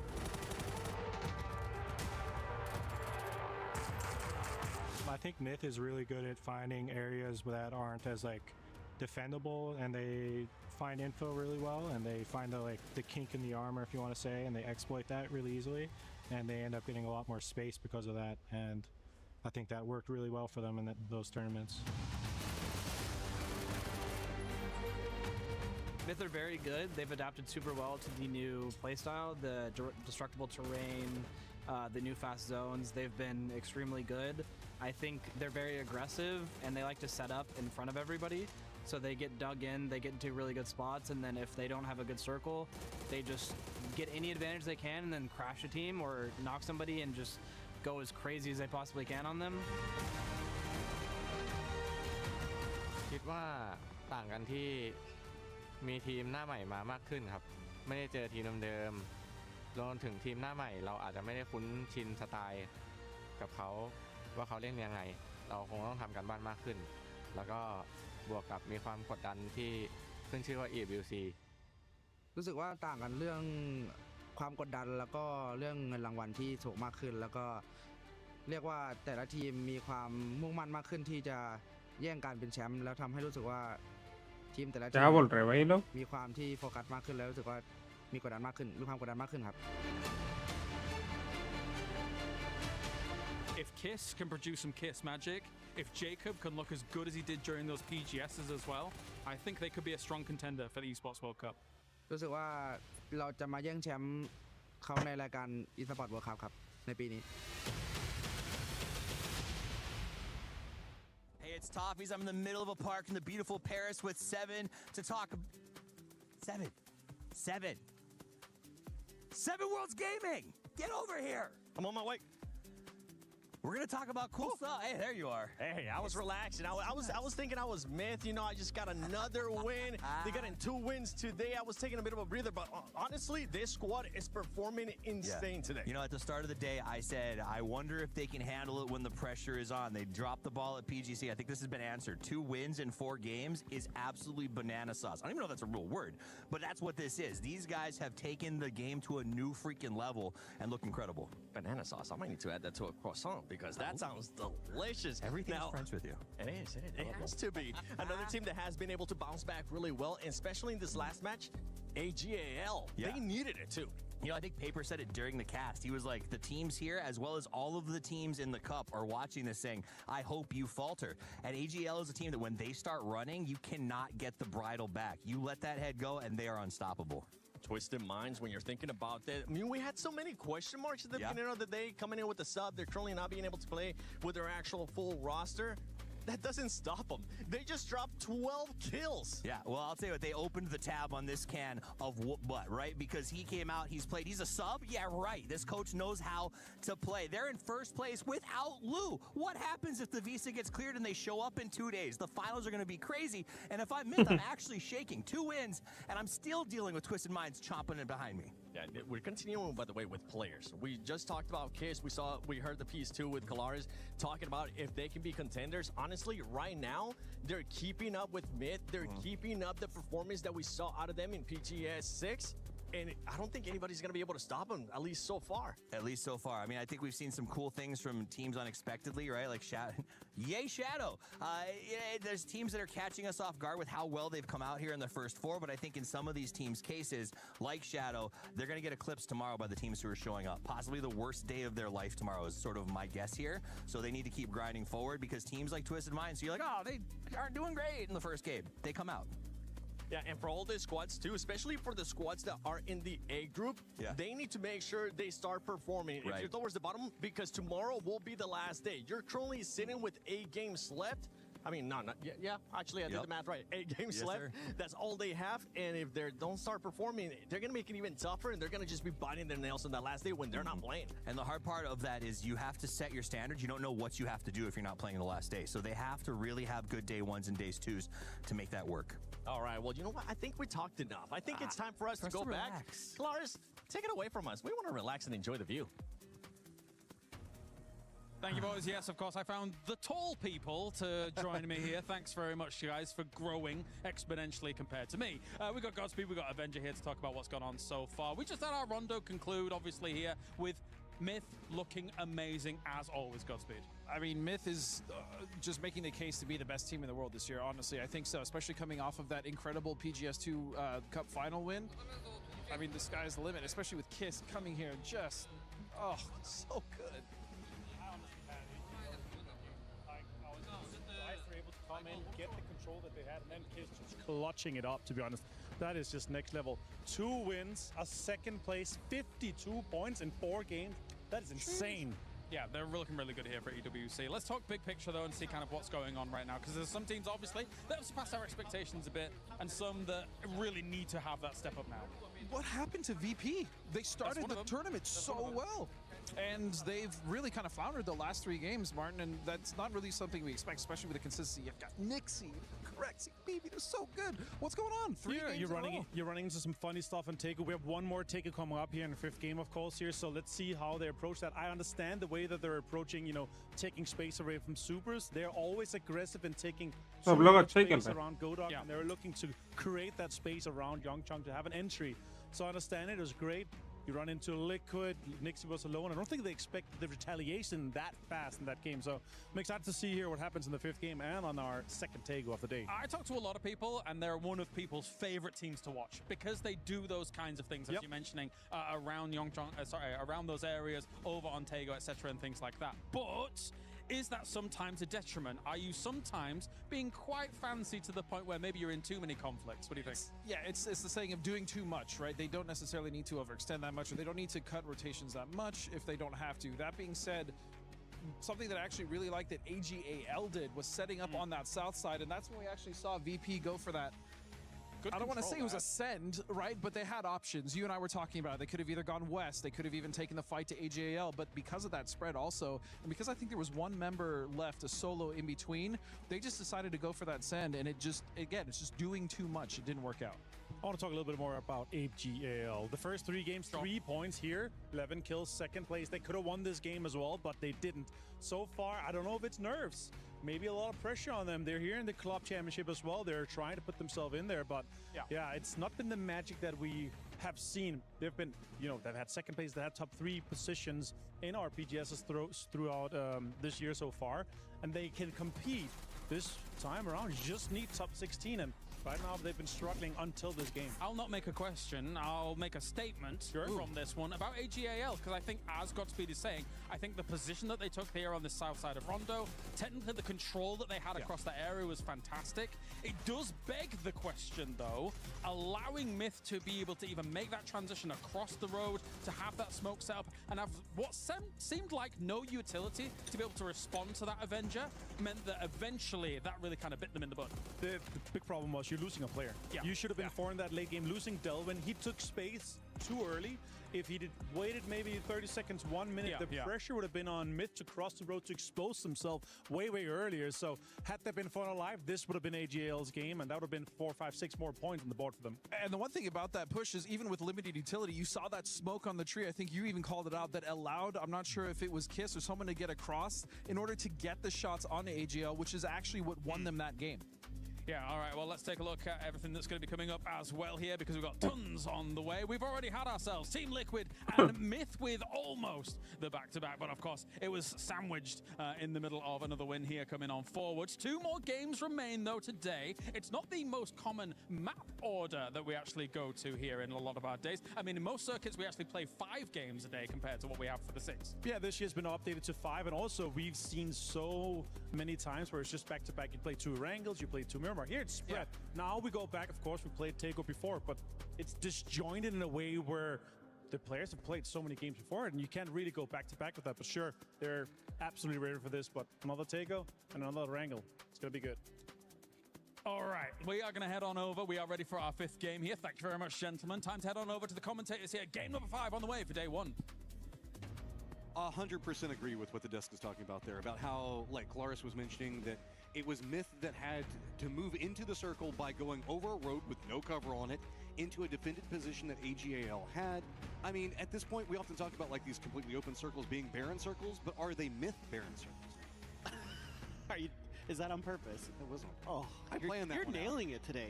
I missed this, Matt. I missed this. I mean, I was kind of unsure a little bit of the situation with the utility, exactly what they had left in the bag to make that crossing, because one of the Myth players we saw didn't have any smokes left, but they had just enough to get the job done. Really well highlighted there by the analyst desk on a really crucial piece of information about that battle, as well as AGAL had a few frags left that they weren't able to connect there in that last fight to really make a difference. Yeah, I mean, Myth could have potentially kind of hung back, still used that cover where we were talking about with like the railing up next to the road and continue to press that direction. But instead, they saw the opportunity and jumped forward, instead going for more of that center control as it presented itself. And yeah, AGAL, they didn't have as much cover to work with, and they were probably burning out a lot of their utility, and they had a whole bunch of firefights going into it before that. But, I mean, it was still just Myth control for so long, because let's not forget, they were the team that was playing to the south of Dancheng. They were the one that was also corralling all the teams up there. They had to deal with GAM. Nothing inside that circle was moving without them having some say-so. Absolutely, and they had to fight tooth and nail to get out of that fight up in the north. I mean, it was on the precipice for a while of them potentially crumbling, and who knows, maybe it's GAM in that situation instead. You know, something like that could have come through. So absolutely, just it shows the level of this team right now, that they have great firepower, they have great teamwork, great coordination. I still remember that moment with Myth where they just decided to not keep control over what was going on with GAM, as they had 2 players knocked, and then had both players commit into a res at the same time. You don't often see that happen inside of competitive PUBG, because you want to have somebody keeping some control, making sure that nobody runs up and tries to drop a nade on the person that's going for the res. And they were just like, nah, we've got it on lock. We're just going to go ahead and hold it. I have faith in the fact that we'll just blind res both of these and nobody's going to come for us. Sometimes you got to gamble, right? Like, and that's the thing. Like, that's the beautiful part about PUBG is they gambled against GAM. Like, oh, it's true, they did. See, we're on it today. And I agree, Jiven Gaming. Yeah, Myth is incredible. Well, they won 2 PGSs already this year. Yeah. Those aren't flukes. These guys are really good at this game. And it just feels like they continue to find more successes and new ways to play. That's what's a scary thing, right? Like, whenever we look at squads like Twisted, we were always talking about, like, what's the upper scaling whenever we look at what the squad can accomplish. Myth is still getting to that stage that I don't know really where they're going to have to stop at, because it feels like there's always something new in the bag that they're bringing out. Exactly. I mean, it's so fun to watch them progress, like back when they were Forest Natural. Like, we didn't have like the highest of hopes for them some of the tournaments when they first started making it to the global level, and we're like, yeah, okay, they're from Thailand. We know that they've got some crazy fraggers. You know, APAC, we all know all players are cracked. We know. But it was like the evolution of the macro game for them that has led them to their most recent successes. They went from being one of the most fun underdog stories to just being a dominant team right now. And it just continues to find more. And I'm starting to be a bit afraid for this lobby, because whenever you end up with essentially Myth on one side and AGAL on the other side of a circle, wondering why we're not seeing much out of VP today, well, what do you do when you're trapped in that? Yeah, right. I mean, SEA is dominating today. I mean, 3 out of the 4 games that we played so far have been won by them, and the only outlier is Team Liquid. All right, so we keep talking about Kiss Magic, right? Specifically, it's like Hilarisi keeps mentioning it. It's like a phrase that keeps going around. If it's Kiss Magic, does that make him a Cupid? Or like what's the mindset on? Oh, that's true. That's true. A cherub? A cherub? Yeah. A succubus. Now you just made me imagine Kiss in like a succubus outfit. I don't like anything that you just did to me there. I'm sorry, not really, but you know. All right, guys, it is Hello, time match to take number over 5. up, and you can see plane path coming in from the southeast, ending up in the northwest. So, of course, everything opened up, unless you want to go for a little bit of a long drop over next to Husan Prison and the swamps around it. Yeah, this one pretty fair-ish, but cutting off some of those western landmarks can make things a little bit tricky. But as per usual, a lot of the teams kind of in their known homes, and like we mentioned earlier, Shadow gonna have a lot of central stuff, but this first circle, not central at all. It is going up to the north. A little bit of Shipyard, a little bit of Yongchon, a little bit of Army Base in there. Here we go. Okay, we've talked about Army Base a bazillion times. Trenches that are coming into the hillside. Big tons of space for everybody to kind of hang out in. Yongchon itself has VP there, so early positioning on circle is going to be great for VP. They get an inside track. We have kind of seen Shipyard be a little bit more of a core component for some of our circles here lately, but Myth's going to be over there making the wrap into position for that. Down to the south, that's Twisted Minds territory already off of drop. So this is a very hard circle for a lot of these teams to try to figure out where they're going to want to go, because you're having to deal with Twisted, Myth, and VP already in the circle at the start, going wherever they want. And I think that immediately leads my eyes to Shadow Esports. What are they going to do? Like, are you going to be worried? Because Twisted has been very aggressive here today. In fact, 3 out of our top 10 players in terms of kills right now are on Twisted Minds. So you're looking at one of the best teams in the lobby right now that is completely surrounding your drop spot. Very, very scary stuff. Kike, actually, I think you're looking at this thinking, okay, we have really good access towards that shipyard area you were just talking about. If we can maybe control that bridge that leads to the other side, or at least have boats for a potential worst case scenario pivot, things like that as an option, is going to be pretty nice for GK as soon as they can get there. But they're kind of late to the curve right now. I can see 4 a.m. already ahead of them in rotations potentially. Well, 4 Angry Men needs to do something. 4 Angry Men and Supers in 13th and 14th place respectively is mind-boggling to me. This is like the 4 Angry Men from last year, where it just felt like they would go into a position and then get picked apart slowly before they managed to find any kills. This year, it's been a much more active 4 Angry Men, finding big successes, really leaning into their firefighting capabilities, but they just can't find it today. Yeah, it has been a little bit, other than the one game, the last Tego, so maybe this time, you know, we'll get to see a little bit of that redemption for that team. And Twisted isn't going to clamp down on Shadow too much. They're letting them go. This example begins working towards that northern edge of this mainland to see what is available for Twisted to scout. Myth is still in a 2-2 across both sides of the river right now, kind of south of Shipyard and to the southeast of Army Base. They've got to be careful because 4 Angry Men is wrapping in back behind them. Looks like the more eastern duo is going to go for the bridge cross. I think that they were a bit hesitant, afraid of the fact that there might be a bridge camp. We have been seeing a circle leaning over into the northeastern area around Shipyard several times this year, and I think that they were expecting somebody to go for it, but instead VP was going for a 2-2 split a bit more over into the west, Team Liquid, as well as the foothills under control. Yeah, I think you're exactly right. It felt like Myth was going to see if they could get away with taking a lot more space than they should be allowed to across both sides of the river, but going to have to regroup onto the other side. 4 Angry Men will be claiming their unoccupied space that was left over by Myth as they take in the view, looking over the river, just trying to figure out how Myth is setting up their defenses on that side. We don't have too many squads that are doing this eastern wrap. It's been 4 Angry Men as well as Twisted. Petrichor Road's also kind of over here, but they're not really moving too much. GK looks like they might be going for more of a wrap over as well. It's been a lot more on the west as far as approach comes in. And speaking of approaches, it's going to be a Thanadol finding a couple of bolts coming his way in the glider. Full Sense was playing around Army Base, so they're just going to squeak their way into the foothills over in the east. That's going to put them pretty close to Myth as well as VP that we were talking about beforehand. Yeah, a lot of these teams need to be active in the scouting department this game, so having the glider really nice, and why it's maybe even more important than usual is because of that river that runs down the kind of middle of the circle. I mean, yes, it's more likely to go less than not in terms of just available land mass maybe, but it is still very much on an edge, especially with the fact that the new circles can kind of do whatever they want. So you're in a position where you've got to be making sure that you're tracking a lot of different options to get across that river if you're going to be anywhere near it. So you have the ability to find a way through and understand the defenses that you're going to be facing and how to plan for them when you get there. We can see that, of course, VP had Yongchun. They left it. They went into the foothills. Team Liquid actually went for more of a position in Yongchun itself as well. You don't see too much of a commitment actually come into going for like a couple of these buildings that are inside the city itself at this stage.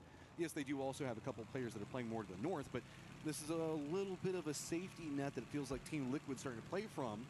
And for a team that's been pretty active as far as most of today has gone, this feels a bit more safe than we've been seeing. A lot more firefight-heavy Team Liquid has been the way to go so far. Yeah, and I think this is smart when you're coming in a little bit later to this circle because it gives you some options, hopefully in terms of you have some safety of the buildings themselves. If you have to go north, you've got control of an edge of that area of Yongchun, so you have the ability to go outside of there a little easier than you normally would. And then if a team comes from underneath you, you can keep track of them a little bit better. And if no one comes underneath you, you have access to that southern bridge for free to make the faster rotations. Got a couple of rotates coming in. AGAL going to be on the western side of the island itself, kind of wrapping in that Yongchun territory. Nemesis very far up to the northwest. This is, thank you so much, observers, what I had my eye on. Vitality wrapping in, using the dried out riverbed to kind of creep their way through. But GK still has Songjon that's going to be on the opposite side. Not too much that he's going to be able to aggress for, but this is stop off for gas, where Petrichor Road hasn't gone for too far here. Like, the Petrichor Road itself has only been probably like, what, 100 meters long that they've had to go inside this game. Vitality might be expecting more people to be playing closer to the coast, so they need to be very cautious over here. That's exactly what they're doing, and this is really where my eyes were starting to drift on the map. Is GK very late to these rotations, but going to be watching 4 a.m. players mosey along towards the safety of the shipyard. So that actually kind of makes things a little bit more difficult here for GK because you're kind of ceding control of that bridge for a cross to the west if the circle shifts that direction, and you're going to have to go for plan B, which may be looking to a different bridge potentially, and that's very scary because as we can see on the map, Twisted Minds is going to be the team that's currently guarding the eastern Yongchun bridge. Vitality, there you go. Yeah, they're being extremely cautious. That last game, I think, where we saw them lose a player early to 4 a.m. But look, they stopped. They saw the lines. Emergency pickup has been called by Petrichor Road. Oh, God. GAM is on the other side of this. They may spot it as well, so it could be two different squads. This is the opportunistic Vitality. This is what I love about these guys. Sitting in 6th place right now just due to making stuff like this find out and work for themselves is... Now we've got eyes onto a rotating GK. We're nowhere to go. The circle pops, and it is going to go mostly over the island. Here comes the helicopter. Are we going to get any shots coming up from Vitality? They're going to get a couple. Looks like they at least managed to get one knock. I'm quite shocked that this is going that well for them. I think just Mingming gets onto the helicopter as far as I can tell. Everybody else still on the ground there for Petrichor Road, and we have a ton of teams making their moves in towards the circle. There is Twisted right on the heels of Shadow. Okay, GK is going to be coming up back behind this other side of the bridge. GAM already going to be going ahead of Petrichor Road, and what we saw with Vitality. Vitality taking those shots at Petrichor Road has kind of stalled them out, and that means there's going to be a ton of squads all stacked up here. Let's even throw a red zone on to make it even more spicy. But it's going to be Twisted. Now taking the shots at the rotate from GK back behind him. Doesn't find too much, just a lot of damage, but enough shots go back over to GAM to stall them from making the cross on the bridge. AJL losing a player to R8's bridge camp. This is on the other direction, but right now GK trying to get to an area of safety, and the coasts of Tego really do offer you a lot of safety. There's quite a bit of areas where there's rocks and ledges, and in this case, a dip that you can work with. GAM keeps trying to make this work, and it's just like slamming their head against the wall every time they try to go. Twisted doesn't have anywhere that they can go because this 2-2 split coming up from Shadow. Team Liquid's mirroring that. Of course, we had VP also retreat back over here a bit more, so Twisted doesn't have a lot of territory that they can work with, and that means that GAM has no way to make a cross. They're just stuck over there, and now it's going to be them and Mingming just kind of chilling with Vitality, the only squads that are not on the island yet. GAM has to wait. There's no other opportunities right now. All the other bridges are either contested, congested, or blocked, and they are watching from afar as we do have a res onto Himas, so AGAL able to avert any disaster there. Here's that play. Gedrox watching it go into the air, and he's gonna get this Levante Actually gets in there and gets the final hit, but lots of damage done. If you hit this, oh my God, that would be absolutely mad. Doesn't get the M24 to go, but nice little play there. Nice little setup by Vitality as well to keep it hidden. While this is going on, GAM's trying for their third time to cross the bridge. I think that Twisted's now given them enough space to maybe make it happen. So they're doing their mad dash. R8, you can see, is going to be dealing with Team Liquid very close. AGL is going to be back behind them. A couple of shots coming out from Team Liquid to force R8 onto a different territory pathing, but there's actually nobody playing this area kind of to the west of the circle in the hillsides. It's entirely open over here, so R8's going to find that for free. Yeah, this is a pretty okay find if R8 can kind of realize it and see it to fruition. Yep, well, I mean, why not? You know, just to take what you're given. The red zone provides. That's right, the red zone does provide in this case. Sungjong in a really tricky spot early on when GAM was making their move, but a little bit of fire was able to get them to halt in their tracks, and that's a really nice angle into this next circle now for GAM that is going to be blocking Geekay. Okay, Vitality, you've got to cross the river most likely, but you can hang out over there with Ming Ming. Ming Ming's at least happy that he has some of his peninsula still in play. Tyler's going to have to make a wrap in from the north, as well as Nemesis. R8 that found that hillside open now has to make their way back down into Yongchan. Geekay is going to be kind of defending up over pretty close to GAM. GAM's going to have nothing to do with it. They're going to go ahead and make a send across over right along the coast. So they're going to be cutting right underneath of Twist to try and use the coastline itself. A follow-up is going to be coming up from AGAL, same pathing. The timing on it's going to be pretty good because you can see that Geekay was trying to get their vehicles a bit set up. Now, how far does AGAL want to go into this? As a couple of shots might be enough to deter them. Maybe think it's time to get some kills. Well, this is really awkward for Geekay because they were thinking about making a move behind GAM, sort of backfilling that space. It's opened up the door for Vitality as well. Players on Tai Lu starting to crumble. Full Sense as well, having a little bit of trouble. Beamy has taken Tigger out for now. Tanadol looking to see if he has anything to respond with. Tai Lu struggles here continue today. They've only got two left standing, and they're trying to get the hell out. I mean, where do you go? It is just a gauntlet into another gauntlet. You're going to pass this section. Congratulations. Now you get to deal with GAM. If you keep going, you get to deal with Vitality that's managed to make their cross over here. There's just nothing to be had. Nith is going to be able to find one, and it is just Tai Lu down to one dragon and one life. It may not be for much longer, I would think. Duck Juice cooks the grenade, just needs to find the mark. It bounces right on his heels, doesn't get quite enough damage. Puts one dragon down to half health. He's gonna let go of the grenade. That's anywhere near Duck Juice. He would have been knocked, but apparently didn't quite get there. Just having to use the other side of the rock for cover. Better be careful. Twisted hears this firefight, seeing if maybe they can third party on it. They can't get too involved as they want to step out of their covered positions. It's going to be enough as it is going to be Lucarux who hits the shots onto one dragon to take him down. Oh, and mortars. Everybody was like, hey, we saw you make that rotate. What, 4 different teams were taking shots at? One apiece? Yeah, they all know where that was going down, and they were hoping to be the ones to claim those points. Lucarux with the M249. On just a little bit of a flank control mission here. He has Beamy ahead of him, a little bit more outwardly situated to watch the flanks. So, they're going to try again. The first time didn't go so good. And they're all going to drop on the crates that are out inside the water, so they might be able to find something over there. AGL making a wrap across the hillside, so congratulations. You can deal with Supers, Team Liquid. If you go the super side of it, which is the way you're kind of pathing, you're also going to have to deal with Full Sense as well as VP. Imagine if this goes east. Just imagine. Patrick Hole Road would be laughing so hard. North, they're coming in as they got nothing except for those crates. So this is glory to be had for them, except for GAM and Vitality are having to play the coastline because there's nothing left to play. Exactly. That's the real issue here. Is that there is fortifications set up there on that edge, and getting over there is going to be very, very dicey to say the least. AGAL trying to escape disaster, but Cowboy up and over the top has one. Can't find another. Delwyn going to keep him pinned back behind that hill. Alo looking for the other angle. Delwyn kept Sololzi alive there. The damage coming up from Cowboy almost too brutal to deal with. Got to be careful, though. It's going to be AJ that spots out and gets that finishing knock on to Cowboy, though. So Team Liquid has to be careful. They've got R8 back behind and take them shots while they're trying to push up the hillside. Now they have AGAL in front of them on the other side. AGAL has to be careful because they're getting shot by VP on the counter flank on this one. VP's just got a great angle into it. AGAL is trapped here. Yeah, Sololzi's vehicle is not in a good state, to say the मुश्किल है least. रिवेजन And लगता just है. him and Delwyn left alive, trying to throw some smokes to buy some time, maybe seeing somebody else could get some damage into Team Liquid and पकड़ लिया bring मेरे a भाई. little bit of safety to them.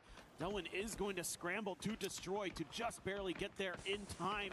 Meanwhile, Petrichor Road is trying to cross the river, and it is not going good, as you can see in your kill feed. So this fight continues. Cowboy back up and running. Team Liquid better be careful. R8 actually just managed to leapfrog, taking shots all the whole time from Shadow. They've gotten right down below the southern section for Team Liquid, so this 2-2 split starting to get pulled in too many directions. Now what do you do? Luke 12 is gone down. Cowboy's got it thinned up. Delwyn's got the nades prepped. Do they have any idea where it's coming from? Looks like he does, but it's going to go too far down the hillside. This is still very, very dangerous for Liquid. That was Nixie getting some damage in there too. Delwyn is trying to get a little bit further forward, has to use a lot of stuns, but Cowboy had repositioned. Are they going to be ready for that? Salalzi looking for anything, but every time he tries to move out of that rock, he is just getting absolutely peppered from multiple different directions. Cowboy can't retreat. There's no angle. He's just kind of stuck here. Team Liquid's trying to support. They're dropping a couple of mortars, but really the position coming up from R8 just threw off all of the timing. So it is going to be defended position coming up from Team Liquid, who now has to figure out how they get in the circle while they have to deal with VP as well as Shadow. And Cowboy has just been isolated for so long against AGAL. Finally, ALO does have the angle to approach and provide some support, and it is right in the face of Delwyn. And they absolutely needed that. Cowboy trying to go out into the blue and almost paid the price to see if he could get the knock. Barely able to get on through, but here comes the reinforcements. That's a big knock onto Delwyn, who is on the high side of the hill. Destroying a little bit more trouble. Flank position is getting complicated. Delwyn's going to go down off of that push. So Destroy has to try to see if he can hold enough time here to go for the res. You can see Delwyn's trying to get over there fast as possible, but Luke is playing right up, using the smoke on the peak of the hillside. No fear. New circle pops, and it heavily favors VP. Luke here can't quite see where his opponents are. They do have the res through, but it's going to be the instant re-knock from Luke 12. Alo smells blood and wants to finish the job. He takes down Destroy, and now Salalzi out in the blue, absolutely screwed. Okay, what do you even do? Blue Zone going to go to the tail end, and Team Liquid handles a terrible storm. Keeps all four players up and alive, but now the new hurdle is going to be getting into the circle. To the north, it's going to be Supers, who've been taking a fight with Nemesis for a very long time. That should make it easier. So said managing to get the knock and a quick flush might provide some opportunity for Team Liquid to get in the circle. Yeah, the Supers were fighting full sense up there a little bit as well. I saw in the kill feed, so it's been kind of a slog here for them. They've gotten a couple kills, but certainly not what they're going to be looking for from an edge position where they've been kind of scrapping back and forth for some time. So looks like for now they're going to peel a little bit further back, realizing that, yeah, Nemesis is in a stronger position overall in terms of numbers, in terms of what kind of terrain they're able to work with. You've got VP underneath you. This is scary. Here's the push coming up from Team Liquid. VP's just got a complete angle. You can see it down on the mini-map there, just getting demolished on approach, but they do at least manage to get a foothold over. DL just trying to get his armor a bit better in position because this is all Team Liquid has to work with over here. Geeky also trying to get in the circle just to the south of this. You can see off in the distance. That might pull Shadow as well as Twisted's attention that direction. This is looking awfully difficult for Team Liquid to go further forward. We do have a bit of a fight brewing with Vitality and for him, but let's take a little bit of a look at, oh no, right off the door. Poor Clory, nowhere to go there. Nice stuff from him. Park Pro in trouble. They're trying to make a crash onto Shadow Esports, and for now they're holding the line. A lot of aggressive rotates. You saw that Supers came down from the hillside fast, just cut through Shadow the Esports. They're on the other side now, distracted. Twisted Minds. Twisted Minds going to be now looking that direction. DK kind of brute forcing their way through, but Shadow's doing such a good job on holding the line. Akan's going to go down, get flushed. DK can't find any angle of approach onto this, and we still have Jexy just waiting with the Panzerfaust on the other side. Okay, here comes Team Liquid. They're sending it right down the hill. They need to do some serious damage into the backside of Shadow Esports. Purdy Curdy's going to stay back as an anchor, and this is exactly what's happening. Alo, a quick one and done there. It's going to be Myth taking down a player on the other side. Purdy Curdy has to throw some smokes and go for the heal. I'm not sure if that's VP who was shooting at him or what. Shadow thought that they had this on lock for so long, and Team Liquid saw an opportunity, and they exploited it. EJ on one side of it, and it's just full trap. Nowhere to go. Nice bounce around. Tries to go for the stun. EJ doesn't get too much more out of it, though. It's just looking back before him, and now it's going to be Shadow on the defense, finding what they needed, but they still have to deal with Team Liquid to the north. Well, EJ hit himself with that more than he did his opponents, and he had no idea where they went. Sungjung nowhere to go. A Panzer ready and waiting. Shadow Esports deal with their southern threat. Now to their north, a 4-man strong Team Liquid still looming, still lurking. And Luke wants to do some more damage. Stuns to try to lead the way, but not really able to make a breach. And Jexy, good angle. Crazy, man. Spots out Alo, connects. This forces Team Liquid to run right in the building. No other options. This is one of those circles that is now popped where it is just time to get kills. Cowboy, Luke, they know it. They've just got to get whatever they can get and fight the whole way. Shadow jumps right on top of him. Spots out Cowboy. Shadow. Team Liquid. Kamal's found the perfect timing there. Didn't have his gun out, did Cowboy, had util in hand. Nothing he could do in that scenario, and that is so beautifully read there. Maybe heard the pin pop on the nade and went for the push. 12 now, trying to hang on to dear life. Purdy Curdy completely pinned on the outside, but he gets the knock on to Jexy. Luke, he's got the job done. Team Liquid gets Shadow out of here. I wouldn't say job done yet. That's task done. Now Blue Zone on top of him. They still have to get into a circle that is in complete control by Gam as well as VP. They're going to have vision for days on this circle. Myth over into the northeast, also going to be dealing with Nemesis on approach. I mean, kudos to the squads that have been able to creep into here because we still have 30 alive in the circle, and it has been a bloodbath firefight. 9 teams alive, right? Speaking of bloodbaths, this is just absolutely brutal. Nemesis and Myth have absolutely wrecked each other, and Myth in another spot where they have to start going for reses. Diffex wants to finish it, and he will. Just barely able to keep from going any further in this one. Man, that is just a clutch moment. Can he get anybody back up? A couple of shots going to be coming out. Gam's a bit more focused on watching what's going on with 4 Angry Men right now. Vitality also jockeying up position very close to Twisted Minds. So it's just going to be a little bit of a piecemeal fight. Deal's still alive for the Supers, but he's been kind of distracting the other side of this 2-2 split from Twisted. Kind of wonder if Purdy and DL are aware of each other's positions there. Batu, we saw earlier, he had a bolt action in hand, and oh my god, poor Tanvu gets double headshot. HS getting involved and finding that knock at the very least. Vitality, a grenade barrage on top of them from Twisted. Vitality में last बंदा बचा है. Now for Twisted, it's just a matter of what does DL want to do? DNS में भी last बंदा बचा है. This year, they're top fragger globally, and that's a great grenade for Perfectix. Just so well done. The Twisted day that could have been bad, just constantly getting better and better by the moment. Second place, 47 points, just 3 points ahead of Team Liquid, who's just clinging to life right now. So big opportunity for Twisted. Gam still just trying to counter move alongside of. Myth को तो आज का दिन का बस है. मतलब अच्छी खासी है points. टीम लिक्विड को चाहिए. टीम लिक्विड का लास्ट बंदा बचा है. ट्विस्टेड माइंड्स भी है. ट्विस्टेड माइंड्स आराम से इस मैच में कमबैक कर सकते हैं. That's only one player so far. Spaceman dead, but still the big danger players of Shen HS. And as we've seen today, Winda can do pretty darn good in his own right. And if they can just hold the line here as 4 AM, Twisted Minds actually. एक net करना है उस पे. ये पड़ जाएगा अभी. Kurt's going to get taken down by VP, who's trying to get into the circle. So that's going to be Team Liquid now eliminated. Knock हो गया है. 4 Angry Men just continuing to get madder and madder by the second because they just cannot find a circle that they can get control over. They need every single kill down here. It's Nemesis and Supers in 13th, 14th, and 15th respectively. And when you have a Twisted Minds looming large on the circle just to the south of you, it's got to start being terrifying. Gam's had to retreat just pretty much on top of each other.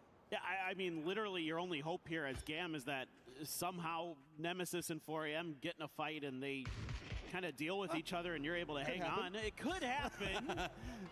Right now, nowhere for Nemesis to go except for right into 4 Angry Men, so you called it the Prophet. Paper Yeah. just, I mean, I'm more hoping from Gam's perspective. I'm like, please get 4 AM off of us. Oh, no, while this is going on, VP is taking control of the northern section of the circle. They're right along the road line. You can see them coming in on the mini-map down there. That means that half the circle they're going to have on. No, go gaya 4 AM going to be fighting for the other half of it. That's going to be brutal to deal with. 4 Angry Men, just nothing to be found here as DL is going to get the knock on to Beamy at least. That's a interesting situation going on over there as Nemesis going to continue raining down cars, nades, and whatever they can throw right down on top of anybody hiding out from 4 Angry Men. These are huge salvage points from DL. but Batulins will finish off Oh, Nemesis अच्छा निकाला बे. some damage to 4am. Perfectix Finish भी कर दिया और दूसरे एक बंदे को knock भी दिया. That is an awfully scary combo for a player of his caliber to have. Long F trying to put some damage down. Shen weak but not out just yet.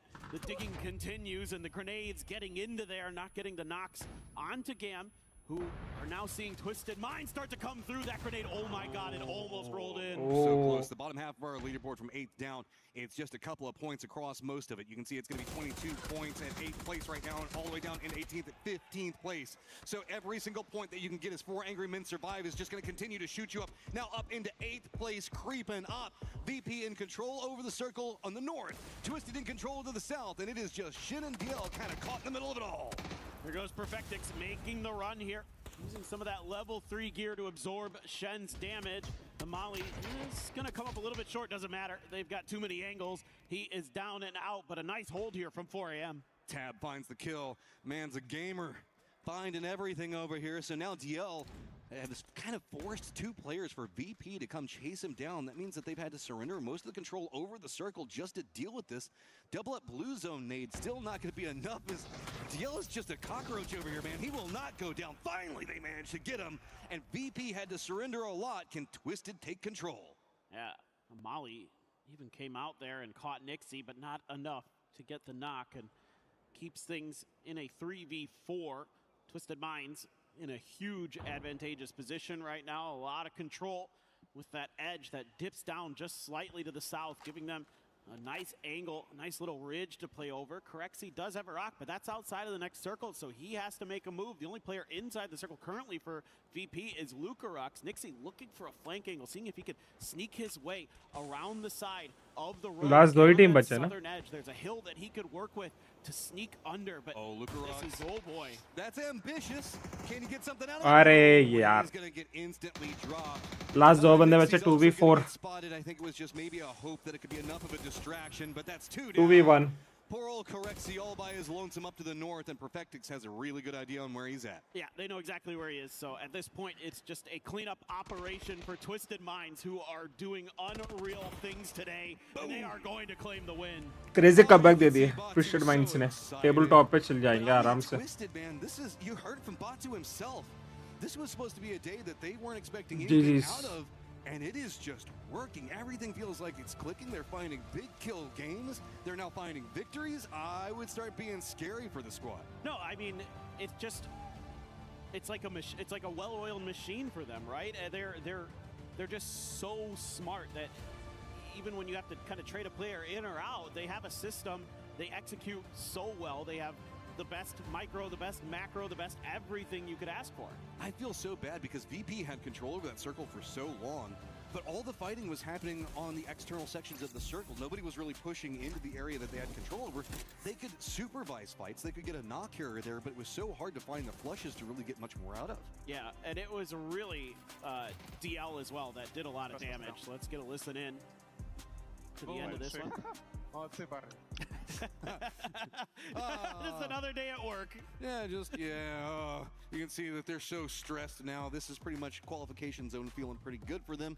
There's still another day of play, but stretching into that, they've already got the momentum out of it. You know that there was stress. You know, you heard it from Batu in that interview.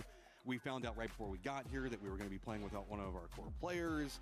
The expectations were just shattered, and so if anything, this is like finding $2,000 underneath of your bed while you're cleaning or something, and you're just like, this is the best day ever. I didn't even know that this $2,000 existed. I didn't think the Tooth Fairy was real. I didn't think it was real. Well, go ahead and get ourselves set up for this next game because there is still so much to play for.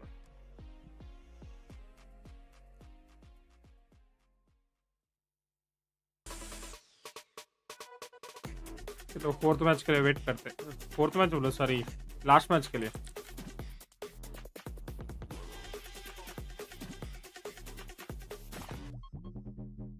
अभी और last match है, बस हो जाएगा.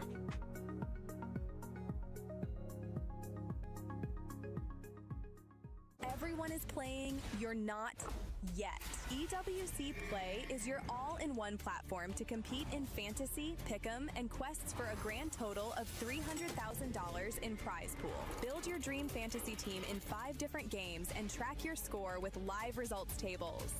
Predict the winner of every game, every group stage, and every tournament. Complete daily and weekly challenges to earn boosters that help you climb the global leaderboard. Got what it takes? Join EWC Play now.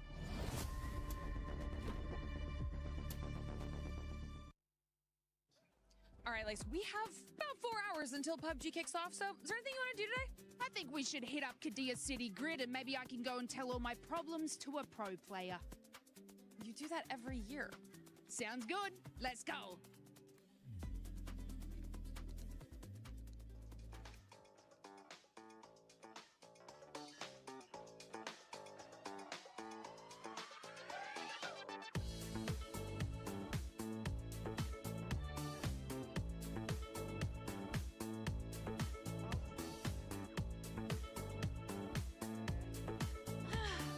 That was really fun.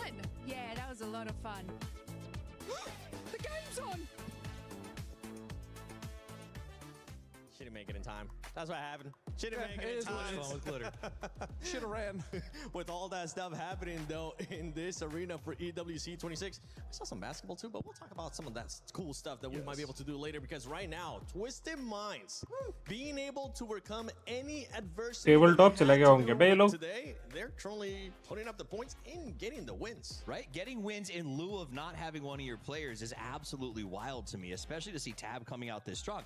It makes you wonder, if Lou shows up, do they just leave Tab in? Because they are playing incredible. Like, this is a team with a sub, man. Yeah, I mean, obviously you still want Lou, right? But the fact that Tab comes in, right? He hasn't played in a long time, especially at this level, right? I mean, we know he was good. He is a good player. Just coming in and filling and just still dominating, and that's a Twisted Mind things. But that also goes to show you how strong that core 3 of Twisted really is. It kind of gives you a backup, too. Now you actually have a solid backup, somebody that was your coach. If anything happens throughout this tournament, you'll be like, you know what, let's put him in. One team that was actually able to bounce back in this last match for Angry Men, we saw them being able to start off hot and then they slow down coming into this last match. When we were looking at the overall, they were in 13th place, but now with this top finish, I'm actually excited to see where they end up in the overall when we get a chance to look at that. But for this squad, this is what they need.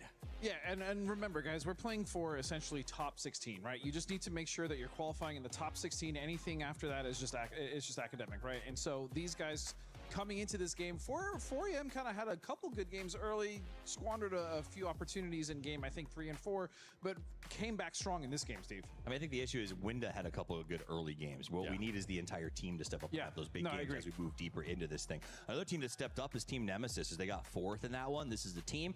I think somebody jokingly called him Navi.5. I don't know who would do that. But they are a team that, like, I was like, oh, maybe they'll fire up more tomorrow when they look across the aisle. But here they are setting a standard.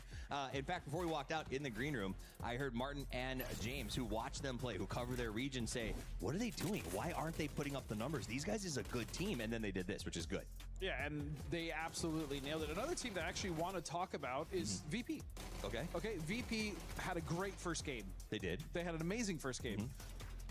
Game 2, Game 3, Game 4, not so much.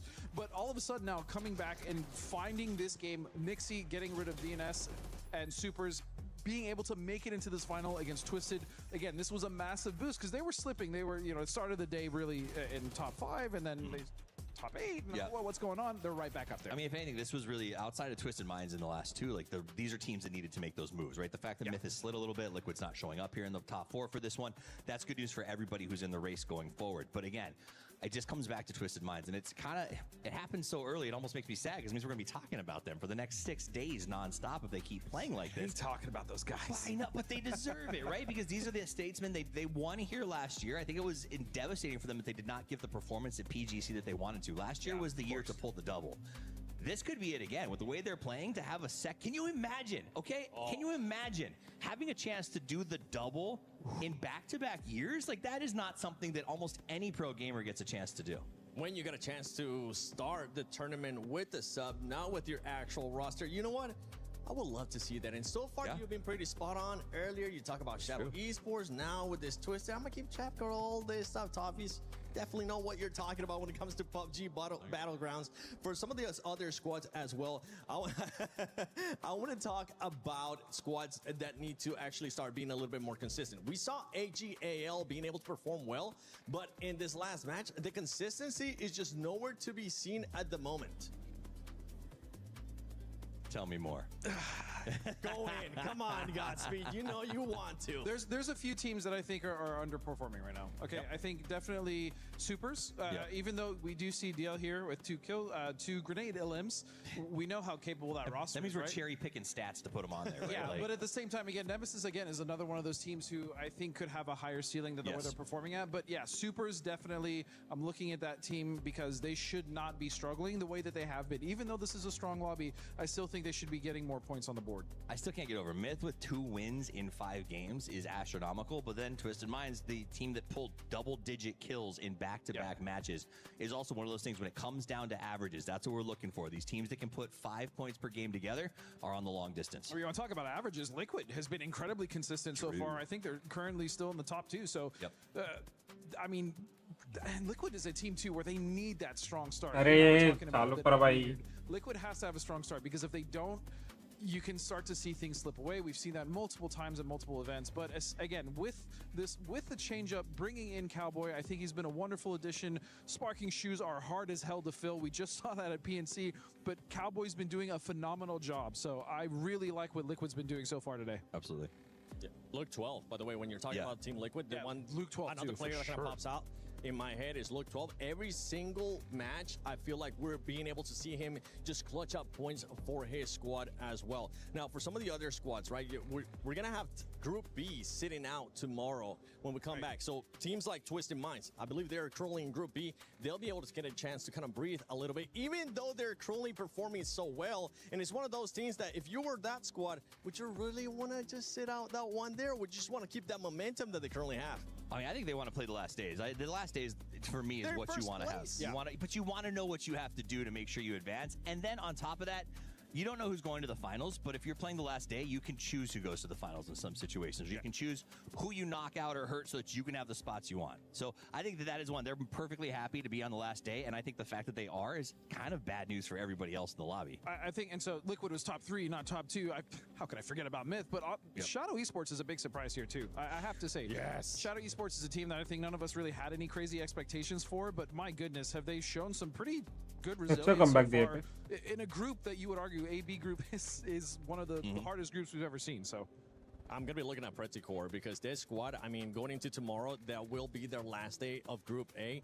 They will have to do something here. So going into this last match, what are we expecting out of this squad? That kind of have to make sure something happens at the end of the day, Godspeed. Look, Petrichor in the last game was in a very rough position on the east side of that circle, and they didn't really have a lot of great options. That being said, of the options they had, they still chose they still somehow chose the worst of those options. So, and look, Petrichor is a team that this year has actually been much more consistent than we saw them last year, right? Especially when we switched the meta up. So them, 4EM as well. I think the Chinese region in general has been strong this year, but we're not seeing that right now. I just think Petrichor's successes have been too dependent on we need that shift to come to us. And that's, I think, where they set themselves up. And I think that can work really well for one event, but is that going to work for the rest of your life? You know what I mean? So this is a set goals for the future situation. Another team that I wish was doing significantly better is Geekay. Like, this is a roster made up of consummate professionals, right? This is like Korea's version of Liquid, just a bunch of old guys who've been playing forever and know the game,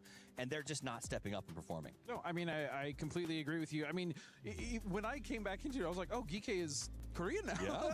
That's pretty interesting. And I looked at the roster and I was like, oh, those are really good players. But again, the performance is just not there. And I don't know what it is. I don't know if it's because we're switching up the way the maps are working now, which, by the way, I actually like. We used to do the, double Erangel, double Miramar. We'll throw a Tego somewhere in the middle, then a Rondo. But it's actually been really great to see the switch up because it also gives the players kind of a fresh look instead of, hey, we're going right into another Miramar. We already know we're dropping it at Pecado. Like, it's the same set thing that you're dealing with. So I like the change of pace in that.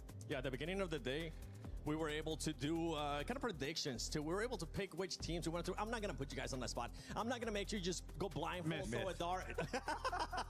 Now you guys really want to do it, huh? For everybody currently watching at home, you can actually select who you think is gonna be winning this next match. Make sure you go to the EWC website or the app and put in your predictions. Just pick them. Let's see what you got. Maybe they pick Myth. Maybe they end up picking Shadow Esports, which honestly we said no expectations, but after what Toffee's told me, I had high expectations for them, and they're currently delivering for me. But the game is ready, and I'm ready to see if my prediction is going to end up coming true. So let's send it over to Paper Thin and Matt Ram. Thank you so much, guys, as we are on the last game of the day, and it should be an amazing game to watch. Remember, we do not have a last chance qualifier on this. It is just your overall amount of points between all three groups. The top 16 go on, so this match is going to be a pace-setting match moving in, as these guys are still going to have a 1 day of play each afterwards. Yeah, exactly. So if you include this game, 7 more games to go for everybody. You're really looking to, have a good finish to the day. Set yourself up for your second day very nicely. Make yourself a little bit more comfortable to at least get into that grand finals. As we get a look at the plane path, not the most, fair plane path, we'll say. I was talking to Colaris and Avenger earlier, and they were talking about this new modified drop for Twisted Minds, where they're making a commitment into Novo. So shout out to them whenever we look at a plane path like this, how beneficial it could be to make a jump into that spot early. They're going to have inside tracks to a lot of different ways to go. So a squad that's been on a big come up, just continually building more and more momentum, even finding a plane path into an open drop is going to feel great. Yeah, for sure. I think this is like kind of an interesting new wrinkle for Twisted Minds, and they're just doing fine with it. It shouldn't surprise anybody. I think they could literally play from any spot on the map. They'll give them, level 2 gear, in terms of the armor and helmets consistently, and they're probably going to do A-okay, and that's not too bad at all for them from their perspective. R8 going to be in a nice spot there in Pachinki. VP very happy about their fairy pair position for sure. Chewy is taking a couple of shots at supers, but this is just a dust up over vehicles on drop. It's a continued measure, right? Most people want to just play for points of interest, specifically to keep control over vehicles. I would think that Chewy is just being a little bit spicy over there to see if maybe he can get a free kill out of it, but it should be supers being able to retreat to Rise just fine. Pretty much do center up circle should be A-okay for everybody. Coming into this, there's going to be a lot of open territory, specifically over the west, because right along over there, it's going to be field. So I wouldn't be surprised if most of our teams just continue in a more centered meta, as that is going to be where we see Potato Mountain kind of being the focal point. Yeah, with kind of the chaotic nature of the circles now, you have to be kind of aggressive towards the center because every time the circle shrinks, it's going to have to keep some amount of that center in there, so you're at least hedging your bets a little bit as time goes on in some ways. But you know what's great about Twisted coming down to Novo? We actually get to see Novo more now. Usually the teams that get drops, no offense, aren't going to be the teams that are getting round wins, so we don't get to see them go down in Novo right off the get-go. So a little bit of a modification could be pretty interesting. VP also has a very long stretch that they're doing over here kind of from the center out. The squads that I'm looking at going into this last game, VP and AGAL, I think, are going to be wanting more out of this. When VP is having a good day, I'm not arguing that. 4th place. Sure. It's more just, I think that VP was wanting to be closer to that 60-point line than the 30-point line. Yeah. AGAL, how do you not just walk a direction and start killing people in 5 points? I agree. I mean, I think it's always kind of this weird thing with AGAL where they'll have some tournaments and they look like they're unbeatable, and then the next event, it looks a little scrappy. It doesn't quite all click. Himas is dying early here and there for some reason, and just not really able to get everything figured out. There's a lot of teams on this leaderboard that I really have high hopes for, and they're kind of in the middle of the pack. I was talking to one of the players, and they said AGAL is the squad that tries to be so smart when they don't need to be. and I feel like that summarizes them so well. Like they'll make the play for the right position and do all this other stuff, but sometimes I want to guess the player. I'm not going to reveal it. It's mildly toxic, and I'm not going to reveal mildly toxic conversations. Let that one go. Knowing the fact that it's mildly toxic, you can already have an idea. I'm pretty sure I know. All right, over towards the Supers, who we absolutely, I think, need to be kind of keeping our eye on this game because they really need to bounce back from a kind of rough day. 20 points in 5 games just isn't going to cut it in terms of what you would expect out of a team with kind of their history and caliber. Vitality as well in a good-ish spot, but only 6 points ahead. So from, where the Supers are at in 13th to where Vitality's at in 7th is only 6 points. But look at the cut line. Where we see Vitality at 26 points right now, it's only 7 points down to Nemesis, and that's in 15th place. The bottom half, if you falter right now, it's just going to hurt, and they all know it. They all know that they need just a kill here or there. That means that they could be putting themselves in more vulnerable points, and then instead finding themselves dead instead of finding those 1 or 2 points that they want. Well, you're already looking at this leaderboard, and everybody is starting to sweat. Oh, Teddy, not good, but Guman needs this. The Supers, one of the things about the Supers this year when I was kind of looking through some of their results was that they don't get a lot of their points from kills. They're one of the few teams that's kind of like consistently doing okay-ish or has had some good results that a lot of their points come from placements. That's all fine and good, like 2 years ago meta. Exactly. Whenever you got squads that be popping off and getting kills like what we were seeing, like 10, 12 kills a game for some of these teams, just getting like second place and 3 or 4 kills is only netting you 9, so the squad that's in third place is technically out point matching you every single round. Placement's just not enough anymore. You got to drop bombs, man. You got to be averaging almost, more than 3 kills a game to be one of those teams that we're talking about as winning PGSs and things like that. You remember the fact that we used to talk about like a good points per game like 3 or 4 years ago was like 5 points per game. As long as you can hold an average of 5 points per game. Look at Twisted right now. We played 5 games. They're at 61 points. Yep. That is 10 points per game. Guys, आप लोग एक बार like and subscribe करो. अंदर like and sub join people. It's just so hard. And yeah, we're still in qualification stage, so sure. Okay, yeah, 5 points per game puts you right around 8th place, but that doesn't feel good these days. If it's a normal finals, I'm saying like that's the pace that I look at for the winning team, right? Like if it's just like our normal, you play X amount of games. If you're averaging 10, 11 points per game, then I'm looking 40 likes करो guys short stream पे and long stream पे 30 likes कर दो. As long as there isn't another team that's matching that. And look, I love me an underdog story. Shadow, keep on keeping on, man. Like you're finding stuff, and yeah, okay, it's not just finding a position in the circle. They're taking firefights here or there. They're not the cleanest ones, but they are learning fast. And I love watching underdog squads that learn fast and manage to like really fix their mistakes game into game and just keep taking the curve up on their play real fast. And I mean, again, I think it's just always a matter of time. As long as a region continues to take things seriously and shows that they're willing to improve and has the the right players in the right place at the right time and the right coaches and everything, it will eventually happen that they will do some things. And today has been pretty good. I'm a simple man. I just like bicycles, dude. There's something about it. It's just the sound. I know, but I really want to like get the card on a laundry bin. Yeah, okay, I got you. Get it going back behind. Okay, that's right. Let's look at our center circle right now as pretty guys much do double tap and like the centered stream. around that position where Long our stream वाला like करो, AGL short stream are वाला gonna double be tap playing करो. from. AGL is running a 2-2 split closer to Death Road, but on the western side. And do of Death subscribe, Road, guys. Need Petrichor more running a 2-2 9 where they've got subscribers. themselves essentially potato mountain up on top, going down into those compounds that lead out Pachinki into the apartments school area. Other strong positions, Super have taken over Pachinki itself, but a lot of our teams are on that kind of southeastern area leading into farm and whatnot and the coastlines that provides, just because that is the safer area. There's way more terrain to be played to the south and to the east than there is to the west. Yep. And Team Liquid is very late from the north. It has Vitality up ahead. So these two teams, we already saw it on the very first Erangel, had a little bit of a dust up in this part of the map, but this time around, it's actually Liquid on the other side of the river, trailing well behind Vitality, who is just going to drive around the Everest Mountain and move along the freeway in a pretty hard shift over to the west. The Supers love to see them consolidate on the southwest side of Pachinki if possible. Got the map up. You can see where Caprice has already gone for the Pachinki hillside.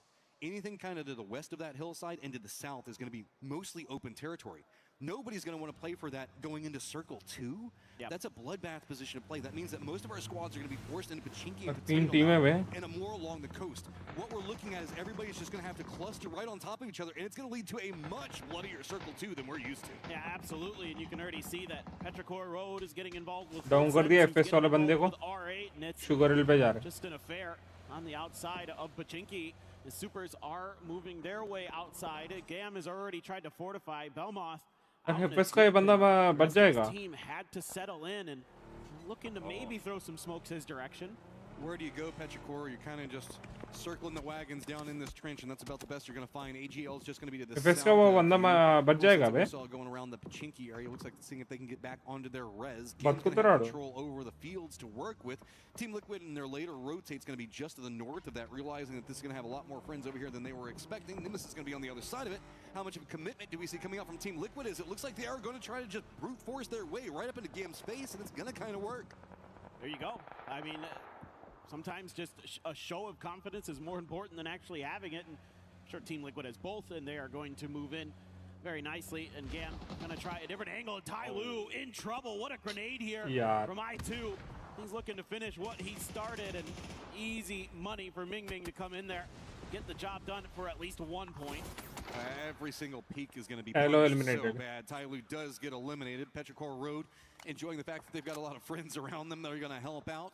Rap's going to be continuing in, as it looks like 4 Angry Men going to be touching the circle. Team Liquid not too confident in the position where they just pushed Gam away, is going to stretch more along the north, leading into Pachinki in that little mini ridge line that they're going to have. So Gam's going to have close range friends that have been supers that have taken control over the compound just to the north of Pachinki hillside that can be quite strong if the circle goes. Like what the supers did here. This is exactly what I wanted to see from them in the position they were at. Take a little bit of control there outside of the field, get close to the side of that mountain, set yourself up for a potentially really strong late game if the circles get a little bit favorable for you. And even if they don't, you should be able to find some ways to get some kills here and there. You would think Nemesis just going to turtle on up. This is way on that western edge, just to the edge of the field, and where there's a hill just on the outside of them with 4 AM looping around the back. Sorry, you said the way you said where there's a hill, it made me think there's a way. Where there's a hill, there's a way. That's the secret to rotating in PUBG. Where there's a hill, there's a way. All right, Twisted Minds updated guys that are on the top of the leaderboard right now. They're in kind of not a great spot, not a bad spot, but they're kind of playing over into the east. You can see the examples at least got foothold. It was going to be Shadow that was taking a couple of shots. Myth very stretched out in front of them, and this is what I was afraid of, that the circle was going to abandon this spot, and now they're dealing with a very gate-kept circle as Jacob's going to regroup. Shadow's going to kind of funnel them like the way that they wanted to, so it's going to be Twisted of all squads with probably the worst rotate. Yeah, this is one of those circles that's, you know, feeling like it might end up in those fields, and it's kind of where everybody has to sort of hang out around the outside of it for the most part and try to just hold the line.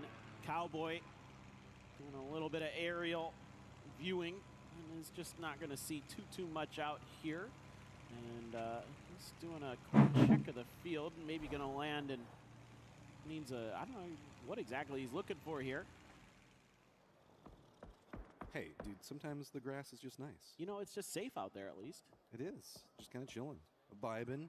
Everybody else is so busy chasing the circles, you know, involved in the rat race. Sometimes you just got to stop, live your best life, really just go smell the roses, touch the grass, you know. I was literally looking. I'm like, is there somebody body that's on the ground? He's looking to go for the blue chip. No, that's not it. Well, whatever. Shadow Esports in a bit of a crossfire there. Virtus Pro hitting into Setsuna. Setsuna, 34 HP, trying to go for some heals. Just barely bypass. Remember how we talked about Twisted over here? This is going to be kind of what they're going to have to deal with in a second. With, I mean, I guess Shadow at least getting inside track on position first, but where do you even go? They're kind of stuck on the fields right now. If they wrap more to the south, they're going to put themselves in Vitality's crossfire. VP is going to have control over everything to the east. It looks like Twisted is going to go for an emergency pickup that has been called, so that's going to get instantly picked up. Curious to see where they're going to go, as you'll probably see the helicopter path right now, pretty close to VP. There's a lot of mortars, I think, going after 4 Angry Men.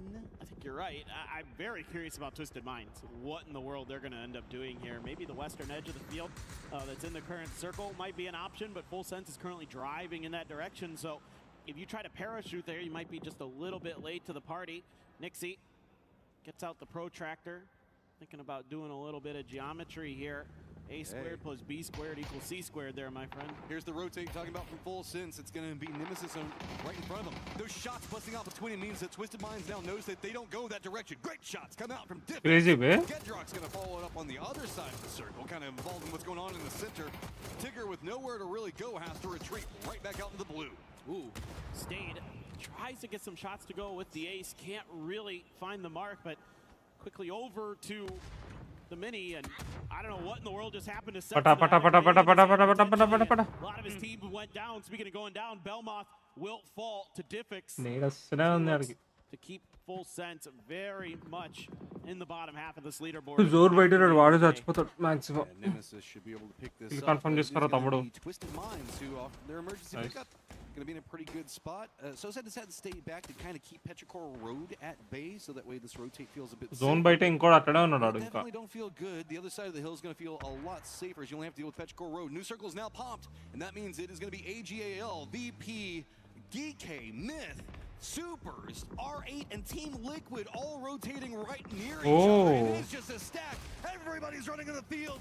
Find you a dip and fight. And there's some runovers happening here. Himas trying to crush VP underneath his tires, looking for more. Salalzi very, very weak, has more coming in. Right next to Himas, he's gonna go down. Nixie almost falling to that grenade that fell into his hole. Salalzi holding on for dear life. Everybody external from this has no idea what they're shooting at. They're just shooting into every dip that has a firefight in it. VP gets eliminated, so that does mean AJL stays alive. It is going to be closely followed as a ton of utility rains down upon them. We ain't done yet as we still have another rotate, and that's going to be Myth passing just to the south. Well, you're still looking at a couple teams that are outside of the circle that need to make their way in. The Supers on the north, Team Liquid up there as well. Myth over to the east. Park Pro is going to fall here. Baron getting the job done there will find the point. Purdy Curdy now wants that spot. He sees Team the Liquid. damage that they're taking. Is he going to go for the kill? Is he going to go for the circle? Looks like he's going to wrap back behind. Has faith on just trying to scout out for the rest of the squad. They just send it right up into his face. Oh. That is going to be a solid defense for now. Good knock. Finally having one falter. Akan the last one up. But the cost for Team Liquid has been high. They might just be able to hold on. Those grenades not going to get there from Akan. The follow-up, though, he knows it. Oh, it's so close to wiping Liquid out. It's just more cover potentially, though, the longer these nades continue to crash down upon him. But too many Liquid's going to go down. New contenders on approach. Supers running down the hillside. Myth on the other side. Nakan just in the middle of it all. Oh, Heaven taken out by the combined arms of 4AM, who have themselves 4 nice little dips that they have found inside of the fields, right in the center of the circle. DL still kicking there. A couple members of the Supers with him, or just one other member of the Supers with him this time around.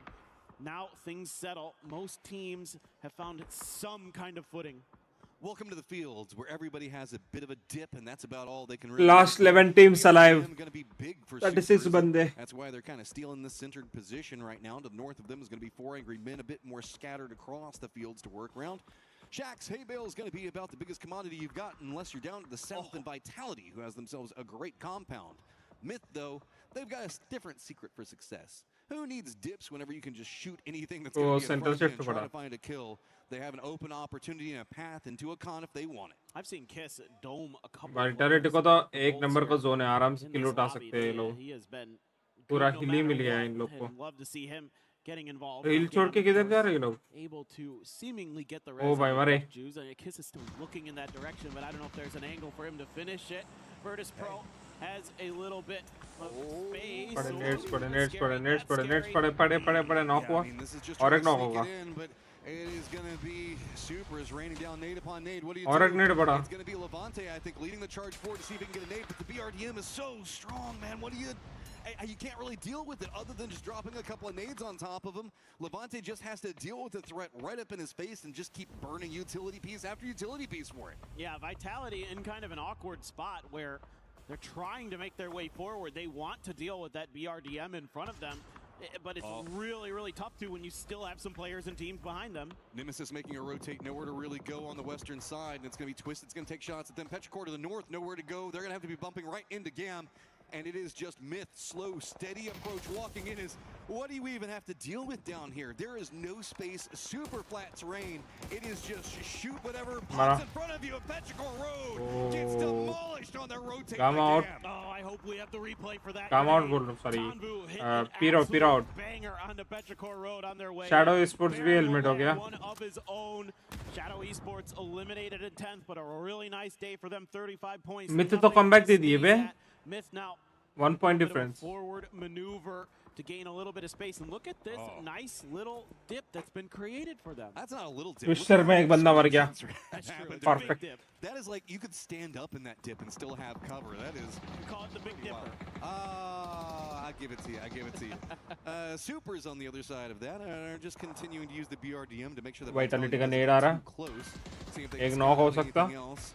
Over the west, and Nemesis is just trying to creep their way and get into the circle. Twisted's just going to make their life hellacious moment by moment as it goes. As most of our teams are playing over into the east, it's just GAM up to the north, R8 kind of the northwest, and this is what I was afraid of. Ooh. इधर डाले वे उधर कोई भी नहीं था. Absolutely nothing. Nobody's in those अच्छा dips बना रहे हैं. The Supers BRDM, by the way, is about to die. It is on its last legs. They could have just dropped the mortar into a point that they knew had a couple of cover points to play from, so that way they could get there. I wouldn't be surprised. Oh, knock हुआ. Looks like it came out from दो बंदे knock है. Now Myth, where last do बंदा है. you go? You've got a couple of different opportunities in front of you, and it looks like it is going to be the backstab onto Vitality. Well, Vitality has been trying to deal with the Supers BRDM for a very long time, and I think they finally did. But crazy bे. Again with the grenades, doing it. Myth किस तो crazy किला बे. Solo 6 finishes निकाला है. Overall for Myth, and it feels like there's अरे चिचा क्या ही खेल रहे हैं भाई ये. So that's going to be Supers in there, burnt up BRDM, pretty much in the center of it. But guess what? To the west of that. अरे dominate कर रहे हैं भाई Myth वाले तो crazy है. GG's. Welcome to the fields, and how does the grass grow? With blood. Yeah, no doubt. And realizing that they have the Supers pretty well dead to rights here. There you go. It is going to be DL. Oh, nice one bay. Myth वाले. दो teams को eliminate कर दिया. बाहर कर दिया दो teams को. First place in the lobby. Crazy bay. 66 points, 4 ahead of Twisted Minds. Nemesis has Twisted Minds right in front of them, looking on this western edge, and gonna have to play a little leapfrog there. A couple grenades still in the bag for Diffix. Don't know how much exactly everybody has. Melman has absolutely nothing. He has a Panzer, an AUG, and a Dream. Well, I mean, Nemesis has been 7 teams से on the बचे. Western Front for so long. Zone भी close ही ना होगा अब. Around them that kept trying to backstab. So 1 I don't blame 0 anybody coming into the circle without any smokes or anything else like that. GAM had kind of Closer had a up. compound that they were playing from, and Petrichor road fight a second ago. So perhaps they have something to deal with. GK पे एक बंदा बचा है. An entrenched 4 angry men. Nemesis 3 बंदे. R8 3 बंदे. Twister Minds 3 बंदे. GAM can kind of deal with GAM और वो Myth का ही ज़्यादा है. Maybe get pretty far in this game. They should have a lot of utility scooping it up off of the Petrichor Road dead bodies. They should be sitting pretty well looking into this late game. You know, armor and helmet should be pretty okay. Yeah, Duck Juice did take a headshot. Myth has taken full control of the center of the circle. Look at this. This is the one little bit of a rise inside of this field, right? Over to the west, there's a bit of another one. But this means that Myth gets kind of high ground, a little bit of a fortification in that, I guess, the Big Dipper that they've managed to find for themselves. And it's everybody else just kind of scavenging for something. Twisted Minds good on their defense. Nemesis has no path in. There's still the tree fortifications that GAM is playing. Not like them people. I mean, R8 still kind of stuck over here as well, and you just have to brute force your way through. It's all just going to be on aim.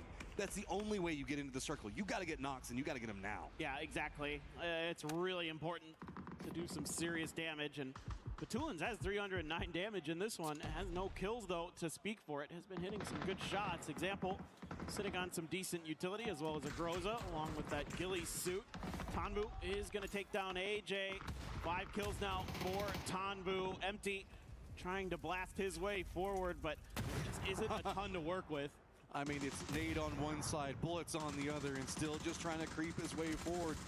He's finding some way to do it. He's inside the circle, but other player for R8 does go down. Duck Juice is going to be the one that finds it. Nemesis is trapped over here due to Twisted, so poor old Empty is just stuck with friends all around him. I just noticed that Akan was still alive. I just saw that on the screen, but he's going to go down. Nemesis on the edge of the blue. Diffix Melman in trouble. Oh, Diffix barely sidesteps that grenade. Stays alive. बहुत low पे बच गया भाई. Is on the hunt. They wiped out R8. Look at this circle. Pops down to the south. Twisted's got control of the northwest. It's Myth's got control of the edge पे northeast. And Baron is now kind of left the circle, left the safety of the rest of the players with Myth. And he's trying to wrap around back behind 4 Angry Men. So that means that 4 Angry Men, GAM, and Nemesis all only have really one angle of approach, and it's all on top of each other. Yeah, GAM now has to ping pong the other way. They've wiped out a couple different teams. Nemesis gone, R8 gone. Twisted Minds has held the line, but they have no kills to speak for it, although they're doing just fine, of course, because it's just the group stage, and they aren't too fussed about it. But Gam is having a hell of a game, 12 kills. Well, I thought Gam's problem was the fact that they didn't have very many vehicles left, but they've managed to keep one. With the C4, how are they going to wrap? The timing means that they're going to have to run this one pretty quick. They know where multiple players for Twisted are going to be at. How is this time? Oh, गिरा दिया. Oh, oh, भाई.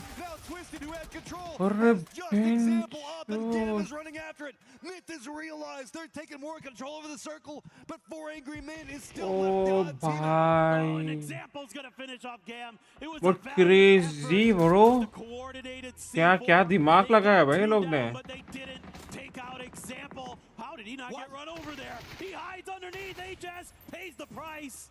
Oh, the bouncing car in front of him. Example going full beast mode right now. He's the last one up, but he is not done yet. Nade finally takes him down.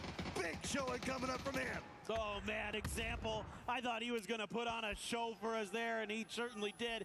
But it could have gone a little bit longer. Winda trying to hold on for dear life, but he is getting absolutely smothered with utility.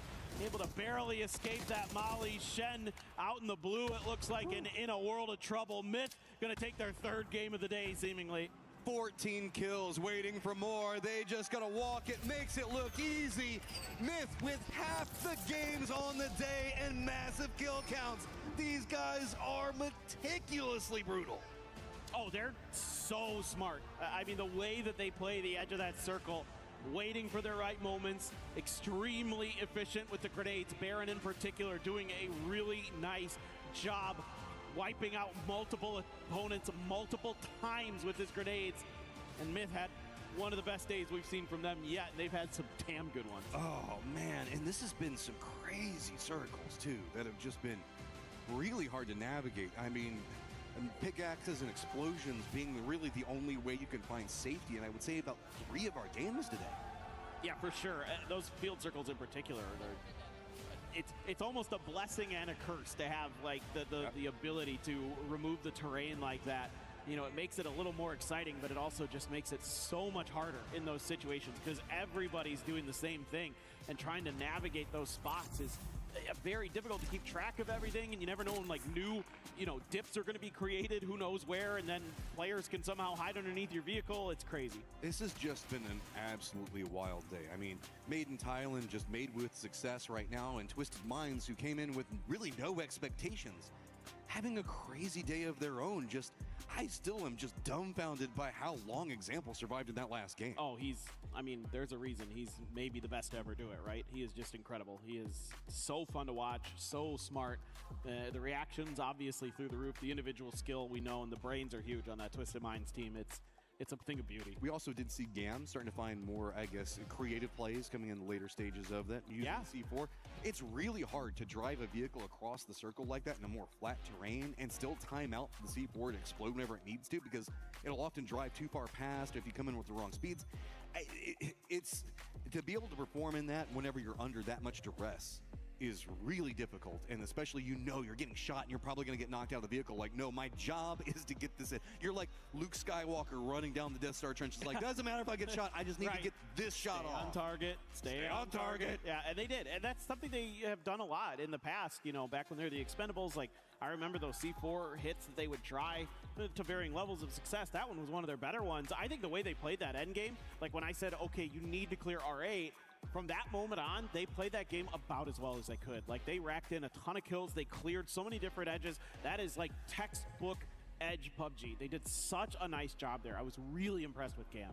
Oh, VP, man, it's like they're playing good in a day where everybody else is just finding miracles. Yeah. And I feel bad about that, because it's not like they're like struggling. They just can't find what they want. But we've got ourselves an interview with the man, the myth, the legend himself, Kiss. The Myth. I like that one. That was good. I've got Kiss here from Myth. Kiss, let's have a quick chat, okay, before I let you go. Talk to us about today. 3 wins, an extremely strong day. Talk about those final moments of map 4, if you could, okay? Rondo, you guys faced off against AGAL at the very end of that map. It was a really strong show out. You had 1 player down as well, and you managed to win. Talk about the approach of how you guys managed to overcome AGAL to win that map? ก็ก่อนอื่นเลยนะฮะแสดงความยินดีด้วยนะฮะวันนี้3ไก่นิ่มๆนะฮะมองย้อนกลับไปที่เกม4กันหน่อยดีกว่าฮะรอนโดครับตอนที่เราต้องปะทะกับ AGAL ตอนนั้นเราเสียไปแล้ว1ผู้เล่นตอนนั้นมีอะไรเข้ามาในหัวบ้างฮะถึงแบบว่าเล่นออกมาได้สไตล์ขนาดนั้นได้เรียกว่าเป็นมีกำลังใจแล้วกันครับเพราะว่าเราปลดล็อกไก่ตั้งแต่เกมแรกแล้วเราก็รู้สึกว่าทุกคนนะมีความแบบว่าปลดล็อกในตัวเองครับและทำให้ทุกคนเล่นได้ดีขึ้นในทุกๆเกมมีกำลังใจในการเล่นมากขึ้นเพราะว่าเราปลดล็อกไก่แล้วไม่มีความกดดันแล้วครับ Yeah, because it's like we already like got the first chicken already, so we have no pressure at all. We just gonna play aggressively and like giving them everything we got. I like that. Now, Jacob has joined your team this year. Joined in as the IGL. He's obviously been incredibly impressive. Talk to us about his style as an IGL and how he's able to lead you guys to so much success. มาที่เจคอบกันบ้างนะฮะเพิ่งเข้ามาเลยปีนี้มาเป็น IGL รู้สึกยังไงบ้างฮะกับการเล่นของเขาแล้วก็การสั่งแผนของเขาฮะก็รู้สึกดีมากครับที่มีเขาเข้ามาในทีมแล้วก็รู้สึกว่าทีมเล่นกันเข้ากันได้ดีมากครับแล้วก็เรียกว่าเขาเป็นผู้เล่นที่เติมเต็มให้ทีมเลยแล้วกันครับใช่ Yeah, because like to be honest, we were very happy and excited to have him in our team, and he became our IGL. I think he's like one of the X factor of MITH. Oh, the X Factor. Let's go. Kiss, thank you so much for joining us in this awesome interview. Congratulations on such a very strong day one in groups. Obviously, we've got more action to come your way. But you know what? Myth are absolutely popping off right now, and that's undeniable. But don't go anywhere, because we've got another interview lined up across the stage. It is, of course, Kalaris. That's right. Thank you very much, Barney. Thank you very much, Kiss. Of course, I've got Nixie here with me from Virtus Pro. A little bit of a shift of gears here. Not been the easiest day for Virtus Pro here, Nixie, to get things rolling. Talk to me about the day and how it's been so far. I mean, we started off strong with 13 points on Erangel. Then it kind of fell off because we're just trying to get used to like the server because it's a little bit different experience, I would say. So yeah, we're just trying to get used to the server and like I don't know, kind of keep the pace up from the first game, but. Yeah, we just died in rotation every game almost, so yeah. Maybe a bit of a bounce back in the next days. Yeah, we'll see. We'll see. Of course, you did find your footing a little bit more on Tego. Can you talk to me about that and how it was going down? It was going to be difficult, I suppose, to deal with where Twisted Minds was compared to your position, of course, but before that and everything that was going on. I mean, we got a really good zone first to sixth. We kind of like caught 6 zones, and then we had to play out of the compound. I would say we played good. We had good information on the teams around us, and we kind of lost Beamy for no reason to DNS guy, I think. And then it was 3-4 endgame against Twisted. I would say it was possible to win, but yeah, we didn't win. So it was possible, definitely though. So yeah, second place. All right, coming into your next day of groups then, are there any teams on the other side that you're going to have to go up against that you might be concerned about? Maybe they're kind of dropping near you. Obviously, you said on Tego with DNS, you were actually able to catch 1 or 2 of them in the previous one, and then, as you say, had a little bit of a loss here and there. So what about the teams that you're going to be coming up against next? I mean, not really. We're not getting contested on any of the maps, I hope. So far, we're not getting contested. So, yeah, I would say, no, not really. Like, we are just going to go tomorrow with the same confidence, the same everything, and we'll see. We're going to qualify. All right, well, thank you very much for joining me, Nixie, here. Good luck for your next day. And that is us done and dusted here for the interviews. Let's wrap things up and get our first day all done.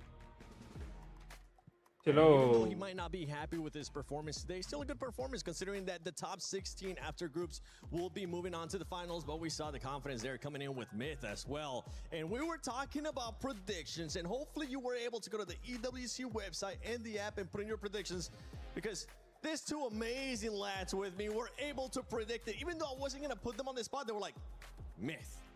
You guys were right.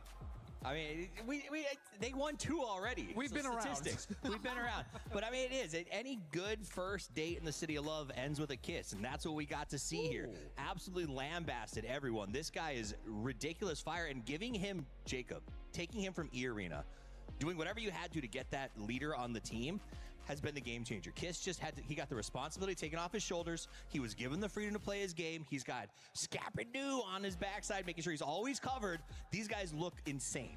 And honestly, I feel like when E-Arena was at their best, it was with Jacob, right? And now that he has moved to Myth and he has the firepower plays like the French Kiss himself, right? It's perfect. It's absolutely perfect. And I think that's why Myth have not only dominated today, but dominated so far this year. How many kiss jokes can we fit into a broadcast? Probably a lot. All of them. It's a well, tongue just twister. wait until tomorrow, the beginning. We'll see how many we can Just until tomorrow. That's it. But for the squad, it wasn't just Kiss. It wasn't some of the other players. Baron was able to actually perform really well in this last match, being able to put up those kills. And talking about teams that were able to perform well when nobody, by the way, we did expect Myth to do well. One team that we weren't expecting to do that well was Twisted.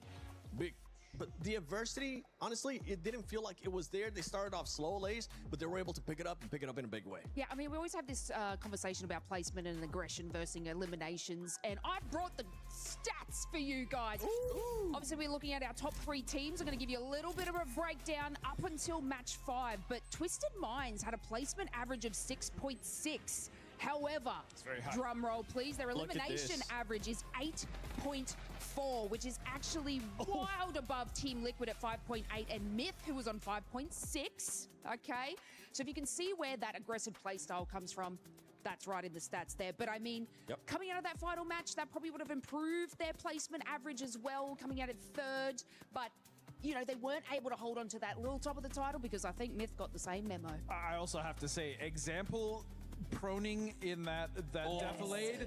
On the second car, I was talking to James about it, and I said, do you think he did it on purpose? He said, no, surely he drop shotted. But still, in all my years of watching, playing, whatever this game, that was one of the sickest things I've seen. That was so cool. Play of the day. I feel like for me, that one has to be play of the day. We'll get a chance to maybe replay it tomorrow at the start of the show. But this is what the overall is looking like after 6 matches. It was Group A versus Group B today. Myth, with the consistency, with the amazing gameplay that we saw out of them, no surprise that they're currently in 1st place after those 3 wins. And also Gammy Esports. This is a team Godspeed that I feel like today they started off strong and then they weren't too flashy, but they're currently finishing in 3rd place. Yeah, I mean, this is obviously a very strong roster. We've been aware of Tonfu, Duck Juice, Clories. I mean, Honga, these guys have been around forever, but what they were able to do today on the comeback, bringing it, especially in that last game, I think was very important because, I mean, we talked about Shadow Esports, right? And they're good, and we think they're doing great, but I think 35 points is not enough, even though they're in 5th place now. You talked about it, 17, dealing with them in the hot drops. That's going to be a freaking nightmare. Do you remember last time we saw 17? Every time they hot drop, they just demoralize the other team. I mean, I firmly believe part of this game in the early is loot efficiency. The idea of knowing your drop spot, getting it quickly, and getting out fast.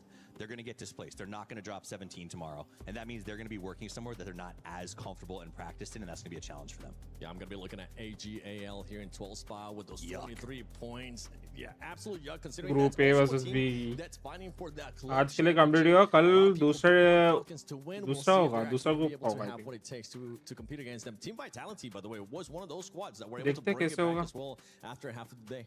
Yeah, I mean, to see them bounce back. They're a solid roster made up of some really good players, so you know that 1 or 2 bad games is never going to hold them down. I'm frustrated seeing the defending world champions, though, in 14th place, Lace. Yeah. We saw that, we made the jokes, but this is surprising. This is really surprising and a little bit hurtful because, yeah, we talk about this roster and this is something that they should be able to capitalize on, but it seems like a lot of zones did not go their way, a lot of play styles did not go their way, and it's really reflecting on that leaderboard now. But, you know, they do have the tenacity. A lot of these teams obviously do know how to bring it back. And we talk about the mentality of these teams as well. You know, sometimes when you get into the bottom of these leaderboards, it can be difficult to get yourself out of that mindset. But look, 100% believe that they can, and just not going to be today. I think the biggest issue for some of the teams that are coming into it is just Group C, right? I mean, just looking at a few of those teams right now, you got Falcons. Baigan, क्या Raven बोल रहे Baigan?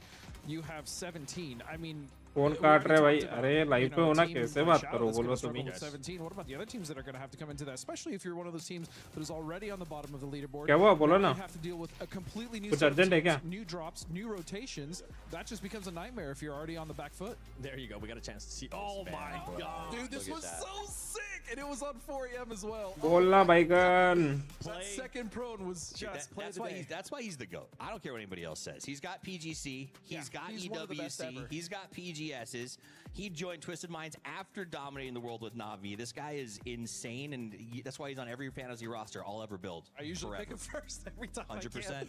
You were saying he was hot? Just drop shot?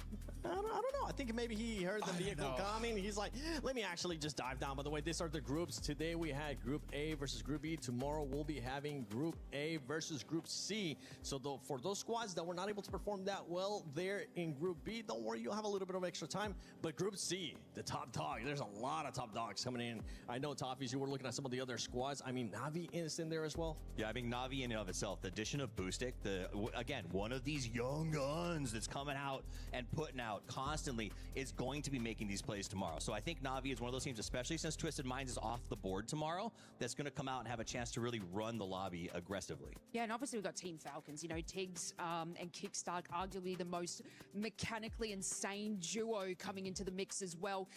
Coming off of a EWC win in 2024, if I'm not mistaken. Yep. So they're going to be wanting to obviously bring that home. And if I want to bring in like the club championships into the mix as well, guys, and this is to throw in Twisted Minds as well. Twisted Minds are doing incredibly well for their game club GTA खेलते championship. GTA And Falcons, I feel like PUBG guys, you might need to pick it up for them a little. आता हूँ मैं ये complete होके आता And हूँ historically, they could count on the Falcons, right, in PUBG because of the fact that they won Gamers 8, different org, but then they went to the Falcons and they won again anyways, right? And so that's exactly why Falcons are counting on this PUBG squad to come in and actually lay down the points. I mean, if they can make sure their communication is clean and their calls are succinct, they've got, like you said, they've got Tiggleton and Kick on the call has been looking really good. Gustav, huge addition to this roster that has changed the way that they play. And Himsy, just one of the most dependable players in all of North America. Gustav a new player, by the way, but not new to PUBG, guys. Just he was new to the roster, so please understand that joke.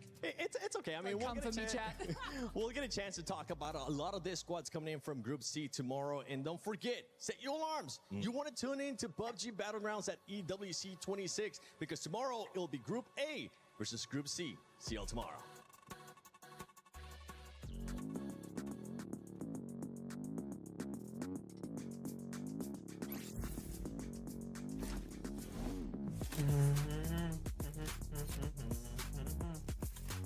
चलो guys and कर रहा हूँ may be हो गया world cup आज का matches तो complete हुए will be coming up tomorrow with another group ठीक है ना गाइस चलो गाना सुन के अच्छे से जाओ और खाना खाओ ठीक है ना अरे भाई gun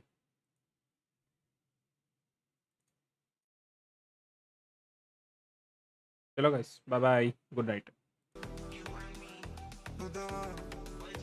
Hey Meta, play a song that fits my vibe. ओह ये क्या आ गया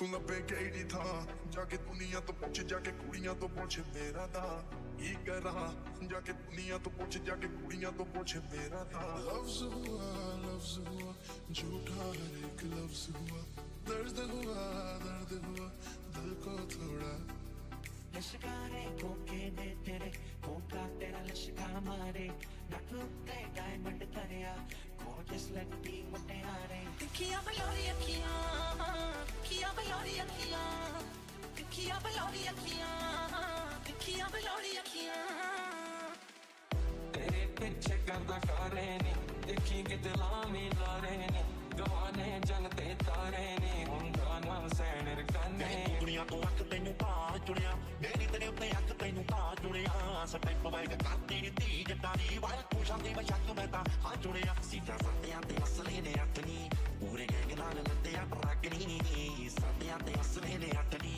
पूरे गैंग नाल लत्या ट्रकनी तू ते मैं दस के ते जाना वे लेना गुची लेना दो बारा वे तू ते मैं बोरा बोरा मंगले सारी उंगलां ते नग सानू रंगले एक तारा बजदा वे ना ਰਾਂਝਣਾ ਨੂਰ ਮਹਿਲ ਦੀ ਮੋਰੀ ਚੱਲ ਵਿਆਹ ਕਰਵਾ ਲਈਏ ਵੇ ਆਪਾਂ ਦੁਨੀਆ ਕੋਲੋਂ ਚੋਰੀ ਜਿਵੇਂ ਬੱਦਲਾਂ ਦੇ ਉੱਲੇ ਹੋਇਆ ਚੰਨ ਨਾ ਮੇ ਤੋਲੇ ਹੋ ਜਾਵੀਂ ਤੂੰ ਗੱਲ ਮੇਰੀ ਮੰਨ ਮੇਰਾ ਲੱਗਣਾ ਨਹੀਂ ਜੀ ਮੇਰਾ ਲੱਗਣਾ ਨਹੀਂ ਮਨ ਨਾ ਮੇ ਤੋਂ ਦੂਰ ਹੋ ਜਾਵੀਂ ਨਾ ਮੇ ਤੋਂ ਦੂਰ ਹੋ ਜਾਵੀਂ ਹੋ ਤੇਰੇ ਰਾਹਾਂ ਵਿੱਚ ਅੱਖੀਆਂ ਵਿਛਾਈ ਫਿਰਦੀ ਤੈਨੂੰ ਤੇਰੇ ਆਪਦੇ ਚ ਮੈਂ ਵਸਾਈ ਫਿਰਦੀ ਹਾਂ ਕਰਦੇ ਆਣ ਦਿਆ ਵੇਖੀ ਐਵੇਂ ਦਿਲ ਨਾ ਤੋੜੀ ਤੇਰੇ ਤੇ ਪਿਘਲ ਗਏ ਜੇ ਅਸੀਂ ਪਿਘਲ ਗਏ ਨੀ ਫਿਰ ਸਾਂਭੇ ਨਹੀਂ ਹੋ ਜਾਣੀ ਨਸ਼ਾ ਤੇਰਾ ਯਾਦ ਬਣ ਜੂਗੀ ਫਿਰ ਲੱਤ ਬਣ ਜੂਗੀ ਸੱਤ ਤਾਂ ਕੁਝ ਨਹੀਂ ਆਉਣੇ ਤਾਣੇ ਆਣੇ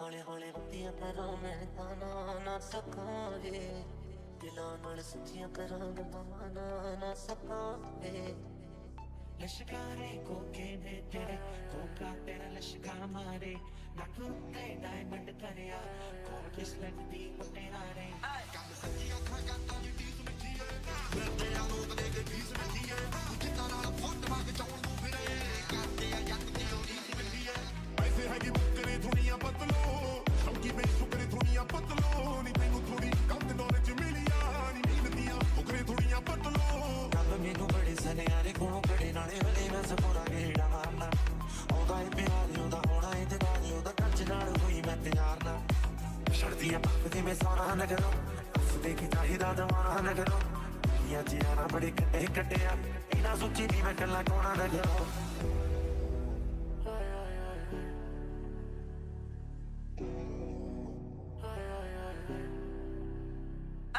ਜਾਣੇ ਜਾਣੇ ਰਾਹਾਂ ਵਿੱਚ ਆਵੀਂ ਤੇ ਫਿਰ ਟੱਕਰਾਂ ਵੀ ਤੂੰ ਲੱਗੇ ਹੋਣੇ ਲੱਗਦੀ ਨਾਲੇ ਜੱਟ ਨਾਲ ਬਿੱਲੋ ਯਾਰੀਆਂ ਗੱਲਾਂ ਵੀ ਗਾਲੀਆਂ ਜੋ ਬੜੀ ਕਰੇ ਜਗਦੀ ਲੰਡੂਆ ਦੇ ਕਾਲ ਜੇ ਮੈਂ ਪਾਣਾ ਸ਼ੇਰ ਜਿਆਦਾ ਆਣਾ ਬੰਦੇ ਸੂੜੀ ਚਾੜਾ ਲਾਈਕ ਆ ਹਿਟਮੈਨ ਫੁੱਲੀ ਡੋਲਿਆਂ ਦੀ ਨਾਣਾ ਬੈਠ ਮੈਂ ਮਾਰਾ ਯਾਰਾਂ ਦਾ ਅਖਾੜਾ ਬੋਡੀ ਲੈ ਮੈਂ ਤੇਰਾ ਨਖਰਾ ਨੇ ਕਲੀਅਰ ਜਾੜਨ ਪੈਰਾਂ ਵਿੱਚ ਕਰਦੀ ਨਾ ਹੱਥ ਵਿੱਚ ਫਾੜਿਆ ਨੀ ਪੱਪਲਾ ਰੰਗ ਦਾ ਸੁੱਖ ਨਾਲ ਹੌਲੀ ਹੌਲੀ ਕਰਦੀ ਸੱਤਾ ਧੀਆਂ ਦੀ ਉੱਤਰੇ ਦੁਨੀਆ ਬਦਲੋ ਕਾਗਜ਼ਾਂ ਚ ਉੱਤਰੇ ਦੁਨੀਆ ਬਦਲੋ ਨੀ ਤੈਨੂੰ ਥੋੜੀ ਗਲਤ ਨੌਲੇਜ ਮਿਲਿਆ ਨੀ ਮਿਲਦੀਆਂ ਉੱਤਰੇ ਦੁਨੀਆ ਬਦਲੋ दर्द हुआ दिल को थोड़ा दर्द हुआ मर्ज हुआ मेरे लिए तुम मर्ज हुआ ਚਾਰੇ ਆਗੇ ਚੱਕੀ ਕਾਲੀ ਸੀਟੀ ਯਾਰਾਂ ਨੇ ਪੈਸੇ ਤੇਲੇ ਦਾ ਗਿਆਲ ਨਹੀਂ ਹੋ ਰਤਾ ਰੱਖਿਆ ਉਹਦੇ ਦੀ ਅਗੋਰੀ ਸਾਡਾ ਹਾਲ ਪੁੱਛਦੀ ਉਹ ਜਿੱਦੇ ਜੱਟਾਂ ਦੇ ਕਿੱਲੇ ਦਾ ਰੇਟ ਪਤਾ ਲੱਗਿਆ ਤੁੱਦੇ ਮੈਂ ਬੋਰਾ ਬੰਗਲੇ ਸਾਰੀ ਉਂਗਲਾਂ 'ਚ ਲੱਗ ਜਾਣੂ ਰੰਗਲੇ ਸਾਡੀ ਜੋੜੀ ਤੋਂ ਮੱਚਦੇ ਆ ਬੇਬੇ ਅਰਮਾ ਨਾ ਕੱਚਦੇ ਆ ਬੇਬੇ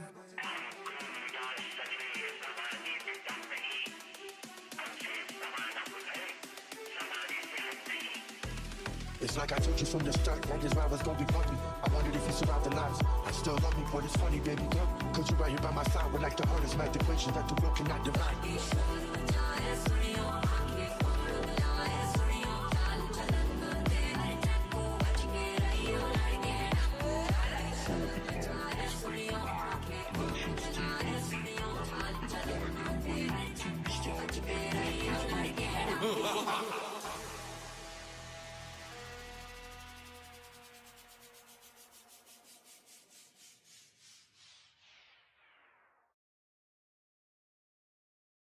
ਕਾਲੀ ਕਾਲੀ ਐਨਕਾਂ ਪਾ ਕਾਲੇ ਕਾਲੇ ਸ਼ੂ ਲੈ ਕੇ ਗੱਡੀ ਕਾਲੀ ਕਾਲੀ ਤੇਰੀ ਘੜੀ ਵਾਲੀ ਦਾ ਕੁੜੀਆਂ ਲੱਖ ਮੈਂ ਵੇਖੀਆਂ ਉਹ ਇੱਕ ਬਸ ਸੋਹਣੀ ਜਿਹੀ ਲੱਗਦੀ ਸਾਨੂੰ ਮਸਤ ਮਲਗੋ ਕਰ ਗਈ ਸਾਡੇ ਤੇ ਹੋਈ ਜਾਦੂ ਪਾ ਗਈ ਤੂੰ ਸਾਡੇ ਦਿਲ ਉੱਤੇ ਛਾ ਗਈ